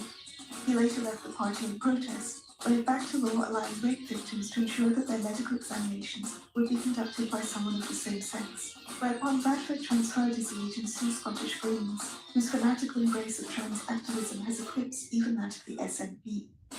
At his ERCC job interview, Vadva didn't mention his sex, and later admitted that he hadn't told his prospective employer he was a man until he got the job. They should have set alarm bells ringing, But the centre didn't withdraw the offer, as it could legally have done. Instead, it actively promoted an intersection. We are delighted that a woman with such a strong track record in improving the lives of women and campaigning against all forms of inequality will be leading our organisation into the future. Gross. Dawson, Chair of the RCC's Board of Directors. Karen Inglis-Smith, CEO of ThE, a London-based domestic and sexual violence charity, properly responded in her personal capacity. But this is fascinating. Vadva was well known in Edinburgh, Scotland, and it was widely known that he was, indeed is, male. For a chair of a crisis charity to claim otherwise is a gross dereliction of duty, and a failure of what should be a key aim of such an organisation, to put their beneficiaries first. But Vadva had other ideas. He apparently saw his new role as an opportunity to promote the rights of trans-identified men, such as himself, and to hector ideologically disobedient women if they had anything to say about it, never mind if they were rape victims coming to him for help. 2 months into the job, Vadva gave a notorious interview to the aptly titled Guilty Feminist podcast, in which he made it clear that his centre's mandate was being expanded so as to re-educate those sex abuse survivors whom he classified as bigots holding unacceptable views. Specifically, he wanted them to get over any prejudice they might exhibit toward male bodies. Sexual violence happens to bigoted people as well. If you bring unacceptable beliefs that are discriminatory in nature into the centre, we will begin to work with you on your journey of recovery from trauma. But please also expect to be challenged on your prejudices. If you have to reframe your trauma, I think it is important as part of that reframing, you also have to rethink your relationship with prejudice. Otherwise, you can't really, in my view, recover from trauma, and I think that's a very important message that I'm often discussing with my colleagues. Because, you know, to me, therapy is political. These comments were recorded and broadcast in August 2021, and yet no one at the ERCC seems to have intervened at this point, despite having just heard that their new CEO believes women seeking help after being sexually abused should be treated as a captive audience for male-led ideological correction. This was victim blaming on a staggering scale. In fact, Vadva remained at the helm of the ERCC until mid-2024. The exact date he was put on leave isn't known. And even now, the ERCC website still includes a lengthy trans inclusion statement, specifying that its services remain open to anyone who self-identifies as a woman, trans woman, or non-binary person. Welcome news to the next Cameron Downey, who uses his non-binary identity as a VIP entry pass. This story does feature at least one honest-to-goodness female protagonist, however, the aforementioned counsellor Ross Adams, who joined the ERCC as a support worker in 2021. Notwithstanding Vadva's effort to demonise her, Adams was never shown to be transphobic in any meaningful way. She simply took the common sense view, shared by the vast majority of people around the planet, that one's professed gender identity shouldn't necessarily trump sex when it comes to admitting men into protected female spaces.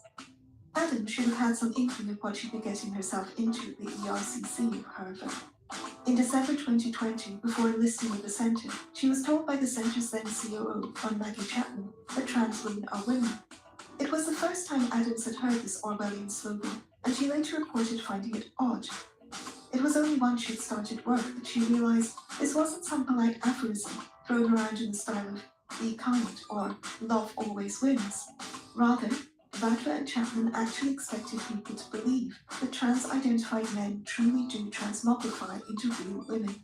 What's more, Adams soon learned, the centre ran a sort of ideological surveillance operation, which included storing emails criticising male inclusion in a folder labelled hate mail.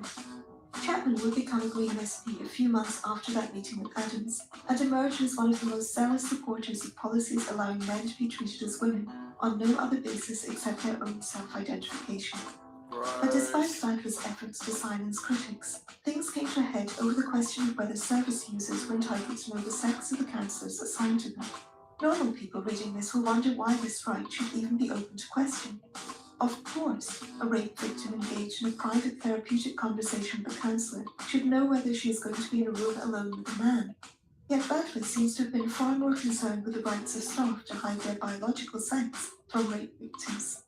In March 2022, a female support worker at the ERCC, announced that she now identified as non-binary, and so changed her first name to one that sounded male. Several months later, Adams received an email from a sexual abuse survivor asking whether this non-binary colleague was a man or a woman, because, as a woman, I would feel very uncomfortable talking with a man. The tribunal judgment makes it clear that Vadva regarded this perfectly reasonable request as transphobic. When Adams persisted in asking how she should respond to the client, Vadva replied that the official policy was to tell service users that no men were employed at the centre, an out-and-out lie. Toward the end of her employment at the centre, Adams became aware that a woman in her 60s had approached the ERCC, seeking to join a therapy group in which she could talk for the first time about the fact that she'd been raped 40 years earlier. During her initial consultation, the woman had asked for assurance that the centre was women only. According to the judgment, she was advised that ERCC was trans-inclusive, and when she said she was uneasy about seeing someone who was not biologic female, she was advised that she was not suitable and excluded from the service. It was clear to the tribunal that all of the centre's witnesses hold very strong views, which can only be described as based on gender identity, the tribunal concluded. All of them were very clear that there is no such thing as biological sex, and that a trans woman is a woman. They believed that a person who was assigned male at birth can become a woman simply by asserting that they now identify as a woman. They also believe that sex is not binary, and that some people may be non-binary so far as their gender is concerned. Why these people chose to work at a rape crisis centre of all places, where biological sex plays a central role in the trauma experienced by the client base, is hard to fathom. Vadva's extremist tendencies can be gauged from an email exchange that took place in December 2022. Staff at the ERCC had just heard that Rowling was funding a new refuge in Edinburgh, Bear's Place, which, unlike the ERCC, would actually exclude men. The ERCC's non-binary staff circulated an email lamenting this really terrible news and suggested a meeting where they could rage about this total festive stinker. Now, one might presume that Vadva might welcome the launch of a service where the women he denounced as bigots could go without troubling the ERCC with their annoying views about biological sex. But one would be presuming incorrectly. This new organisation has been founded on a platform of exclusion, misinformation, and what I would describe as white feminist imperialism, that interesting combination of the flaws of white feminism and the white saviorism of colonialists, and of course capitalism, of which the founder is a beneficiary, refute. According to court documents, Vadva refused to refer clients to Bear's Place or even mention its existence. Vadva did not give evidence to the tribunal, but one of Adams' witnesses described attending a meeting at Edinburgh University at which he spoke. The witness said there was considerable cursing from Vadva and a lot of references to TERFs and transphobes. Astonishingly, Vadva even denounced people who asked whether he had a GRC as transphobic. Fuck them, he reportedly said, in what comes off as a characteristic display of male aggression. When someone asked about the best way to get reluctant staff on board with trans-inclusive policies, his response was succinct: fire them. Adams wasn't fired by the ERCC, but she was subjected to protracted disciplinary proceedings that the tribunal condemned as completely spurious and mishandled. She was accused of misconduct and of expressing potentially transphobic views in breach of ERCC's values and equality and diversity and trans-inclusion policies. Legal documents indicate that this harrowing process went on for months, eventually leading to Adams going on sick leave and lodging a grievance against the centre. Her complaint was dismissed, and in February 2023, she was informed that the in-house ERCC disciplinary panel had upheld 2 of the allegations against her. Adams resigned a month later, found a job at Bear's Place, and then filed her case against the ERCC. The tribunal was particularly critical of Vadva's refusal to answer questions, a reticence that contrasts in striking fashion with the avalanche of words he emits when holding forth on his own trans victimization. The transcript of his Guilty Feminist podcast interview runs to more than 8,000 words. Even without his testimony, however, the tribunal had no problem identifying Vadva as the invisible hand behind everything Adams had endured, concluded that he had prejudiced the in-house proceedings against Adams by assuming her to be guilty from the outset. Vadva wanted her humiliation to be witnessed by others, so as, in the tribunal's words, to make an example of Adams because of her gender-critical beliefs. Damages and legal costs due to Adams have not yet been awarded, but it's already clear that Vadva exposed the ERCC to a huge financial and reputational hit. And yet, VATFA's bosses could not bring themselves to admit the scope of their collective incompetence. We are saddened by the outcome of the tribunal.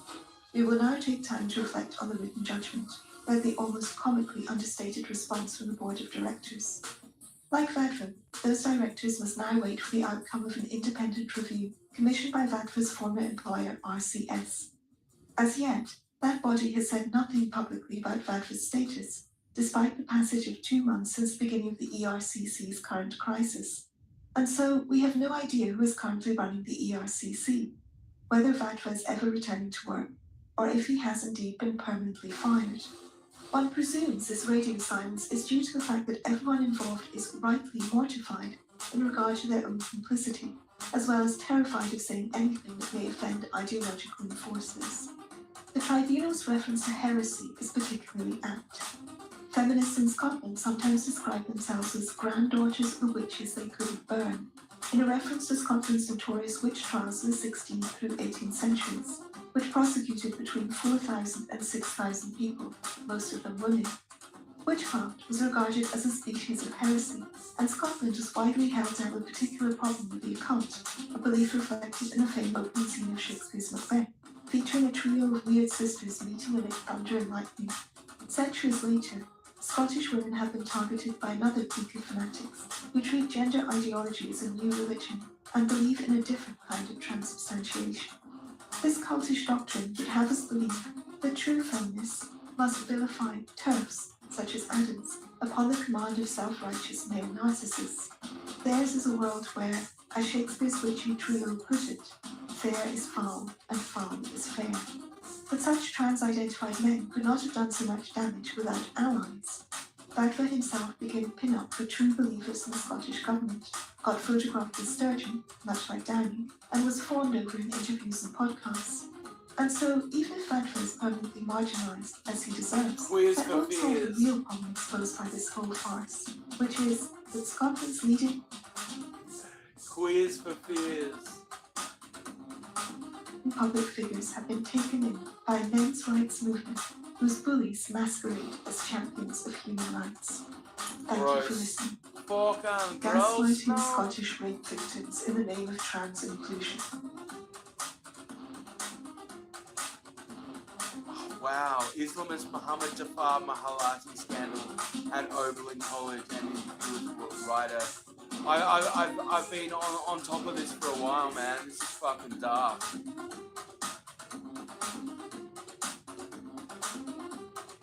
Okay. Shocking. Rowan Atkinson, Mr. Bean, just obliterated the UK government.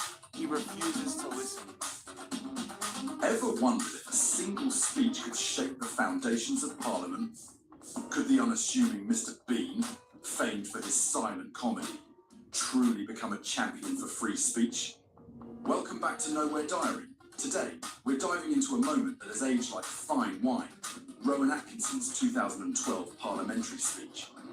This isn't just any talk, it's a rallying cry against the tightening grip on what Brits can say or share. You won't believe how relevant his words remain today, in light of all of Keir Starmer's evil authoritarian moves. Just when you hear Starmer's rhetoric about cracking down on Brits posting offensive social media posts, up pops a clip from the archives that throws everything back into the limelight. It features Rowan Atkinson, famed not just for his bumbling Mr. Bean persona, but also his razor-sharp but highly eloquent tongue that advocates for unbridled expression. My starting point when it comes to the consideration of any issue relating to free speech is my passionate belief that the second most precious thing in life is the right to express yourself freely. The most precious thing in life, I think, is food in your mouth. And the third most precious is a roof over your head. But a fixture for me in the number 2 slot is free expression, just below the need to sustain life itself. That is because I have enjoyed free expression in this country all my professional life, and fully expect to continue to do so. Personally, I suspect highly unlikely to be arrested for whatever laws exist to contain free expression, because of the undoubtedly privileged position that was afforded to those with a high public profile. So my concerns are less for myself and more for those more vulnerable because of their lower profile. Like the man arrested in Oxford for calling a police force gay. Or the teenager arrested for calling the Church of Scientology a cult. Or the cafe owner arrested for displaying passages from the Bible on a TV screen. When I heard of some of these more ludicrous offences and charges, I remembered that I had been here before in a fictional context. I once did a show called Not the 9 O'Clock News some years ago, and we did a sketch where Referees Jones played Constable Savage, a manifestly racist police officer to whom I, as his station commander, is giving a dressing down for arresting a black man on a whole string of ridiculous, trumped up and ludicrous charges. The charges for which Constable Savage arrested Mr. Winston Dogo of 55 Mercer Road were these: walking on the cracks in the pavement, walking in a loud shirt in a built-up area during the hours of darkness, and one of my favourites, walking around all over the place. He was also arrested for urinating in a public convenience and looking at me in a funny way. Who would have thought that we would end up with a law that would allow life to imitate art so exactly? I read somewhere a defender of the status quo claiming that the fact that the gay horse case was dropped after the arrested man refused to pay the fine, and that the Scientology case was also dropped at some point during the court process, was proof that the law was working well. Ignoring the fact that the only reason these cases were dropped was because of the publicity that they had attracted. The police sensed that ridicule was just around the corner and withdrew their action. But what about the thousands of other cases that did not enjoy the oxygen of publicity, that weren't quite ludicrous enough to attract media attention? Even for those actions that were withdrawn, people were arrested, questioned, taken to court, and then released. That is the law working properly. That is censoriousness of the most intimidating kind, guaranteed to have, as Donkeyf says, a chilling effect on free expression and free. This clip from all the way back in 2012 has found new life online, thanks to a recent outburst from Elon Musk about Starmer's threats to our cherished freedom of speech. Over on X, Musk has been waxing lyrical about how vital free speech is to the bedrock of democracy, lamenting how suppressing the truth could derail our ability to make sound electoral choices.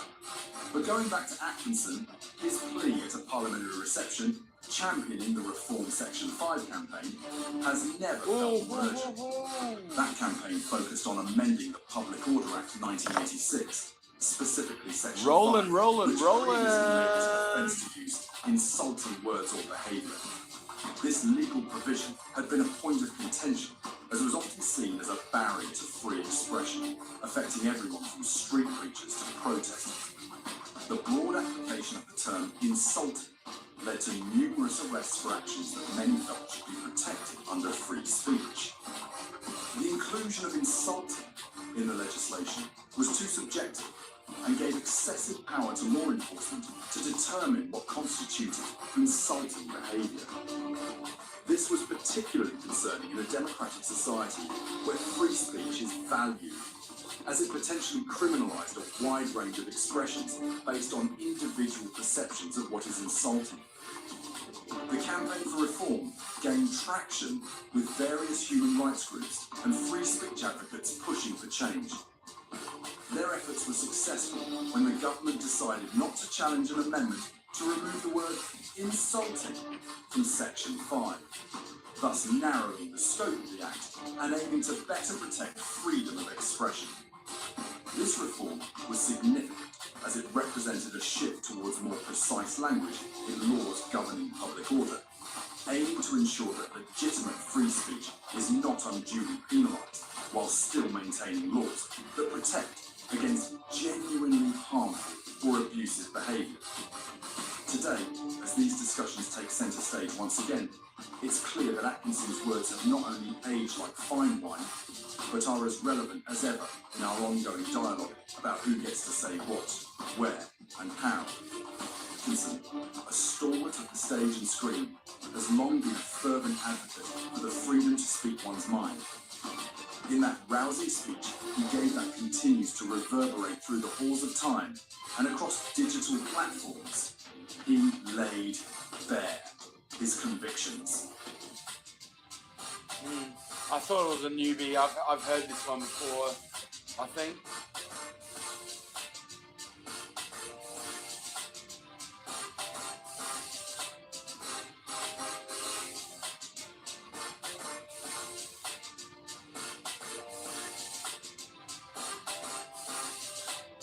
Okay, Dutch activist Ava Vleerdingenbroek slams British government on UK riots. Mental consequences, and we want change. Other people who commit far worse crimes, actual crimes, in the United Kingdom, do not get sentenced. So the United Kingdom, the country of the Magna Carta, arguably the first ever document in European history that stated that the government, the king, was not above the law, is now sentencing people to jail for disagreeing with them online or for attending a protest and saying, we have had enough of your open border policies.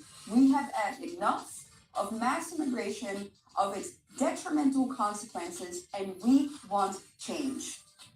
Because just like I have, you've probably been seeing all of the reports of the countless people who are now at an extremely fast rate, like we're talking matter of weeks, are being tried and sentenced and sent to jail for months and years for essentially doing very little or either nothing but to disagree with the government.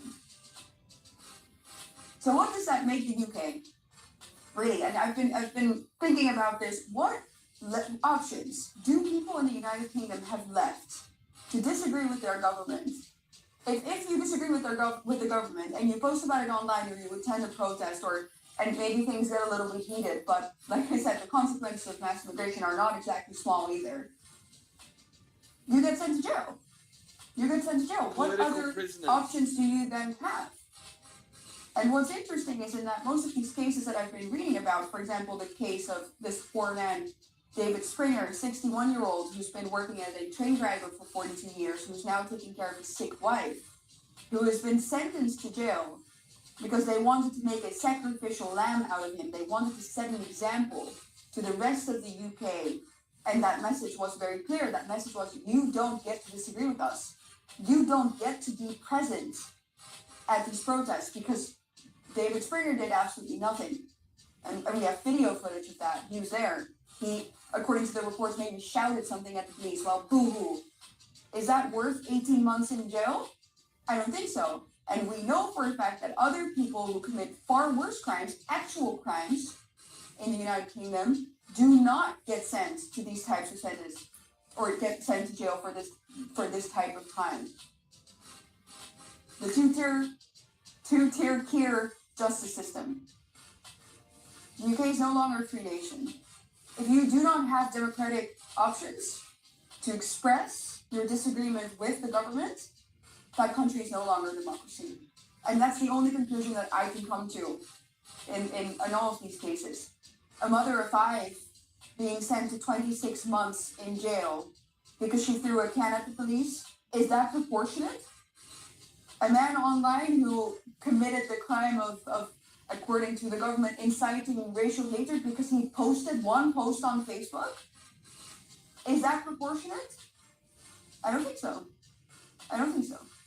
But it's very clear, like I said, what the message is here. You are not allowed to disagree with the government. And if you do, we will send you straight to jail. Welcome to the United Kingdom. Fucking A.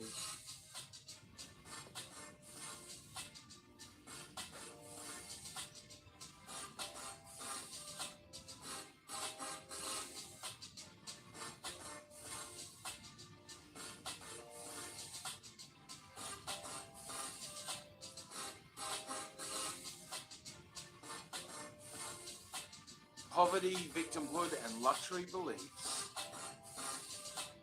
Luxury beliefs are ideas and opinions that confer status on the upper classes while inflicting costs on the less fortunate. 100 years ago, you could immediately tell who was rich and who was poor. We've generally become a more wealthy society. Now, luxury beliefs have, to a large extent, replaced luxury goods. These are expressions of cultural capital. So if the conventional view is, it's good to have law enforcement, well, if you want to indicate that you're not a member of the unwashed masses, you say, actually, we should abolish police and reimagine how law enforcement works. We need to reimagine how we are creating safety. The believer is sheltered from the consequences of his or her belief. Yeah, wow, okay. Hello, I'm Fraser Myers, Deputy Editor of Spikes, and I'm delighted to be joined in conversation with Rob Henderson. Rob Henderson is a best-selling author, a Substacker, and you might know him as he coined the term luxury beliefs, which we'll come on to in a moment.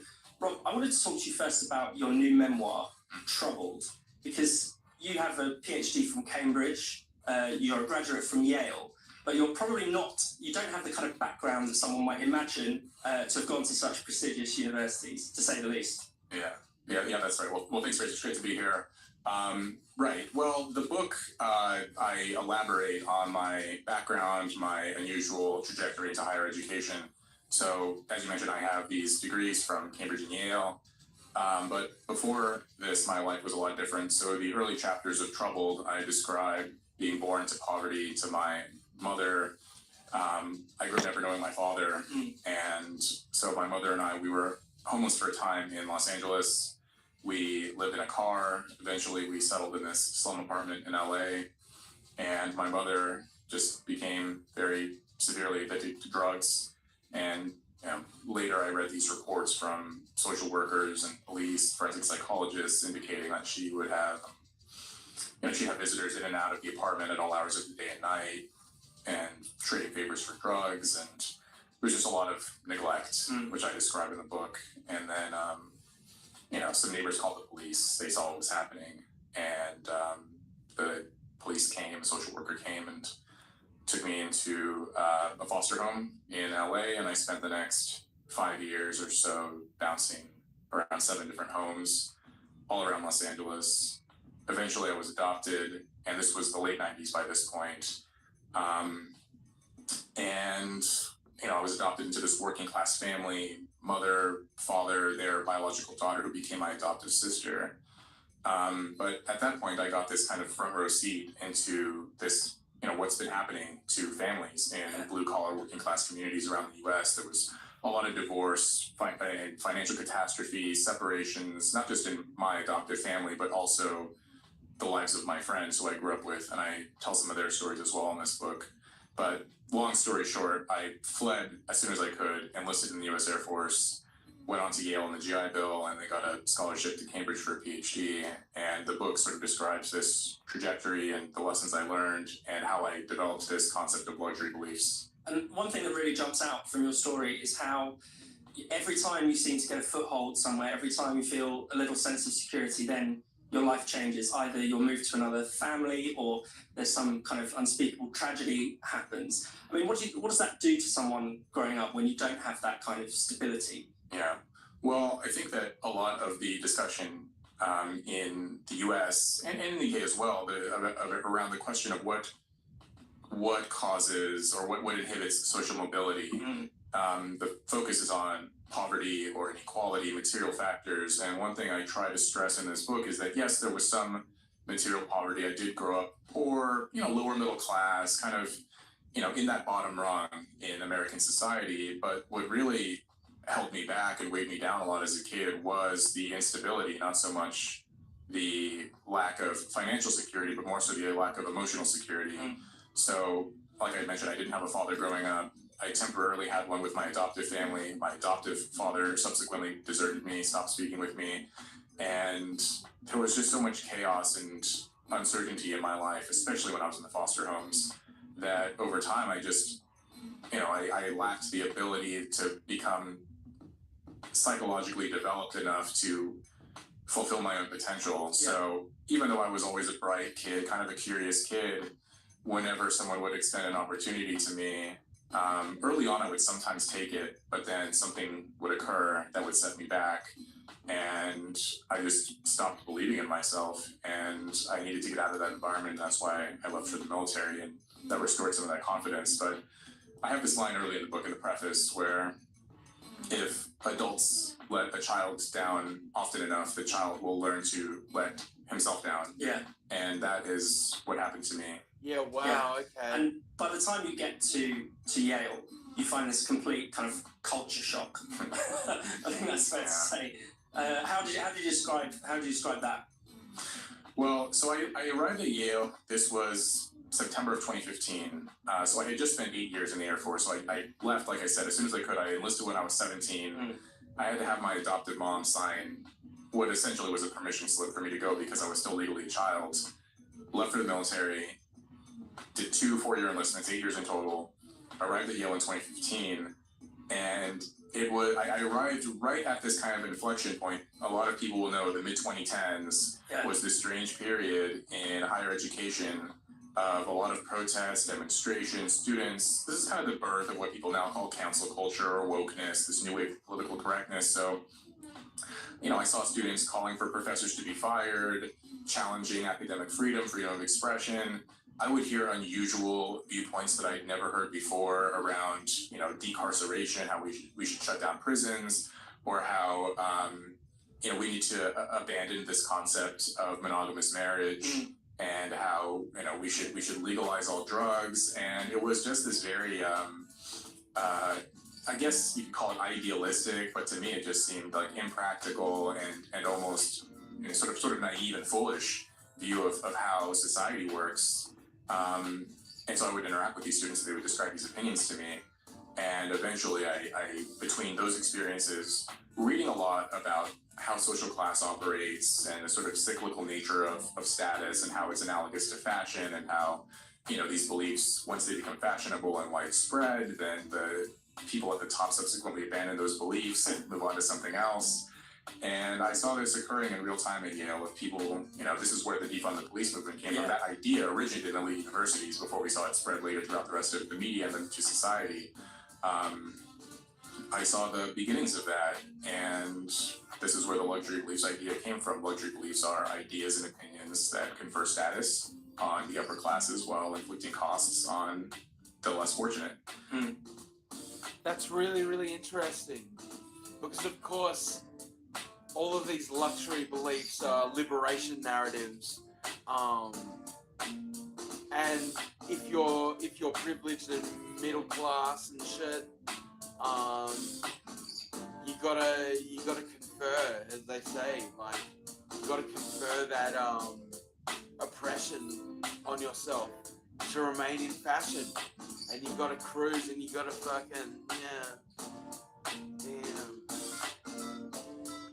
And so the people who wield the most influence in society, who attend prestigious universities, who take degrees from those places and then move on to elite occupations with a lot of power and influence, and in terms of culture and policy, when they have bad ideas that spread throughout society, they are the least likely to incur the costs, and the rest of us bear the brunt of it. Yeah, and I wanted to talk about some of the sort of specific ideas. I mean, did the idea, for instance, of white privilege strike you as sensible when when you first encountered it? I mean, no, not really. So when I was in the foster homes in LA, most of my foster siblings were Hispanic and Black. There were a couple of white kids.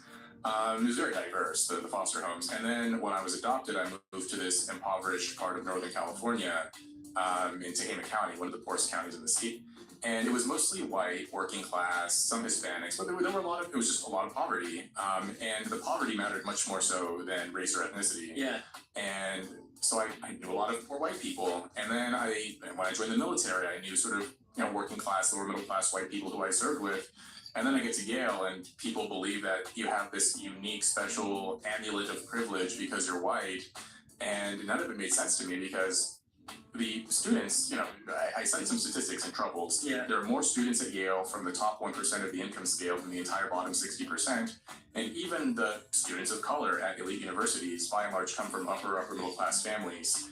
And so even ethnic minorities who attend these schools come from very privileged backgrounds. And So, but I found that it was the white students who were the most enthused about this idea of white privilege. And to me, there was this twisted kind of pride in it, or like this satisfaction of, I'm white and I'm privileged, and it's so bad and how horrible. And yet there was this kind of, they were indirectly elevating themselves by talking about this. Yeah, look, like, my, like, I'm of mixed heritage, and, a family member, would always go on about how she was Asian, even though she was even less Eurasian looking than myself. Could basically pass as a white person all the time, but it was all about oppression. And I mean, like, this person, she put another, like, the maiden name of the person that I came out of in her name, so that she would get through on the diversity, you know. And then it was just patriarchy, blah, blah, blah. You know, excuses to demonize my father, you know. Totally gross, completely disgusting. Fat body, fat fucking, what do they call it? Fat acceptance, fat fucking pride, whatever. And then she was fucking non-binary.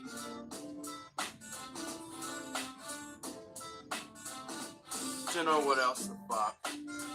You know, cavorted with a whole bunch of curry munchers in her professional career.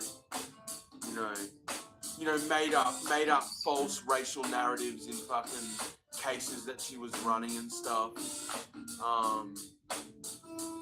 Yeah. So I've been on the battlegrounds. I've seen the fucking devil's advocate and how that shit works. You know, it's and of course she was living high on the fucking tit. Living in a home that my father helped build and financed, and then he passed away, and suddenly she could fucking live in fucking coastal bliss whilst working from home on fucking Zoom, you know. Yeah, man, it's fucking, yeah, crazy gravy. Because you're not losing status by saying that you have this privilege, you're actually increasing your status even more by acknowledging it. Yeah. At least within the context of elite universities. And so all of it just felt very... Oh, and that's another thing, right?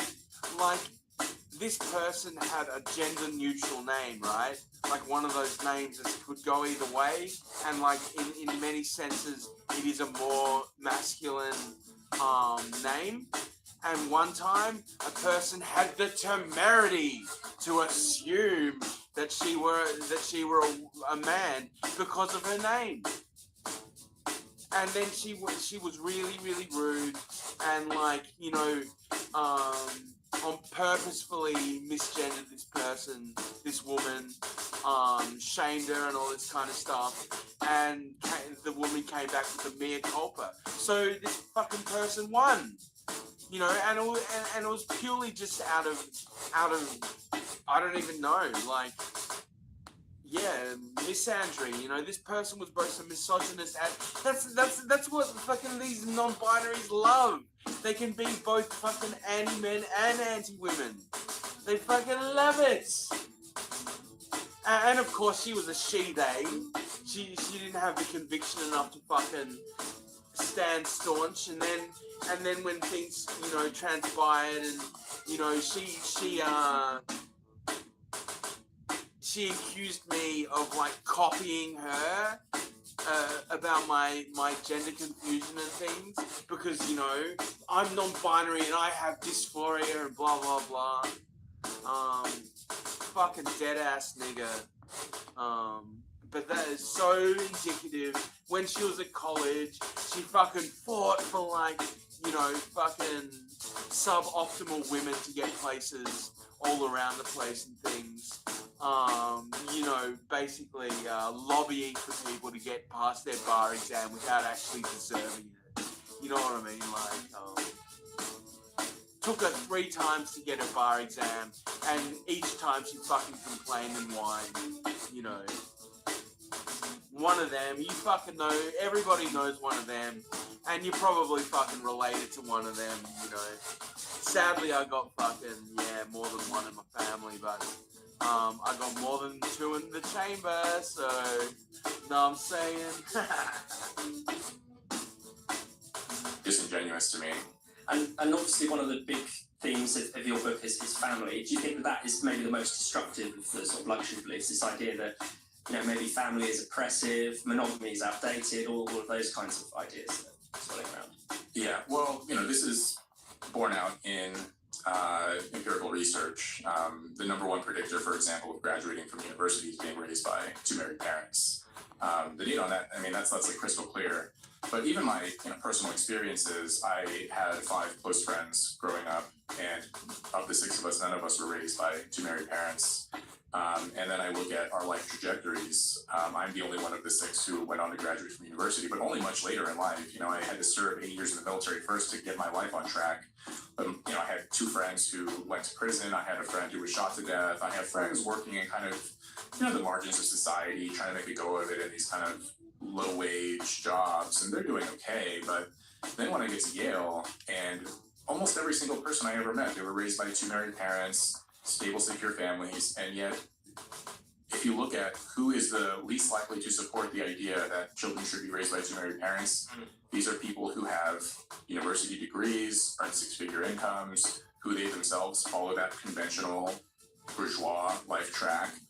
There's a professor at Yale Law who wrote this book about meritocracy, and one line that he uses is, our modern day elites are non-practicing libertines. And what he means by this is that a lot of these people who graduate from elite universities, they publicly espouse this idea of you do you, whatever kind of lifestyle you choose, it's totally fine. All family structures are equal. But then privately, when you look at the choices they make, they are the most likely to get married, the most likely to prioritize education and family and their own children and trying to set their own kids up for success. And meanwhile, for everyone else, they take this very sort of hands-off approach, even try to undermine family, which I find shocking.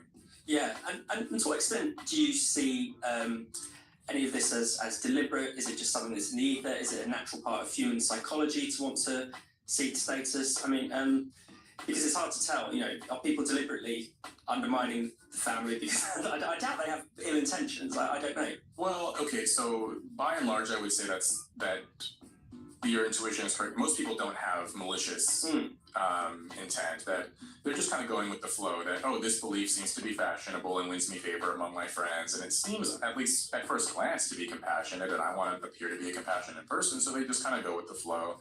But there are, I would say, 10%, maybe 20% of people who espouse these beliefs and promote them, and they do have more sinister intentions, where, in a lot of activist circles, abolishing or abandoning the idea of a stable conventional family, like they actually don't like that, and they do want to sever those bonds. They think that the family itself is some kind of oppressive structure, but then often when you look at their own lives, they were raised by intact families.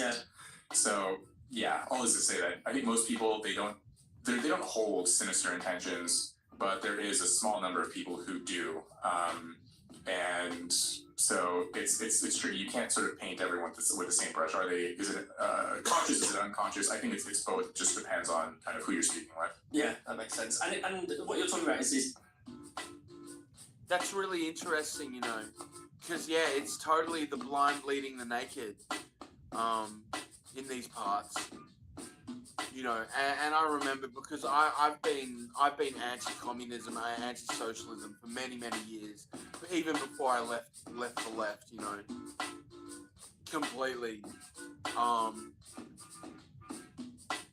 and like I went to a hunting ground for left politics, and the people I lived with, they were all proto-wokes, proto-wokies, all my friends were progressive and blah blah blah, and this is really telling. In 2006, 2005, 2006, I reverted to Islam, like true Islam, like none of this Muslim bullshit, but And I was so happy. I was like, God, I found the way, blah, blah, blah. And because my friends were, you know, open and caring and diverse and blah, blah, blah, I was like, yeah, dudes, I reverted to Islam. It's amazing, blah, blah, blah. Next time I was down fucking hanging with them. How's it going, terrorist? You want some wine? Blah, blah, blah. You know, and basically got socially shunned, and they all started drinking alcohol instead of smoking cones like we used to. And now they're probably fucking waving Palestine flags. I'm sure, I'm so sure. You know? Yeah. It's a snake pit full of fucking clownfish. It's deeper than hypocrisy, right? It's not just schools of clownfish, man. Fucking schools of clownfish. Do as I say, not as I do type thing. There is something actively harmful to the most vulnerable, but not necessarily harmful to perhaps people in, you know, who already have a leg up in life. Right. Yeah, well, that's a core feature of a luxury belief, is that the believer is sheltered from the consequences of his or her belief. And occasionally, you know, they do incur the costs when they act. That's why you got champagne socialists. You know, Chardonnay socialists. You know, fucking Camry communists. You know, I just thought of that, Camry communists.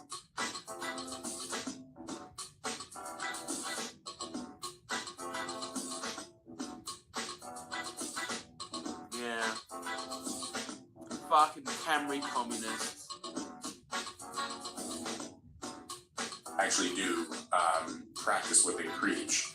But one of the points I make in the book is that, you know, if you have resources and education and social capital, all these advantages available to you, even if you do indulge in novel relationship arrangements, you live in a polycule and you do drugs and you know, attempt to live in a dangerous neighborhood or something, the fact that you have all of these resources available to you means that even if you do try to live by these...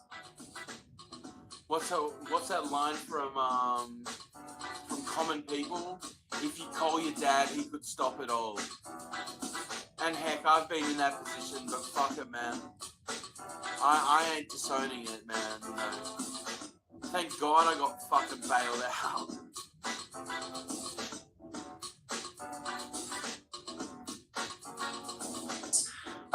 Potentially destructive values, you're protected from a lot of it. You're not going to have the same, you're not going to incur the same costs as people who are less educated and less fortunate than yourself. And one thing that struck me in the book is a lot of people you're encountering at Yale believe themselves to be oppressed. What do you think the attraction is to you know, being able to present yourself as such? Well, I think there is this idea of and that's another thing, like how egregiously I got gaslighted, being a victim survivor of sexual assault, of molestation, being told, well, I was a girl of color and they always chose the pretty white girls than me, so I'm more oppressed than you who got raped, you know.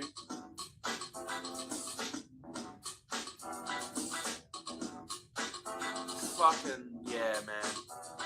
Fucking, it's full on Brody, dudes. It's fucking Brody as fuck.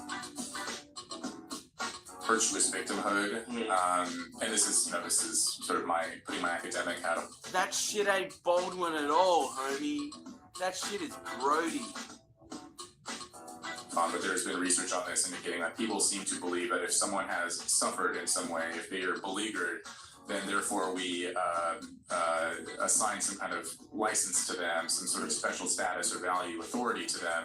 So, if I tell you, I've been so oppressed because of my identity or because of this, that, and the other, then therefore you have license to speak on issues and to, we confer this kind of moral authority on you. But the thing is, like, what I saw at Yale, people would attempt to sort of mine their own history and their own identity in order to co-opt the suffering of anyone who shares commonalities in terms of identity. So,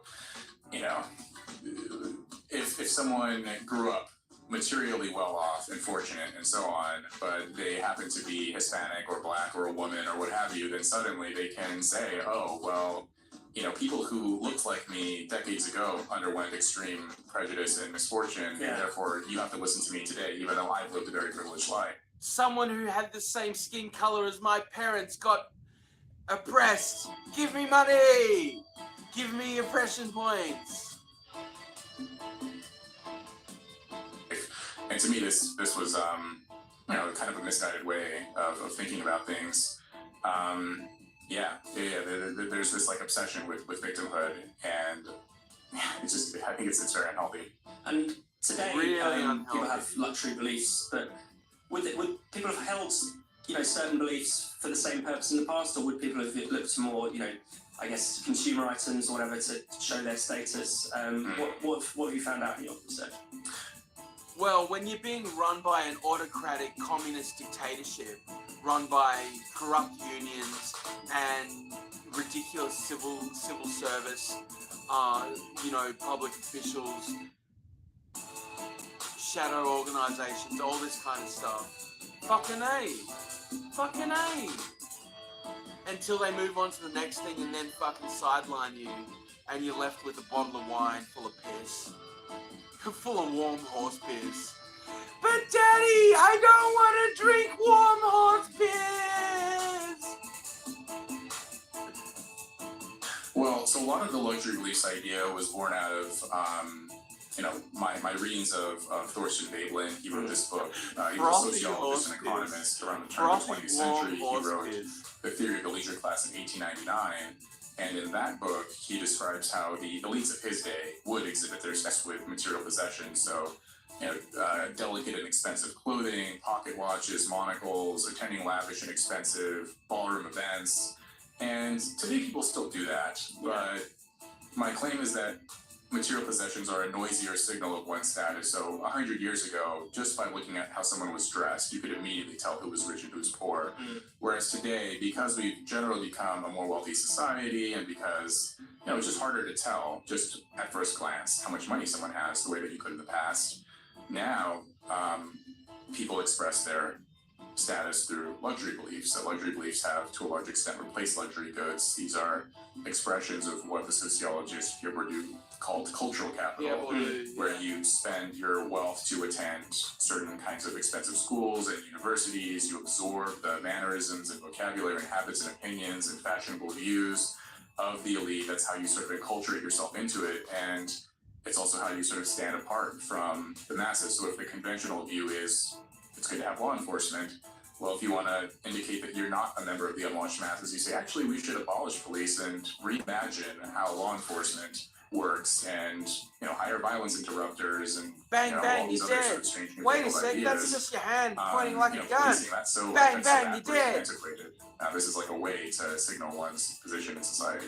Yeah, and obviously a view like that, defund the police, presents itself as being caring, speaking on behalf of, you know, particularly, I don't know, racial minorities who might have been harmed by the police, but it sort of doesn't see the other side of it. Actually, crime probably is, you know, for people growing up in poor areas, is probably a bigger problem than police brutality. Oh yeah, I mean, I cite survey data that throughout 2020 and 2021, when representative samples of Americans were asked, should we defund the police, it was the highest income Americans who were the most supportive of defunding the police, the lowest income Americans were the least supportive. And then you just look at Democrats, so this is not a political issue, if you just look at Democrats, white Democrats were the most enthusiastic about defunding the police, and Black and Hispanic Democrats were the least supportive. And of course, you know, Minnesota, Minneapolis, you know. And then all those grifters from black, you know, Bolsheviks love marching. That's what BLM actually stands for. BLM stands for Bolsheviks love marching / mayhem. So it should be BLMM, Bolsheviks love marching and mayhem.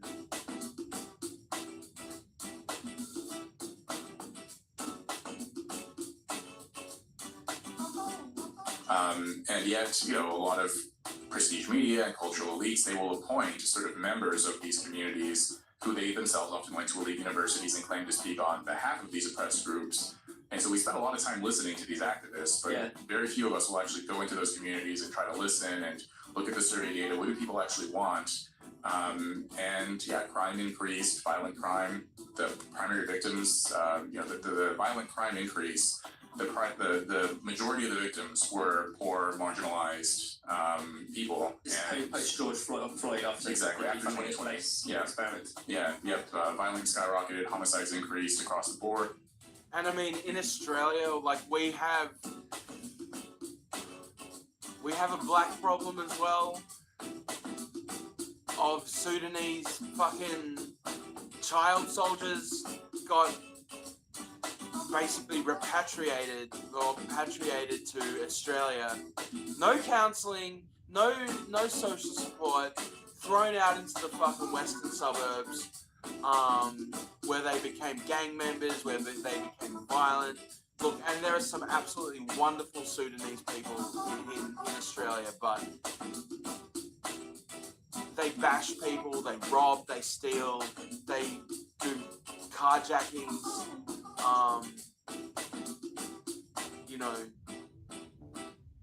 and yeah, no, it's terrible. And then if you bring it up, you're a racist, of course. And that's what's been brewing behind all this stuff in Australia about bringing in fucking Muslim terrorists from Palestine. Our opposition leader got called a racist, and they're like, you just bring in you just dog whistling, blah blah blah, For fuck's sake. Anytime you bring up an issue that actually matters, you just ist, you're a ist, or you're a dog whistler, or you're a gaslighter, or you're a misinformationist. Yeah. That's why I live with my boy, and that's all that matters to me. But most of the victims were poor, marginalized, ethnic minorities, and yeah, I mean we're just kind of moving right along as if that had never happened. Yeah, actually that's a good point. I was going to bring it up. There hasn't been a real reckoning with that period. I mean, conservatives talk about it a lot, but people who why has no one looked back and thought, did my idea of this new way of policing actually work? Did it actually do any good? That doesn't seem to figure, even though if the objective is to look compassionate, you would think that would be quite important. Yeah, somehow we've well, this kind of goes to the heart of the way fucking Cum Dumpster Kamala has been running this whole fucking campaign, and they've been running it like on how the fuck do you run a campaign of change when you are running the country on supposedly so? You've run it to fucking the doldrums, to the fucking dogs, to the wolves, and then you go, well, Trump!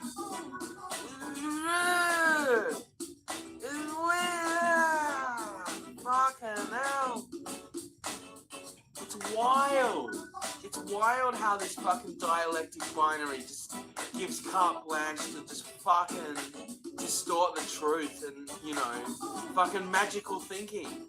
Fucking magical thinking has become a fucking religion. I'm a woman now. The economy's fine now. I'm gonna change things for the better now. I was never the border czar, no. I stood boo. Fucking hell. We've created this system where elites, political elites, cultural elites, we can make catastrophic blunders, and it seems like we hardly ever learn any lessons. I mean, I'm not just thinking about the left, but the right as well, with the pull out of Afghanistan. That was a Republican-led idea, and I don't think we learned anything from that either. We're just, it's nice to be at the top. I wrote a little bit about this on my Substack about the Harvard president Claudine Gay. Oh yes. She resigned, and this was seen as kind of a reckoning for her, but she still gets to keep her position at Harvard as a professor, and she's making $900,000 a year. And I'm like, What? that's what failure looks like for elites. Is, oh, you stepped down from your presidency, but you're still making almost $1 million a year as a professor. Like, oh, how sad for you. Yeah, failing upwards. Yeah, exactly. Definitely. And are some of these things cyclical? I mean, obviously we do want to challenge these ideas politically through debate, but will there also come a point where, for instance, if these views became unfashionable, if, say, working class people started taking them up, I doubt they will, but is there a possibility that they think, oh, I can't be associated with that view anymore because it's not at the cutting edge of what seems to be radical? Yeah, I think there is this kind of cyclical nature where a belief starts at the top and then it spreads down, and, in the same way that, if during Fashion Week they debut a new item, new possession, and then people imitate that and it becomes more available at your local department store, then, that's not cool anymore to wear. I think opinions work in a similar way. I think there are some opinions that truly are kind of beyond the pale, like the defund the police thing. I don't think that'll ever catch on with normal people. But there are other opinions, I think, something like marijuana legalization. I think that arguably is one. There are probably others as well, where over time, once a belief is widely adopted and kind of passe, then cultural elites move on to something else. Yeah, so normal people are our saviors, potentially. Home flies in the forest. Yeah, exactly. And I think in some ways, they are kind of moderating force. So definitely. Rob Henderson, thank you very much. Thanks, Rick.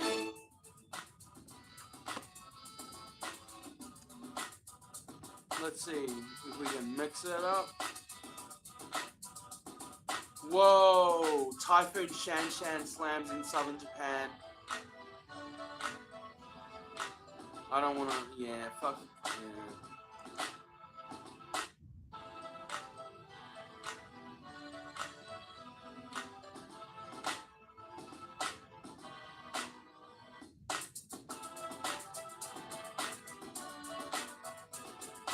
Okay, unpacking Kamala's plan to gaslight Americans and steal Trump's policies.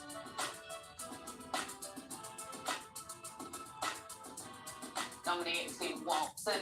Will it be a hard-hitting interview by CNN's Vice President Kamala Harris has agreed to her first interview since becoming the Democratic presidential nominee. Wow, how brave.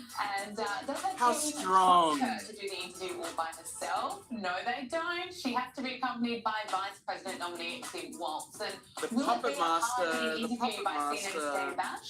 This is the kind of thing that is playing out all over conservative media. I just want to do a little bit of record correcting. Harris was put in charge, as you said earlier, of combating the roots of immigration. She was not and is not the border. I've seen a lot of statements from veterans, including those who served, with saying it's just untoward to be criticizing somebody who served 24 years. It's no wonder she secured the interview. Brittany, what are you expecting from this? So look, I was a TV That's not an journalist for interview. 18 That's a years, fucking. mainstream media for CBS News. That's not an interview. That's a fucking. What do you say? That's like some fucking sugar daddy shit. She's getting paid to get fucked. She's getting paid to fuck the people. Gross. In Los Angeles for well over a decade, and because the person who is interviewing her on CNN is, of course, well, I don't know if she's infamous yet, but she's the one who basically said fucking the Democrats is no place for manly men. It's just fucking soy boy beta cucks, and that's the way it ought to be.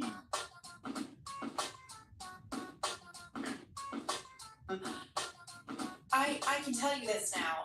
After covering the BLM riots here in America and then COVID, what I'm seeing now is less journalism and more activism by these journalists that we've seen on mainstream media, and it has become so blatantly biased that it is unfair to the American people. And I've said this repeatedly, but the biggest threat in America right now is the West's the liberal media, the mainstream media, and this is going to be hugely problematic. I don't trust her interview. I question whether the questions will be given to her prior. I'm course they'll be confused given to why her he's gonna be prior. there with her. Here we have this strong, independent woman running for president, and yet you have to have a man sitting next to you while answering the questions. We know that Kamala Harris isn't that great off the cuff. Everything has to kind of teleprompter, scripted, and so Programmed into her data set, in her synthetic brain, within her fucking vinyl polymer fucking skin flesh. Seriously, like, or she's a fucking hologram. I don't know.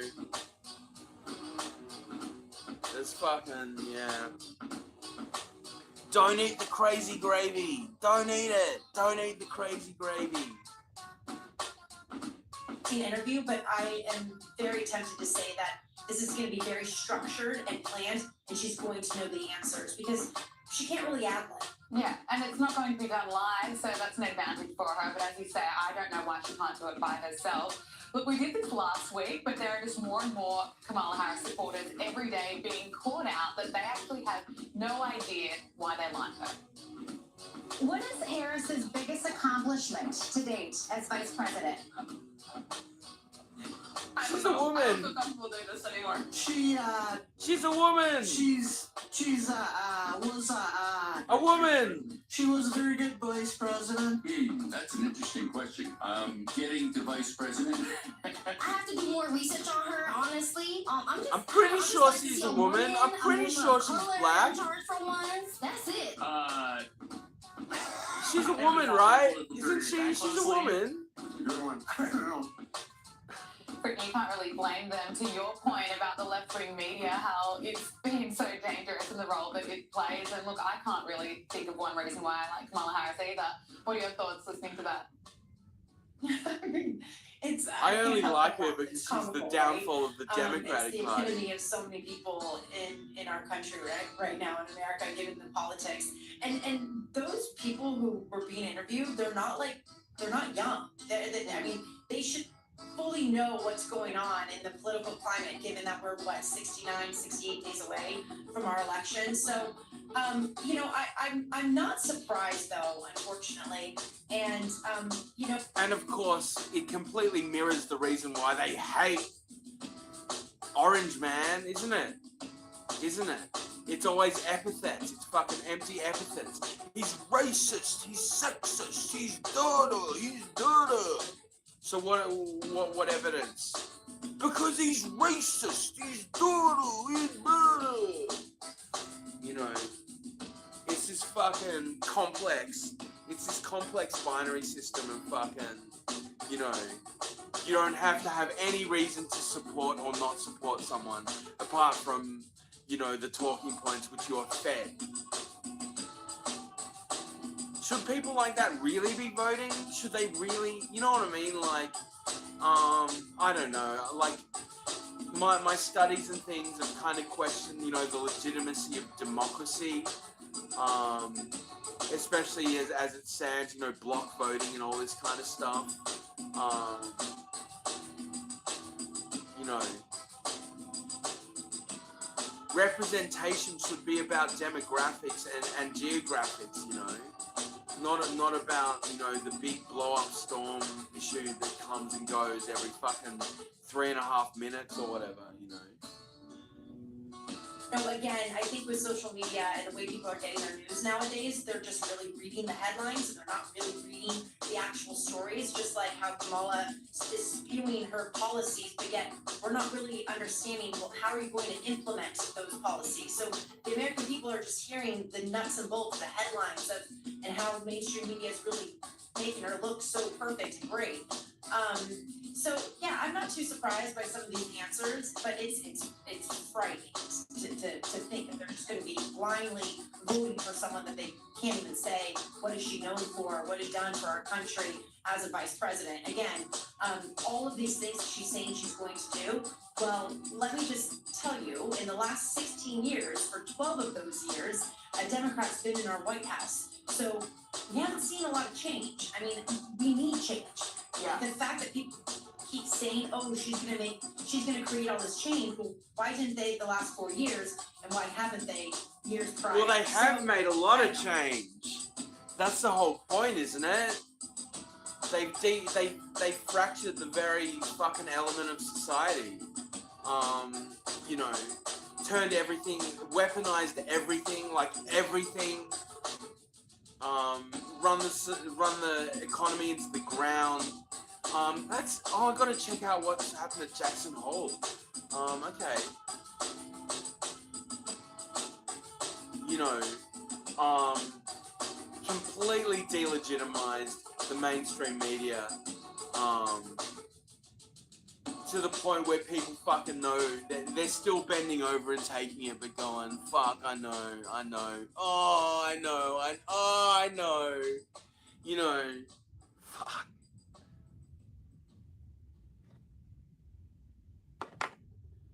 Bend over and let me service the account.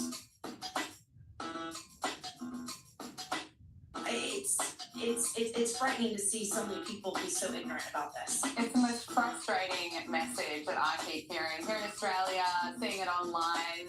Vote for Kamala Harris for changes if she isn't already the vice president. And as we know, Kamala has just been riding waves of vibes, and she hasn't really been clear on policy. In fact, she's been flip-flopping. The only vibes I give a fuck about. Pass me the vibes, bro. I'm fucking ready to fucking spurt. Where's the vibes? Where's the vibes, man? I gotta stick it in my ass.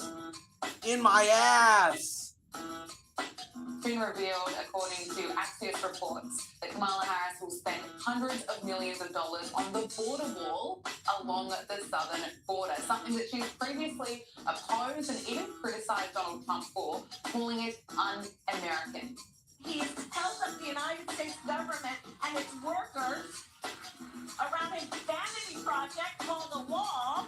We cannot continue to have an administration and a president of the United States who puts his vanity projects ahead of the needs of the people of our country. What vanity projects has Kamala fucking... A vanity... What, is the Ukraine a vanity project of Kamala's? Probably. She was right there fucking flaming on the fucking fires of war right at the beginning. Fucking trans shit. What the fuck isn't a vanity project that this fucking husky old fucking drag queen hasn't fucking moved on, you know? This administration has decided to vilify them and to trade on them for the sake of this president's medieval vanity project called a wall. Brittany, is this her style? What? Wait a sec. Are walls in her concept like medieval? She doesn't, it's like, walls are not modern. We believe in, like, conceptual walls. We don't need walls. We just have to dream that they're there and they suddenly are, right? And then steal Trump's policies? So I don't think it's just her style. I think it's the Democrat Party. And I think that this is very planned out, and they're doing this on purpose to try and get the independent voters to make her look like she's more of a moderate. But we know that she is as far left as you can possibly go. But I think that they are, sure, let's use the word gaslighting. They are trying to convince otherwise, but we know that this is not the case. We have it on record, what you just showed. So she's backtracking, she's saying things that I don't know. It's very confusing. I I'm shocked that the American people, that the race is this close. Yeah, let's take a look at the Trump campaign. He's released a new ad taking aim at Kamala Harris, pointing out what should be obvious to most Americans, that the cost of living crisis that Americans are experiencing right now is a result of Joe Biden and Kamala Harris' leadership. I'm Donald J. Trump, and I approve this message. Everyday prices are too high. Food, rent, gas, back-to-school clothes. That is called Bidenomics. A loaf of bread costs 50% more today. Ground beef is up almost 50%.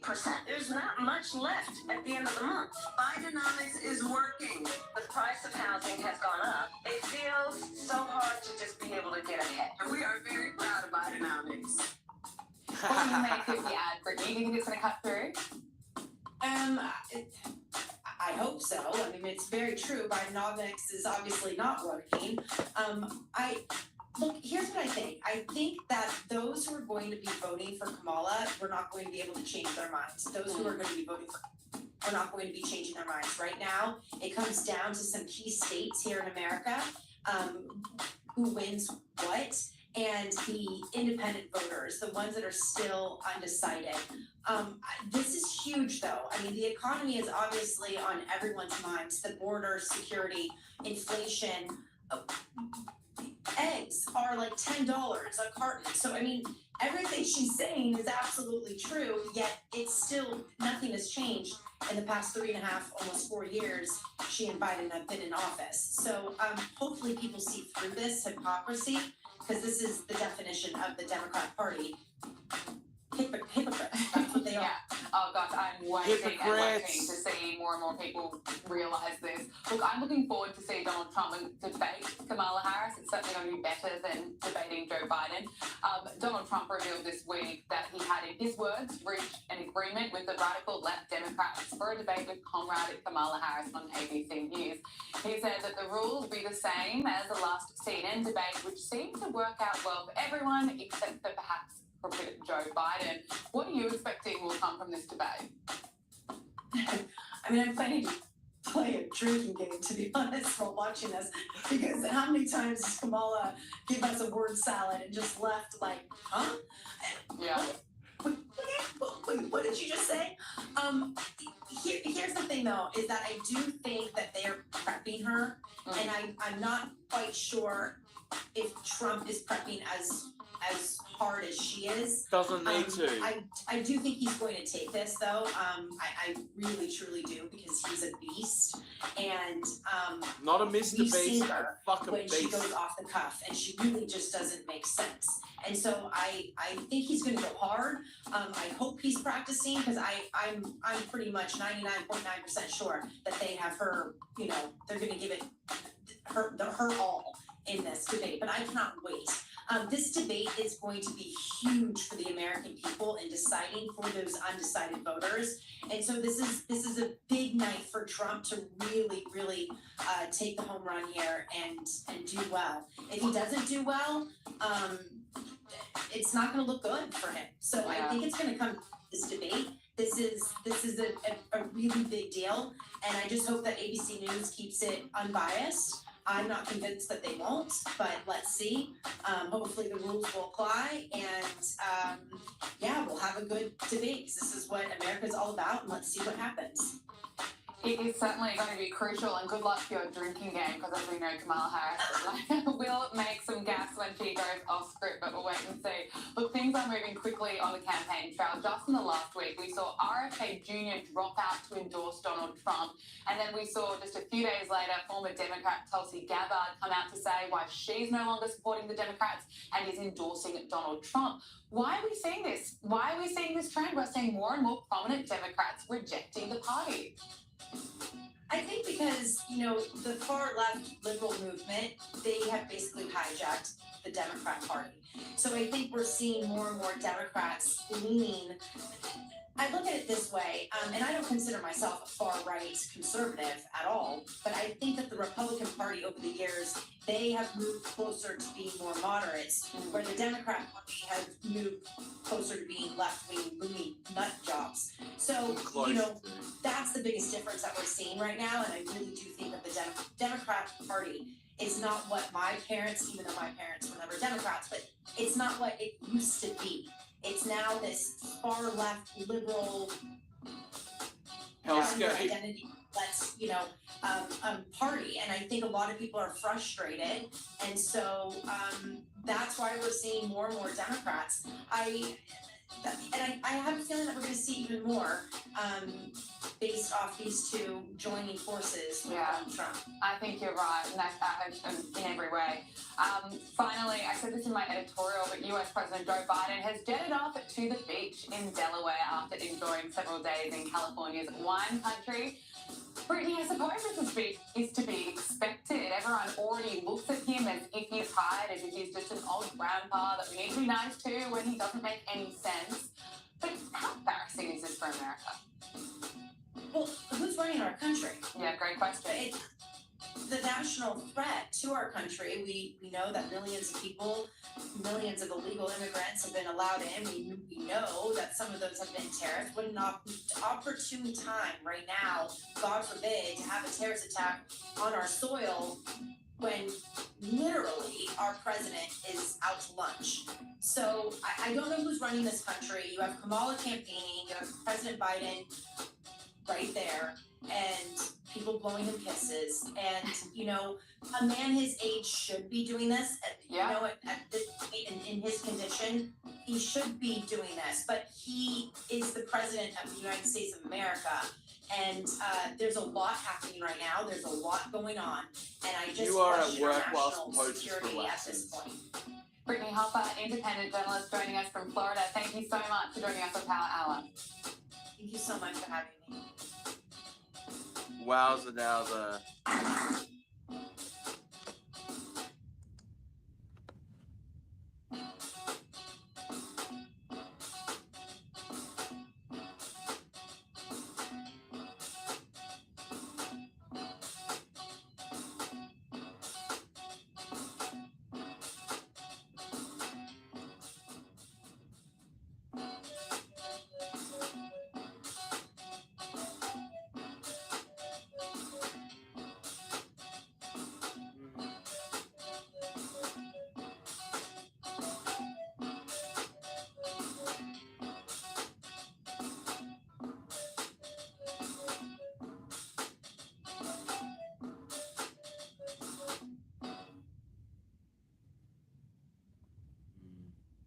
I don't even want to go into that tickle versus giggle stuff just because it's so gross.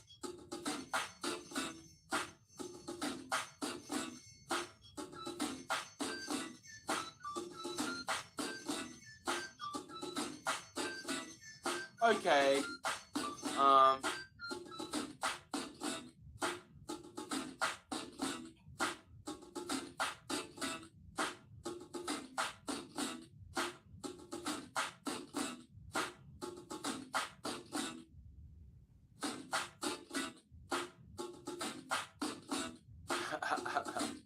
Okay, let's just go back to some stupid shit. She got a compliment at the gym, now it's harassment? This is a place where I come to feel safe. I'm sure. Oh, I shouldn't be. Because I know, and you make me feel unsafe. I don't appreciate that. And for me to have to go, oh, no, it's okay. No, it's not okay. I'm autistic. This is my safe space. I've come here to live, and you're disgusting. As I'm moving out of the way, so you see yourself here. Ew. Wow, what? Alright guys, we've got another gym freak out, and this one's a doozy. The guy is correct. This woman is nuts. Let's talk about it.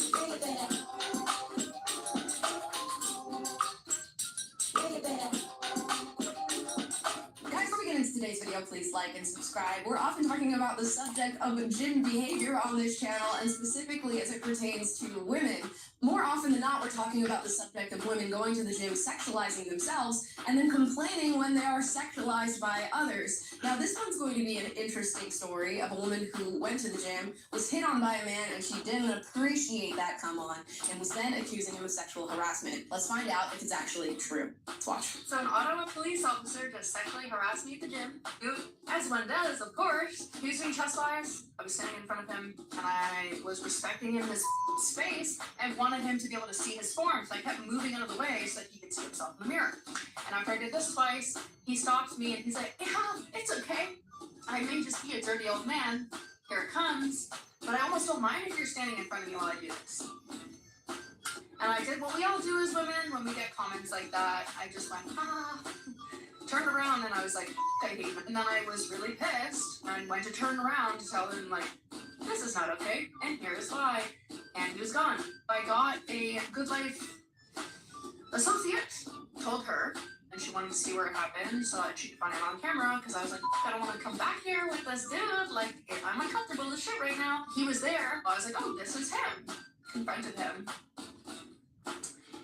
And then, when I told him that was not okay, you made me feel uncomfortable, he was like, I'm sorry. And I was like, no, like, this is not cool. It's not okay. Then he tells me, I actually rescind my apology. Okay, let's pause before we get into the interaction that she apparently filmed. We need to ask ourselves an important question. Does this constitute sexual harassment? She was at the gym, working out, moving out of this guy's way. He said, you know what? I might be a dirty old man, which might set off some alarm bells, but it's also him saying, we're not in the same league, and I understand that, but I don't mind you working out in front of me. Now, it is a come on, it is him hitting on her, and it is, I guess, an unwanted advance of a sexual nature. But does that constitute harassment? Has he harassed her in giving that one comment?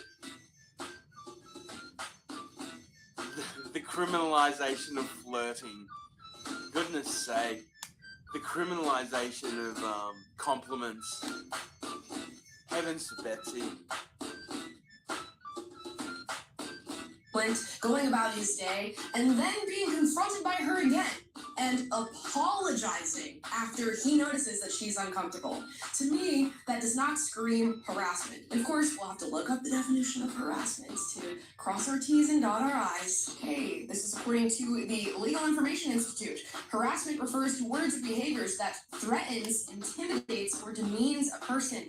Harassment is unwanted, uninvited, and unwelcome and causes nuisance, alarm, or substantial emotional distress without any legitimate purpose. Now, from this interaction, we can tell that this was an unwanted advance of a sexual nature, but was he threatening, intimidating, or demeaning her as a person? I think not. If we took this to court and called it sexual harassment, I think we'd be sent home that day and everybody would be fine. But no, we can't just let it be fine. We have to confront the man who gave us a compliment. Let's watch.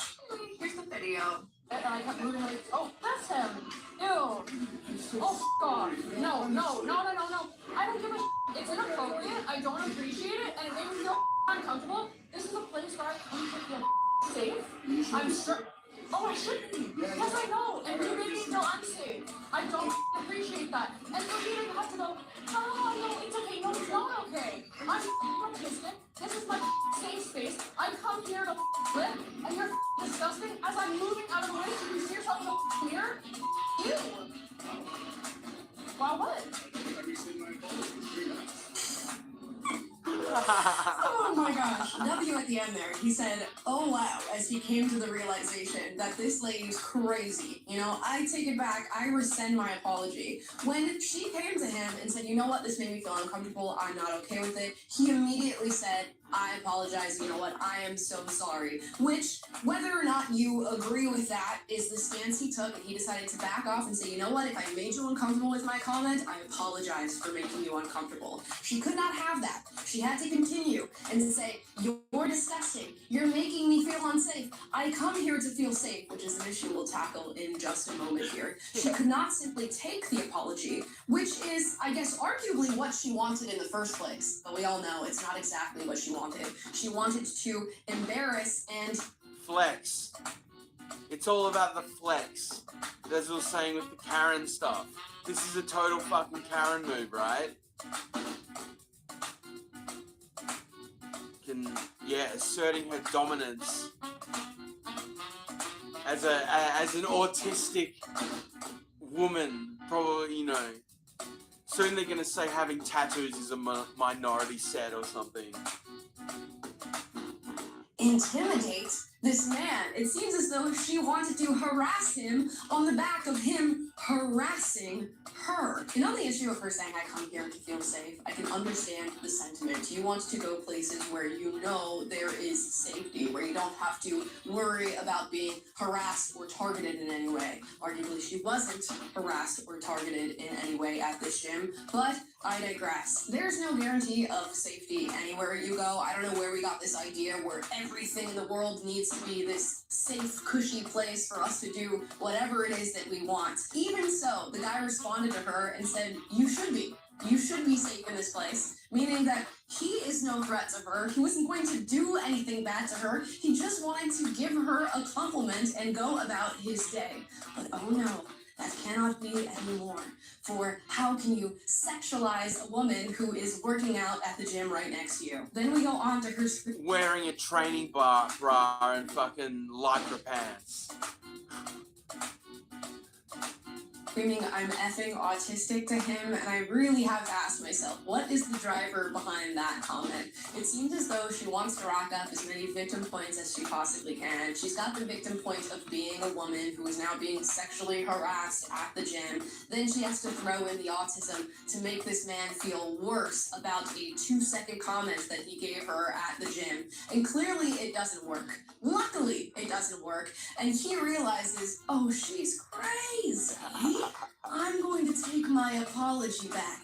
And he's probably going to take the compliment back that he gave her at the beginning of this whole debacle, because he probably never wants to see that woman again. And this girl is childish. She could have nipped this in the bud right out of the gate. When she got the initial compliment that she was uncomfortable with, she could have not given it positive energy, which is exactly what she did. She said she smiled and sort of gave him the haha, it's okay response to it, which I understand is what a lot of women do. But you are in a gym, a public place with many people around. If you are uncomfortable with the energy that a person is giving you and you don't want to deal with it anymore, you can A, leave the area that you're in, or B, tell the person, hey, I didn't like that comment, I'm gonna go about my workout. Please do not send that energy in my direction anymore. But no, she chose to positively reinforce the comment, then run to an employee at the gym to then confront the man after giving him a sign that his compliment was okay and invited. I know we're in a hyper-conscious society as it pertains to accountability culture and calling people out for their wrongdoings, but we must first establish what an actual wrongdoing is. There is a very big difference between what this man did to this woman in this gym and actual sexual harassment.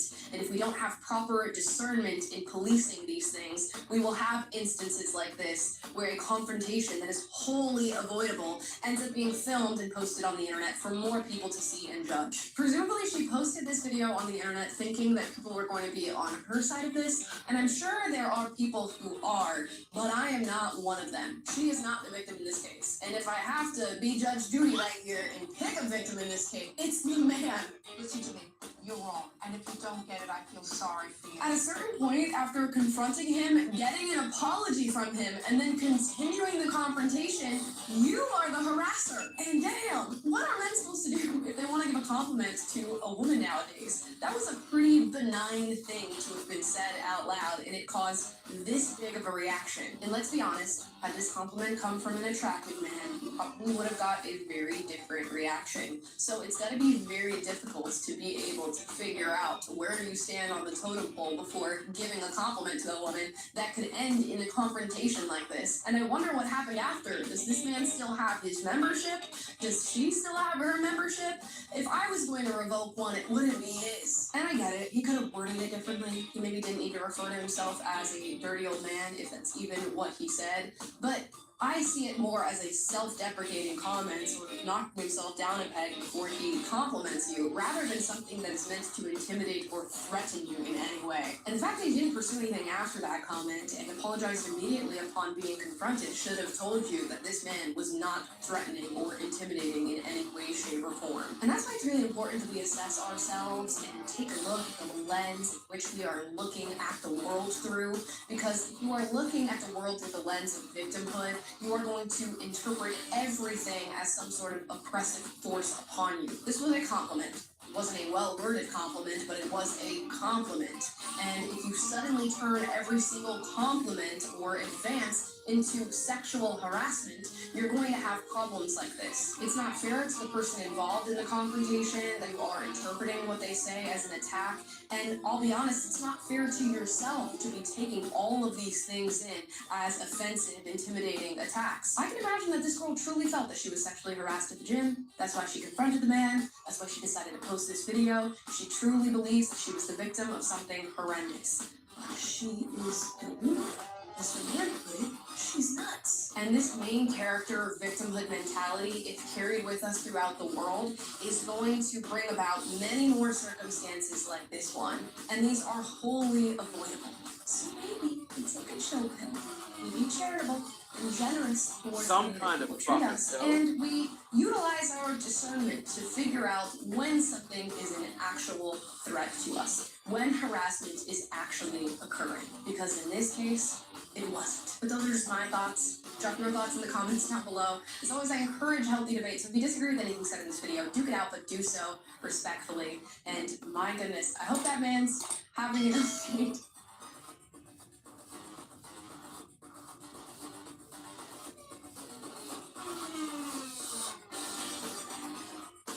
Okay. Yeah, we got about half an hour left. I don't know what the fuck.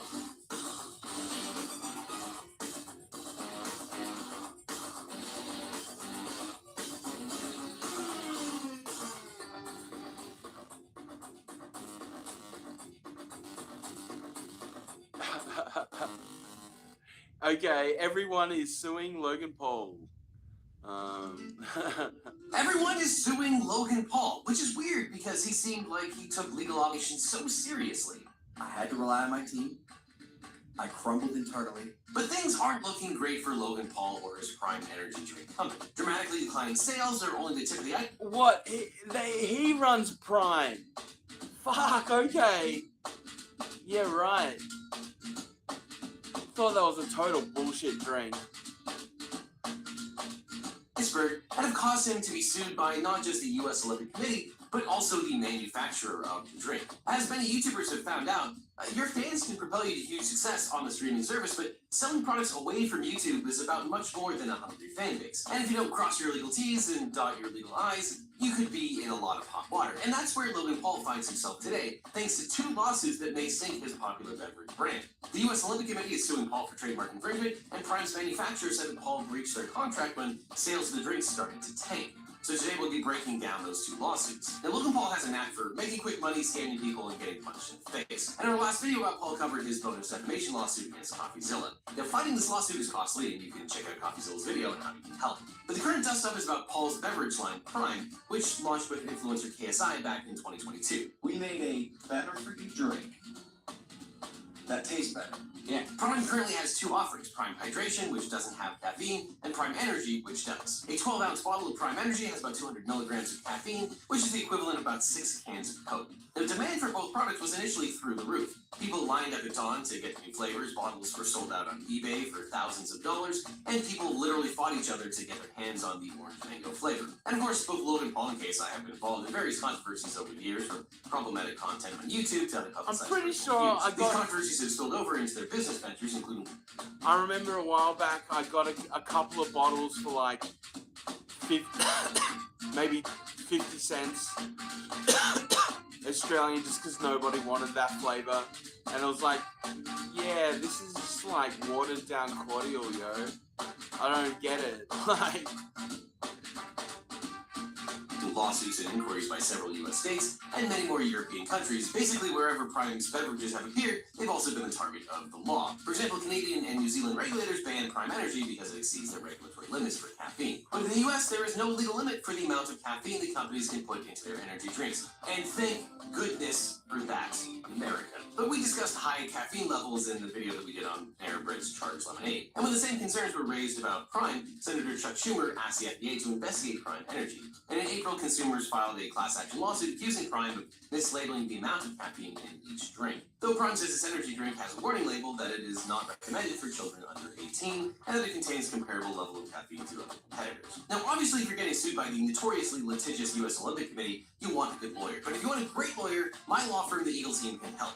If you've gotten in a car or a trucking crash, suffered a data breach, especially if you got a letter saying that your social security number might have been hacked, or the Olympic Committee, or USOPC, sued Prime for the unlawful use of Olympic trademarks. The complaint alleges that Prime, quote, in a deliberate and willful attempt to trade on the USOPC intellectual property, used Olympic-related terminology and trademarks in marketing its products on internet advertising and in promotions for a Prime hydration flavor featuring Kevin Durant. The infringed trademarks include Olympic, Olympian, Team USA, and Going for Gold. Now, I first heard about this lawsuit from Legal Bites, who made a video explaining why Prime was in legal trouble. This lawsuit came out when there was a lot going on in the world, and I was focused on other things. But you should really check out the video. She does a good job of explaining the U.S. trademark law, including why an official Team USA merchandise licensee has significant value to brands. As you probably know, a trademark can be any word, phrase, symbol, design, or combination of these things that identifies goods or services. The purpose of U.S. trademark law is to allow consumers to easily identify producers of goods and services and avoid confusion. And because of that, a trademark can last indefinitely so long as the user is using it in commerce. Unlike copyright or patent law, which eventually expires. Now, with respect to the Olympic Games, for decades, brands have known that when consumers see a product with the words Team USA or the image of a popular athlete, they are more willing to buy it. And so if a company wants in on the U.S. Olympic glory,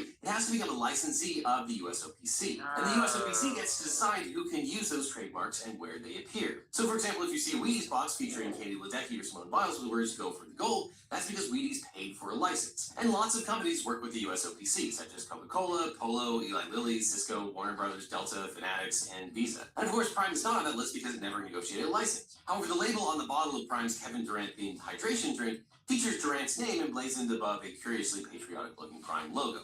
The bottle also talks up Durant as the 3x Olympic gold medalist and counting. The text says when Katie steps on the court, he's going for gold. And the complete features lots of ads that Prime Hydration placed on social media and on its official website, as well as advertisements on various social media platforms and physical printouts for stores selling the drink. For example, quote, Prime Hydration provided ad copy to stores selling the infringing product that prominently used the Olympic marks, using the word Olympic 6 times in ad copy, including 2 uses of Kevin Durant Olympic Prime drink.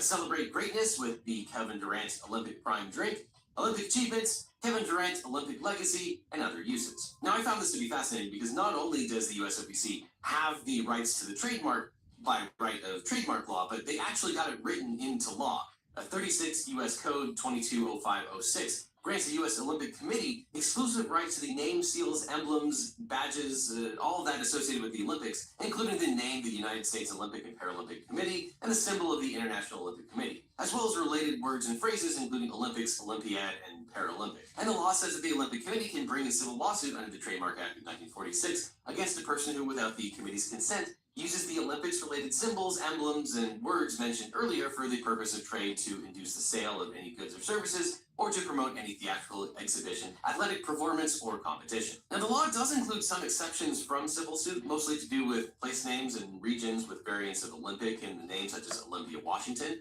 but unfortunately for Prime, they aren't one of the exceptions. And the second claim for relief is a regular trademark infringement claim under the Lanham Act. The complaint alleges that Prime's use of the Olympic trademarks is likely to cause confusion, mistake, or deception about the source of its products, thus infringing on the USOPC's trademark rights. And in the U.S. courts evaluated claim for trademark infringement primarily by analyzing whether there is a likelihood of confusion between the plaintiffs' and defendants' marks. And most courts use some combination of the factors set forth in the case of Polaroid versus Polarat Electrics. These include the strength of the senior user's mark, the similarity of the two marks, the similarity of products or services, the junior user's intent in adopting the mark, and the sophistication of buyers. And of course, we'll also consider evidence of actual confusion by consumers. And another issue is whether there's similarity of the goods. And here, the USOPC is right that its mark is frequently used on similar goods. Powerade is the official sports drink of Team USA, and Prime is its direct. Yeah. Niggers be tripping. Niggers versus niggers. Who cares?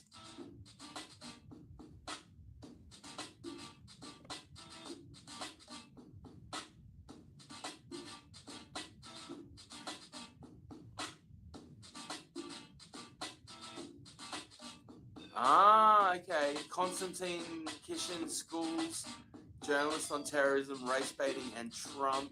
It's an oldie, but this will probably, yeah. Bit of Constantine. Will not replace us. And Donald Trump said they're very fine people. We literally have people, like I said, going against this Capitol right here, committing a violent insurrection. But for some strange reason, when the #1 domestic terror threat in America and also increasingly in Europe and the UK is white terrorists, white nationalist terrorists, white extremists, I never hear anyone say, you know what, we should ban them. We should deport them. Oh, what I instead hear is they have economic anxiety. The double standard here at play has to be exposed, right? And I want people to really think about what they're really advocating. If someone doesn't like your speech, you know what? You're not just going to be not tolerated. You're going to be deported, especially if you're a person of color. How does that make a multiracial society that is both the UK and America safer and better, especially, and I'm speaking now as an American, and you know in the UK, the rising domestic terror threat is not Islamic extremism, which, by the way, exists. It is white nationalist extremism. Not a single word about that, but I hear all these free speech advocates. All these people are all about Western civilization. All of a sudden, turn to censorship and all of a sudden become authoritarian when it comes to Muslims and people of color. But hang on. Why is that? Hang on. Yes, let me educate your guest a little bit about his own country. So please first of educate all, me. nobody's Please calling. educate me. I'm about to. Be quiet, and I will. Now, first of all, nobody's calling for people to be deported because of their views. We have laws in this country against organizations that are proscribed as terrorists, and I have no problem with terrorists being removed from this country under the laws of this country. Secondly, Donald Trump never said that the people calling for the eradication of Jews were fine people. If you go and look at his quotes, he actually condemned them and said they should be condemned absolutely. But the people who were there protesting about the statues, they were the ones that were fine people. And you had people, and I'm not talking about the neo-Nazis and the white nationalists, because they should be condemned totally. But you had many people in that group other than neo-Nazis and white nationalists, okay? And the press has treated them absolutely unfairly. Now, in the other group also, you had some fine people, but you also had troublemakers, and you see them come with the black outfits and with the helmets and with the baseball bats. You had a lot of bad people in the other group. I didn't understand what you were saying. You were saying the press has treated white nationalists unfairly? No. I didn't understand what you were saying. There were people in that rally, and I looked the night before. If you look, there were people protesting very quietly the taking down of the statue of Robert E. Lee. I'm sure in that group there were some bad ones. The following day, it looked like they had some rough, bad people, neo-Nazis, white nationalists, whatever you want to call them. But you had a lot of people in that group that were there to innocently protest and very legally protest because, I don't know if you know, they had a permit. The other group didn't have a permit. So I only tell you this. There are two sides to a story. I thought what took place was a horrible moment for our country. A horrible moment. Now, you should educate yourself about those things. And thirdly, you should educate about the fact that, regrettably, I would quite like to have a First Amendment here in the UK. We do not have a First Amendment, and I would have a lot more sympathy with your argument if we hadn't spent the last 10 years watching people be sacked from their jobs for saying women are women and men are men. Yeah, and I would also add that when you say that I'm not respecting free speech, Bajat, when I say I don't respect people who won't condemn Hamas, I didn't say you. No, but they can say it. They can say it. I just don't have to respect it. It's a bit like when I block people on Twitter. Of course, you have to respect it. No, but when I block people on X, for example, or formerly Twitter, and people say, you're suppressing their free speech. No, I'm not. They can still tweet what the hell they like. I just don't have to read it. I don't have to hear it. That actually is what free speech is. And the First Amendment, which is one of the most powerful protectors of free speech in the world, it doesn't cover many things. From child pornography to defamation to all sorts of stuff is not protected by the First Amendment. And nobody, I don't think, who looks at this sensibly would say that a terror group that espouses not just hatred, but violent hatred and the mass killing of people, that is never protected by free speech, is it? And should it be? It should be, but listen, this is interesting. Speaking about education, allow me to retort and educate. And I'll give you an example about the double standards, and I want you guys to really respond to this. Speaking about terrorism and violence, on the platform you mentioned, X, also known as Twitter, one of the wealthiest men, Elon Musk, has repeatedly promoted the replacement theory, anti-Semitic conspiracy that blames Jews for trying to weaken and replace Western civilization with Muslims and immigrants and LGBTQ communities, right? That conspiracy theory has radicalized individuals to commit violence against Jews, against Muslims, against Black people, against Latinos. That conspiracy has been retweeted and platformed and mainstreamed by the Republican Party, people like Elise Stefanik and Donald Trump, who, by the way, dined with Nick Fuentes, the leading white nationalist leader in America. You guys are fine with that. I'm not fine with it. Any other Who said we're fine with Wait a that? minute. I wrote a whole. Who said I wrote a whole column. Okay. I wrote a whole column Good to know. condemning it. What are you talking about? Good. But you're not going to deport them, right? Are you going to deport them? Are you going to call them out for They're citizens. I said repeatedly, people who are citizens, who are not citizens of the country, should be deported if they're members of a terrorist group. Why don't you understand the distinction? Should national between being a security, member of a terrorist should the group government and saying something should wrong? Should US and UK government and national security go after these groups and these elected officials and these organizations that have literally repeated and mainstreamed a conspiracy that has motivated terrorists to commit terrorism? Anyone who's a member of a terrorist group should be prosecuted under the law of the country in which they are terrorist group. That's not what I asked. That's not what I asked. Well, but that's what I said. So you were challenging me about something. And I I'm didn't say. very curious. People I'm are very allowed curious to have why you are not opinions, concerned about but this. in this instance, I didn't say I wasn't concerned about it. I said you can't deport citizens of the country in which they live, A. And B, I keep pointing out to you that the person we're talking about in this case, this NHS GP, he is a member of a terrorist group. We're not talking about him having the wrong opinions. People are allowed to have the wrong opinions, both in this country and in your country. It's something that we all celebrate as part of the heritage of Western civilization, and we would all like to defend. The issue here is we have laws in this country about being a member of a terrorist group, and people who are members of a terrorist group, I hope you would agree with me, should be prosecuted to the full extent of the law, and if they are prosecuted to the extent of the law and they are foreign citizens, should be deported. Will we agree on that? We will agree on that, and I'll also say this, for those who are watching, especially the youth, there's a great meme, a Family Guy meme, where there's a chart of who gets to be labeled a terrorist and who doesn't. The front part of the chart is when you have light skin, you're not a terrorist. When it gets Why dark do you and darker, always, people you're like a you terrorist. always bring race into it? It's got nothing to do with race People like and me. everything to do with people who kill people. Mm. Yes, And people yet, like you, race I have not heard you. Yes. And I have not heard you really express this much outrage against the #1 domestic terror threat against all our communities in America and the UK, which is a rising white nationalist. I am a But you dark-skinned, seem to have a lot. first-generation immigrant to the UK. I don't play your racial games. Stop using your skin color as a way to shut other people up, and let's talk about the issue. The issue here is, should we let's support tolerate people. foreign Let's terrorists in our support country, people or and let's should shut we people remove down. them? And my opinion is, we should remove people who are not conducive to this country. And if someone like me, first-generation immigrant, comes here and wants to be a terrorist, it is first-generation immigrants like me that are at the front of the queue to get them out.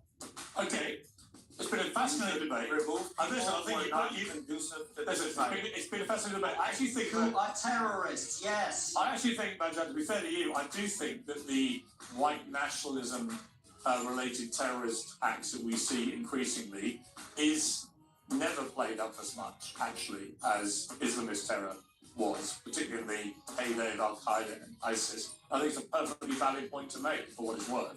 I think I've made that point actually before. Before I let you go, Constantine, you've done a lot of filming with the pro-Palestinian marches in London. What did you find?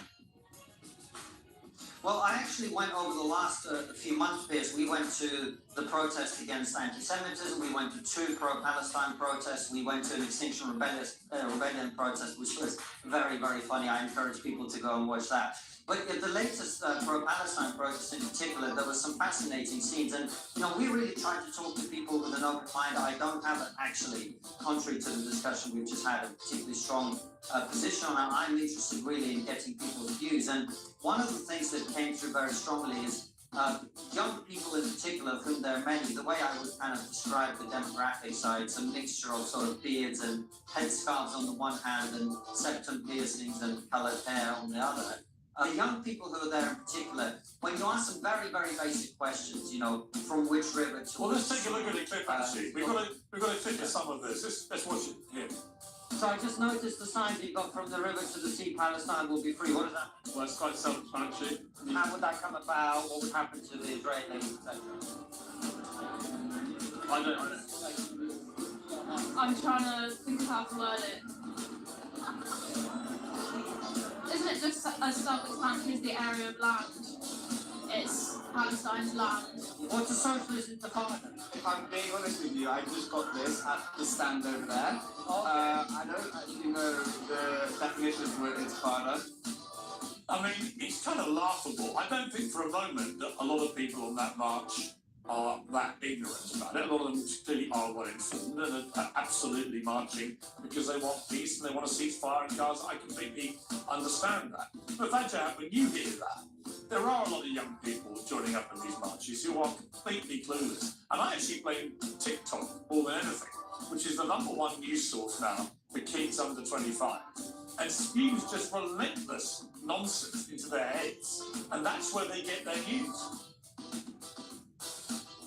This is where I'm going to stand up for the youth. If you look at the youth, it's been a stunning change where most youth here and abroad are actually, if you will, pro-Palestinian and want the occupation to end. And the flip side to that, here's I would say, is the following. For those who are watching, we're the same when it comes to Facebook, we're the same when it comes to X, and we're the same when it comes to mainstream media.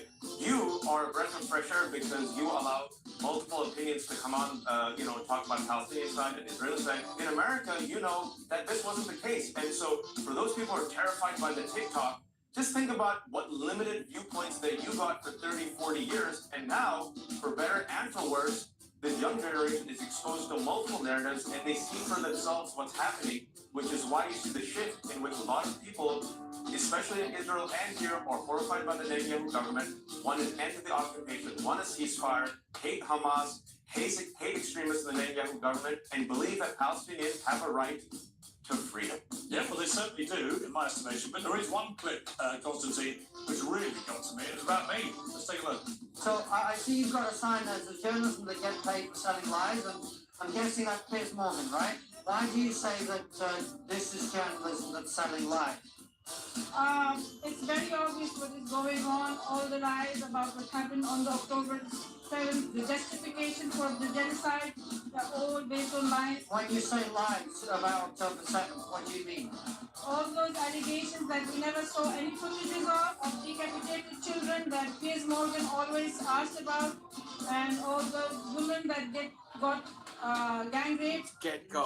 I mean, it's quite extraordinary, Constantine, because one of the problems with platforming everybody actually for the last 3 months is you end up with the extremes on both sides hating you with equal vengeance and often being completely ill-informed actually about what I've actually said. But it was enlightening to see that because I see that all day long on social media, that kind of view, which is really based on a lack of reality. Well, there was a lot of that going on in the protest, and interesting. I mean, you say most people there are well informed. We released in that half-an-hour documentary that people can go to Trigonometry, our YouTube channel, and watch. We released every single interview that we did. So we haven't cherry-picked these moments to make people look bad or anything like that. It contains, they're shortened down, but they are basically the content of what people said to us. Okay. And I have to say, most of the people we spoke to, didn't really seem that well informed, most of them. And secondly, I would say there was an awful lot of the sort of thing you just heard where people have some kind of way of pretending October 7th didn't happen. In fact, the first person you see in the video talks about how it's a false flag operation. There seems to be a lot of that going on too, where people are sort of, they sort of wish away the terrorist attack on October 7th. And it makes sense because if you're calling for a ceasefire and you're calling on Israel to unilaterally essentially engage in a ceasefire, you have to pretend October 7th didn't happen because otherwise you'd be calling on Hamas to hand over the hostages and the terrorists who took them because that's how you get a ceasefire. Yeah, I mean, one of the biggest problems I had Okay. We're coming in.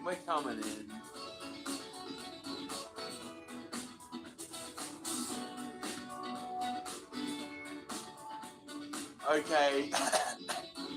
Let's finish it. Dumbest things ever said by celebrities. I hear you do some pretty good animal impersonations. Brace yourselves, everyone.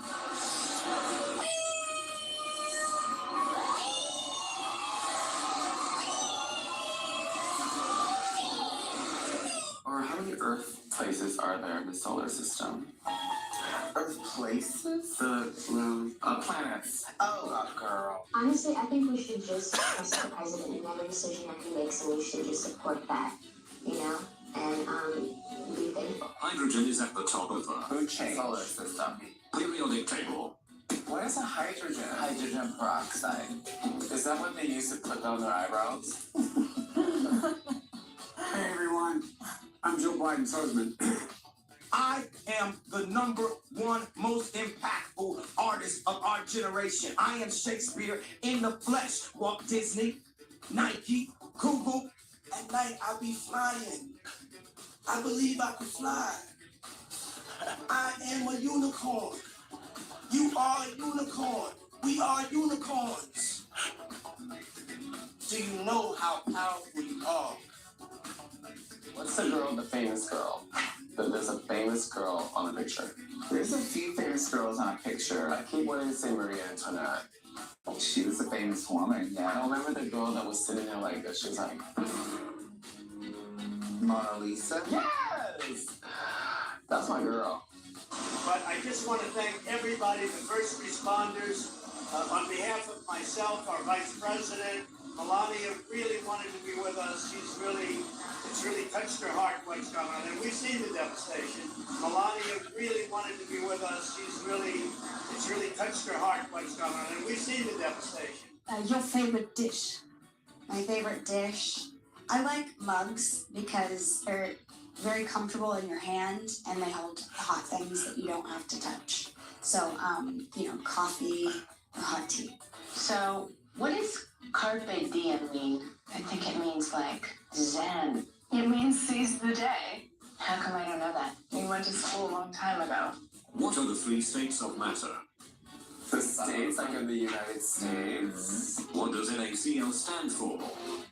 Geometry. Here's a hint. It can be found at the dinner table. Turkey. Steak. Water. I am a god. Everybody says, who does he think he is? I just told you who I thought I was. A god. I just told you. That's who I think I am. You know, it is just wonderful to be back in Oregon. And over the last 15 months, we've traveled to every corner of the United States. I've now been in 57 states. I think one left to go. Alaska and Hawaii, I was not allowed to go to, even though I really wanted to visit, but my staff would not justify it. Do you believe the Earth is round or flat? The Earth is flat. Oh, here we go. Earth is flat. Earth is flat. I think you need to do research on it. Ultimately, But who's to say the research that you do is going to give you the answer? Like, who actually has the answer? Because it's right in front of our faces. I'm telling you, it's right in front of our faces. They lie to us. Who? For what I've known for as many years, and what I've been taught is that the Earth is round. Yes. But I mean, can you really think of us rotating around the sun and all planets align, rotating in specific dates, being perpendicular with what's going on with these planets? They're particularly putting you in a direction of what to believe and what not to believe. There's no concrete information except for the information that they're giving us. And the truth is right there. You just gotta go search it. Budapest is the capital of what European country? Budapest is the capital of what European country Nathan has already locked in? I thought Europe was a country. Budapest? I never even heard of that. Like, I want to say, is France a country? I don't know what I'm doing. Copy. If you would have to guess, do you have a guess? I don't think France is a country, but I would have said that. I don't know. I don't know. I'm just going to say France. I don't know. France is a country, I will tell you that. The right answer is Hungary. Is what? Hungary. Hungry? Like I'm hungry. That's a country? hungry. Hungry? Never heard of it. What planet can sometimes be seen with the naked eye? Mars? I would say Mars because it's like a red. It's a red dot. Eclipse. You can see the planet eclipse. That's the final answer. Here's a hint. It is the brightest planet. Oh, the sun. Wait, what's a star? Are you telling me that if you don't have sex, you can still get pregnant? Yes, because sperm lives inside the vagina for 3 days. Who taught you this? She went to school and you should have your daughter has an education, especially sex ed. You obviously didn't. That's why you have multiple baby daddies and thousands of children.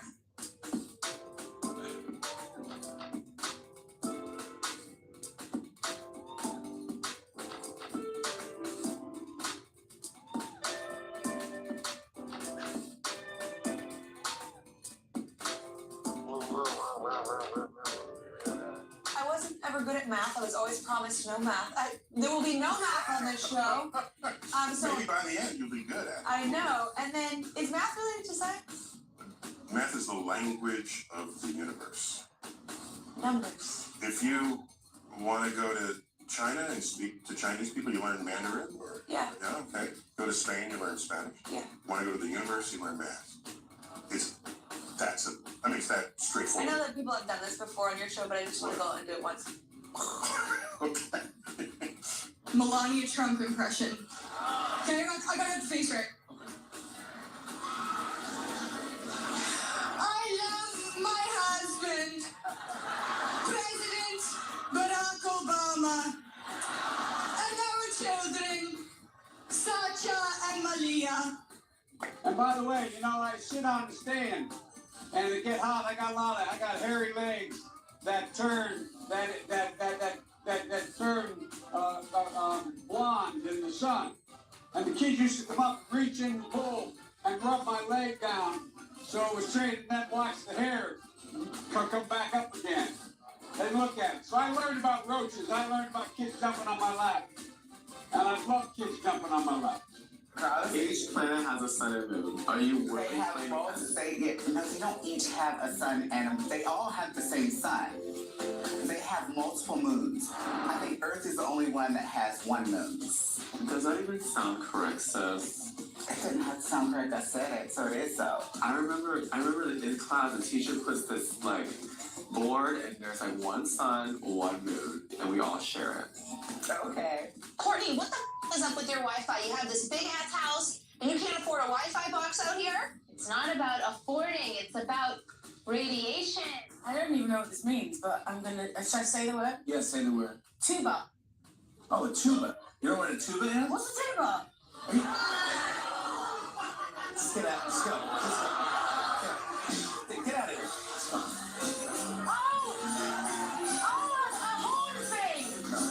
No. She's upset. I feel that if I had more resources, I could help more people.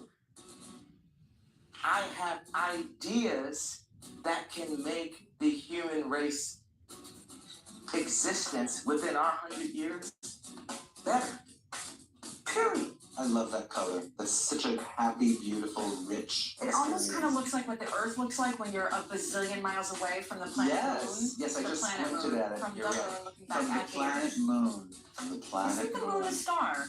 No, the Moon is a planet, The darling. sun is a star. Is Well, the Moon really a planet? The Moon is a planet. Don't look at me like that. It's The sun is a star. planet. Is the sun not a star? I don't know what the sun The is. sun is We a don't know star, what isn't the it? sun is. This The sun is a star.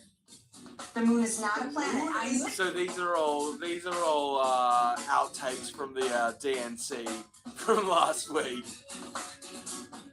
I knew it! You were trying to take me down that road. Wait, the Moon is not a planet. Chunky, if you're listening to This me, is you have to Rosebud. Google the moon. Someone, I can okay? guarantee you someone's Googling right now. The Because moon I is knew it was such a not a planet. planet. I can't The Moon understand is it. not a planet. What else is it if it's not a planet? It's not. I believe it's a star or something. It's It is not a moon. It's a moon. Didn't you do that thing in grade school where you had to name the planets and there was Uranus and there was Saturn and the one with the rings and and then the Earth and the Moon is never in there, dude. It's not a planet. All right, here, look. This is Q&A. I don't know. I feel like What did you sometimes say? though I am educated. I exposed during the show Come on, it's a that planet. this blonde of mine could be real. Okay.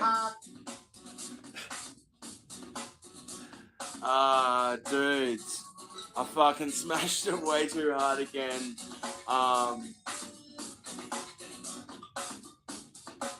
Peace, guys. I'm gonna take some time. I always say that, but I'm a little fucking fame whore, so I'm gonna be here sooner than later, I'm sure. But until then, don't get caught doing nothing that you did not do, you know. And if you did not do it, then don't not do what you didn't do, you know what I'm saying? Fucking hell. Okay, cheerio, lovers. Thank you.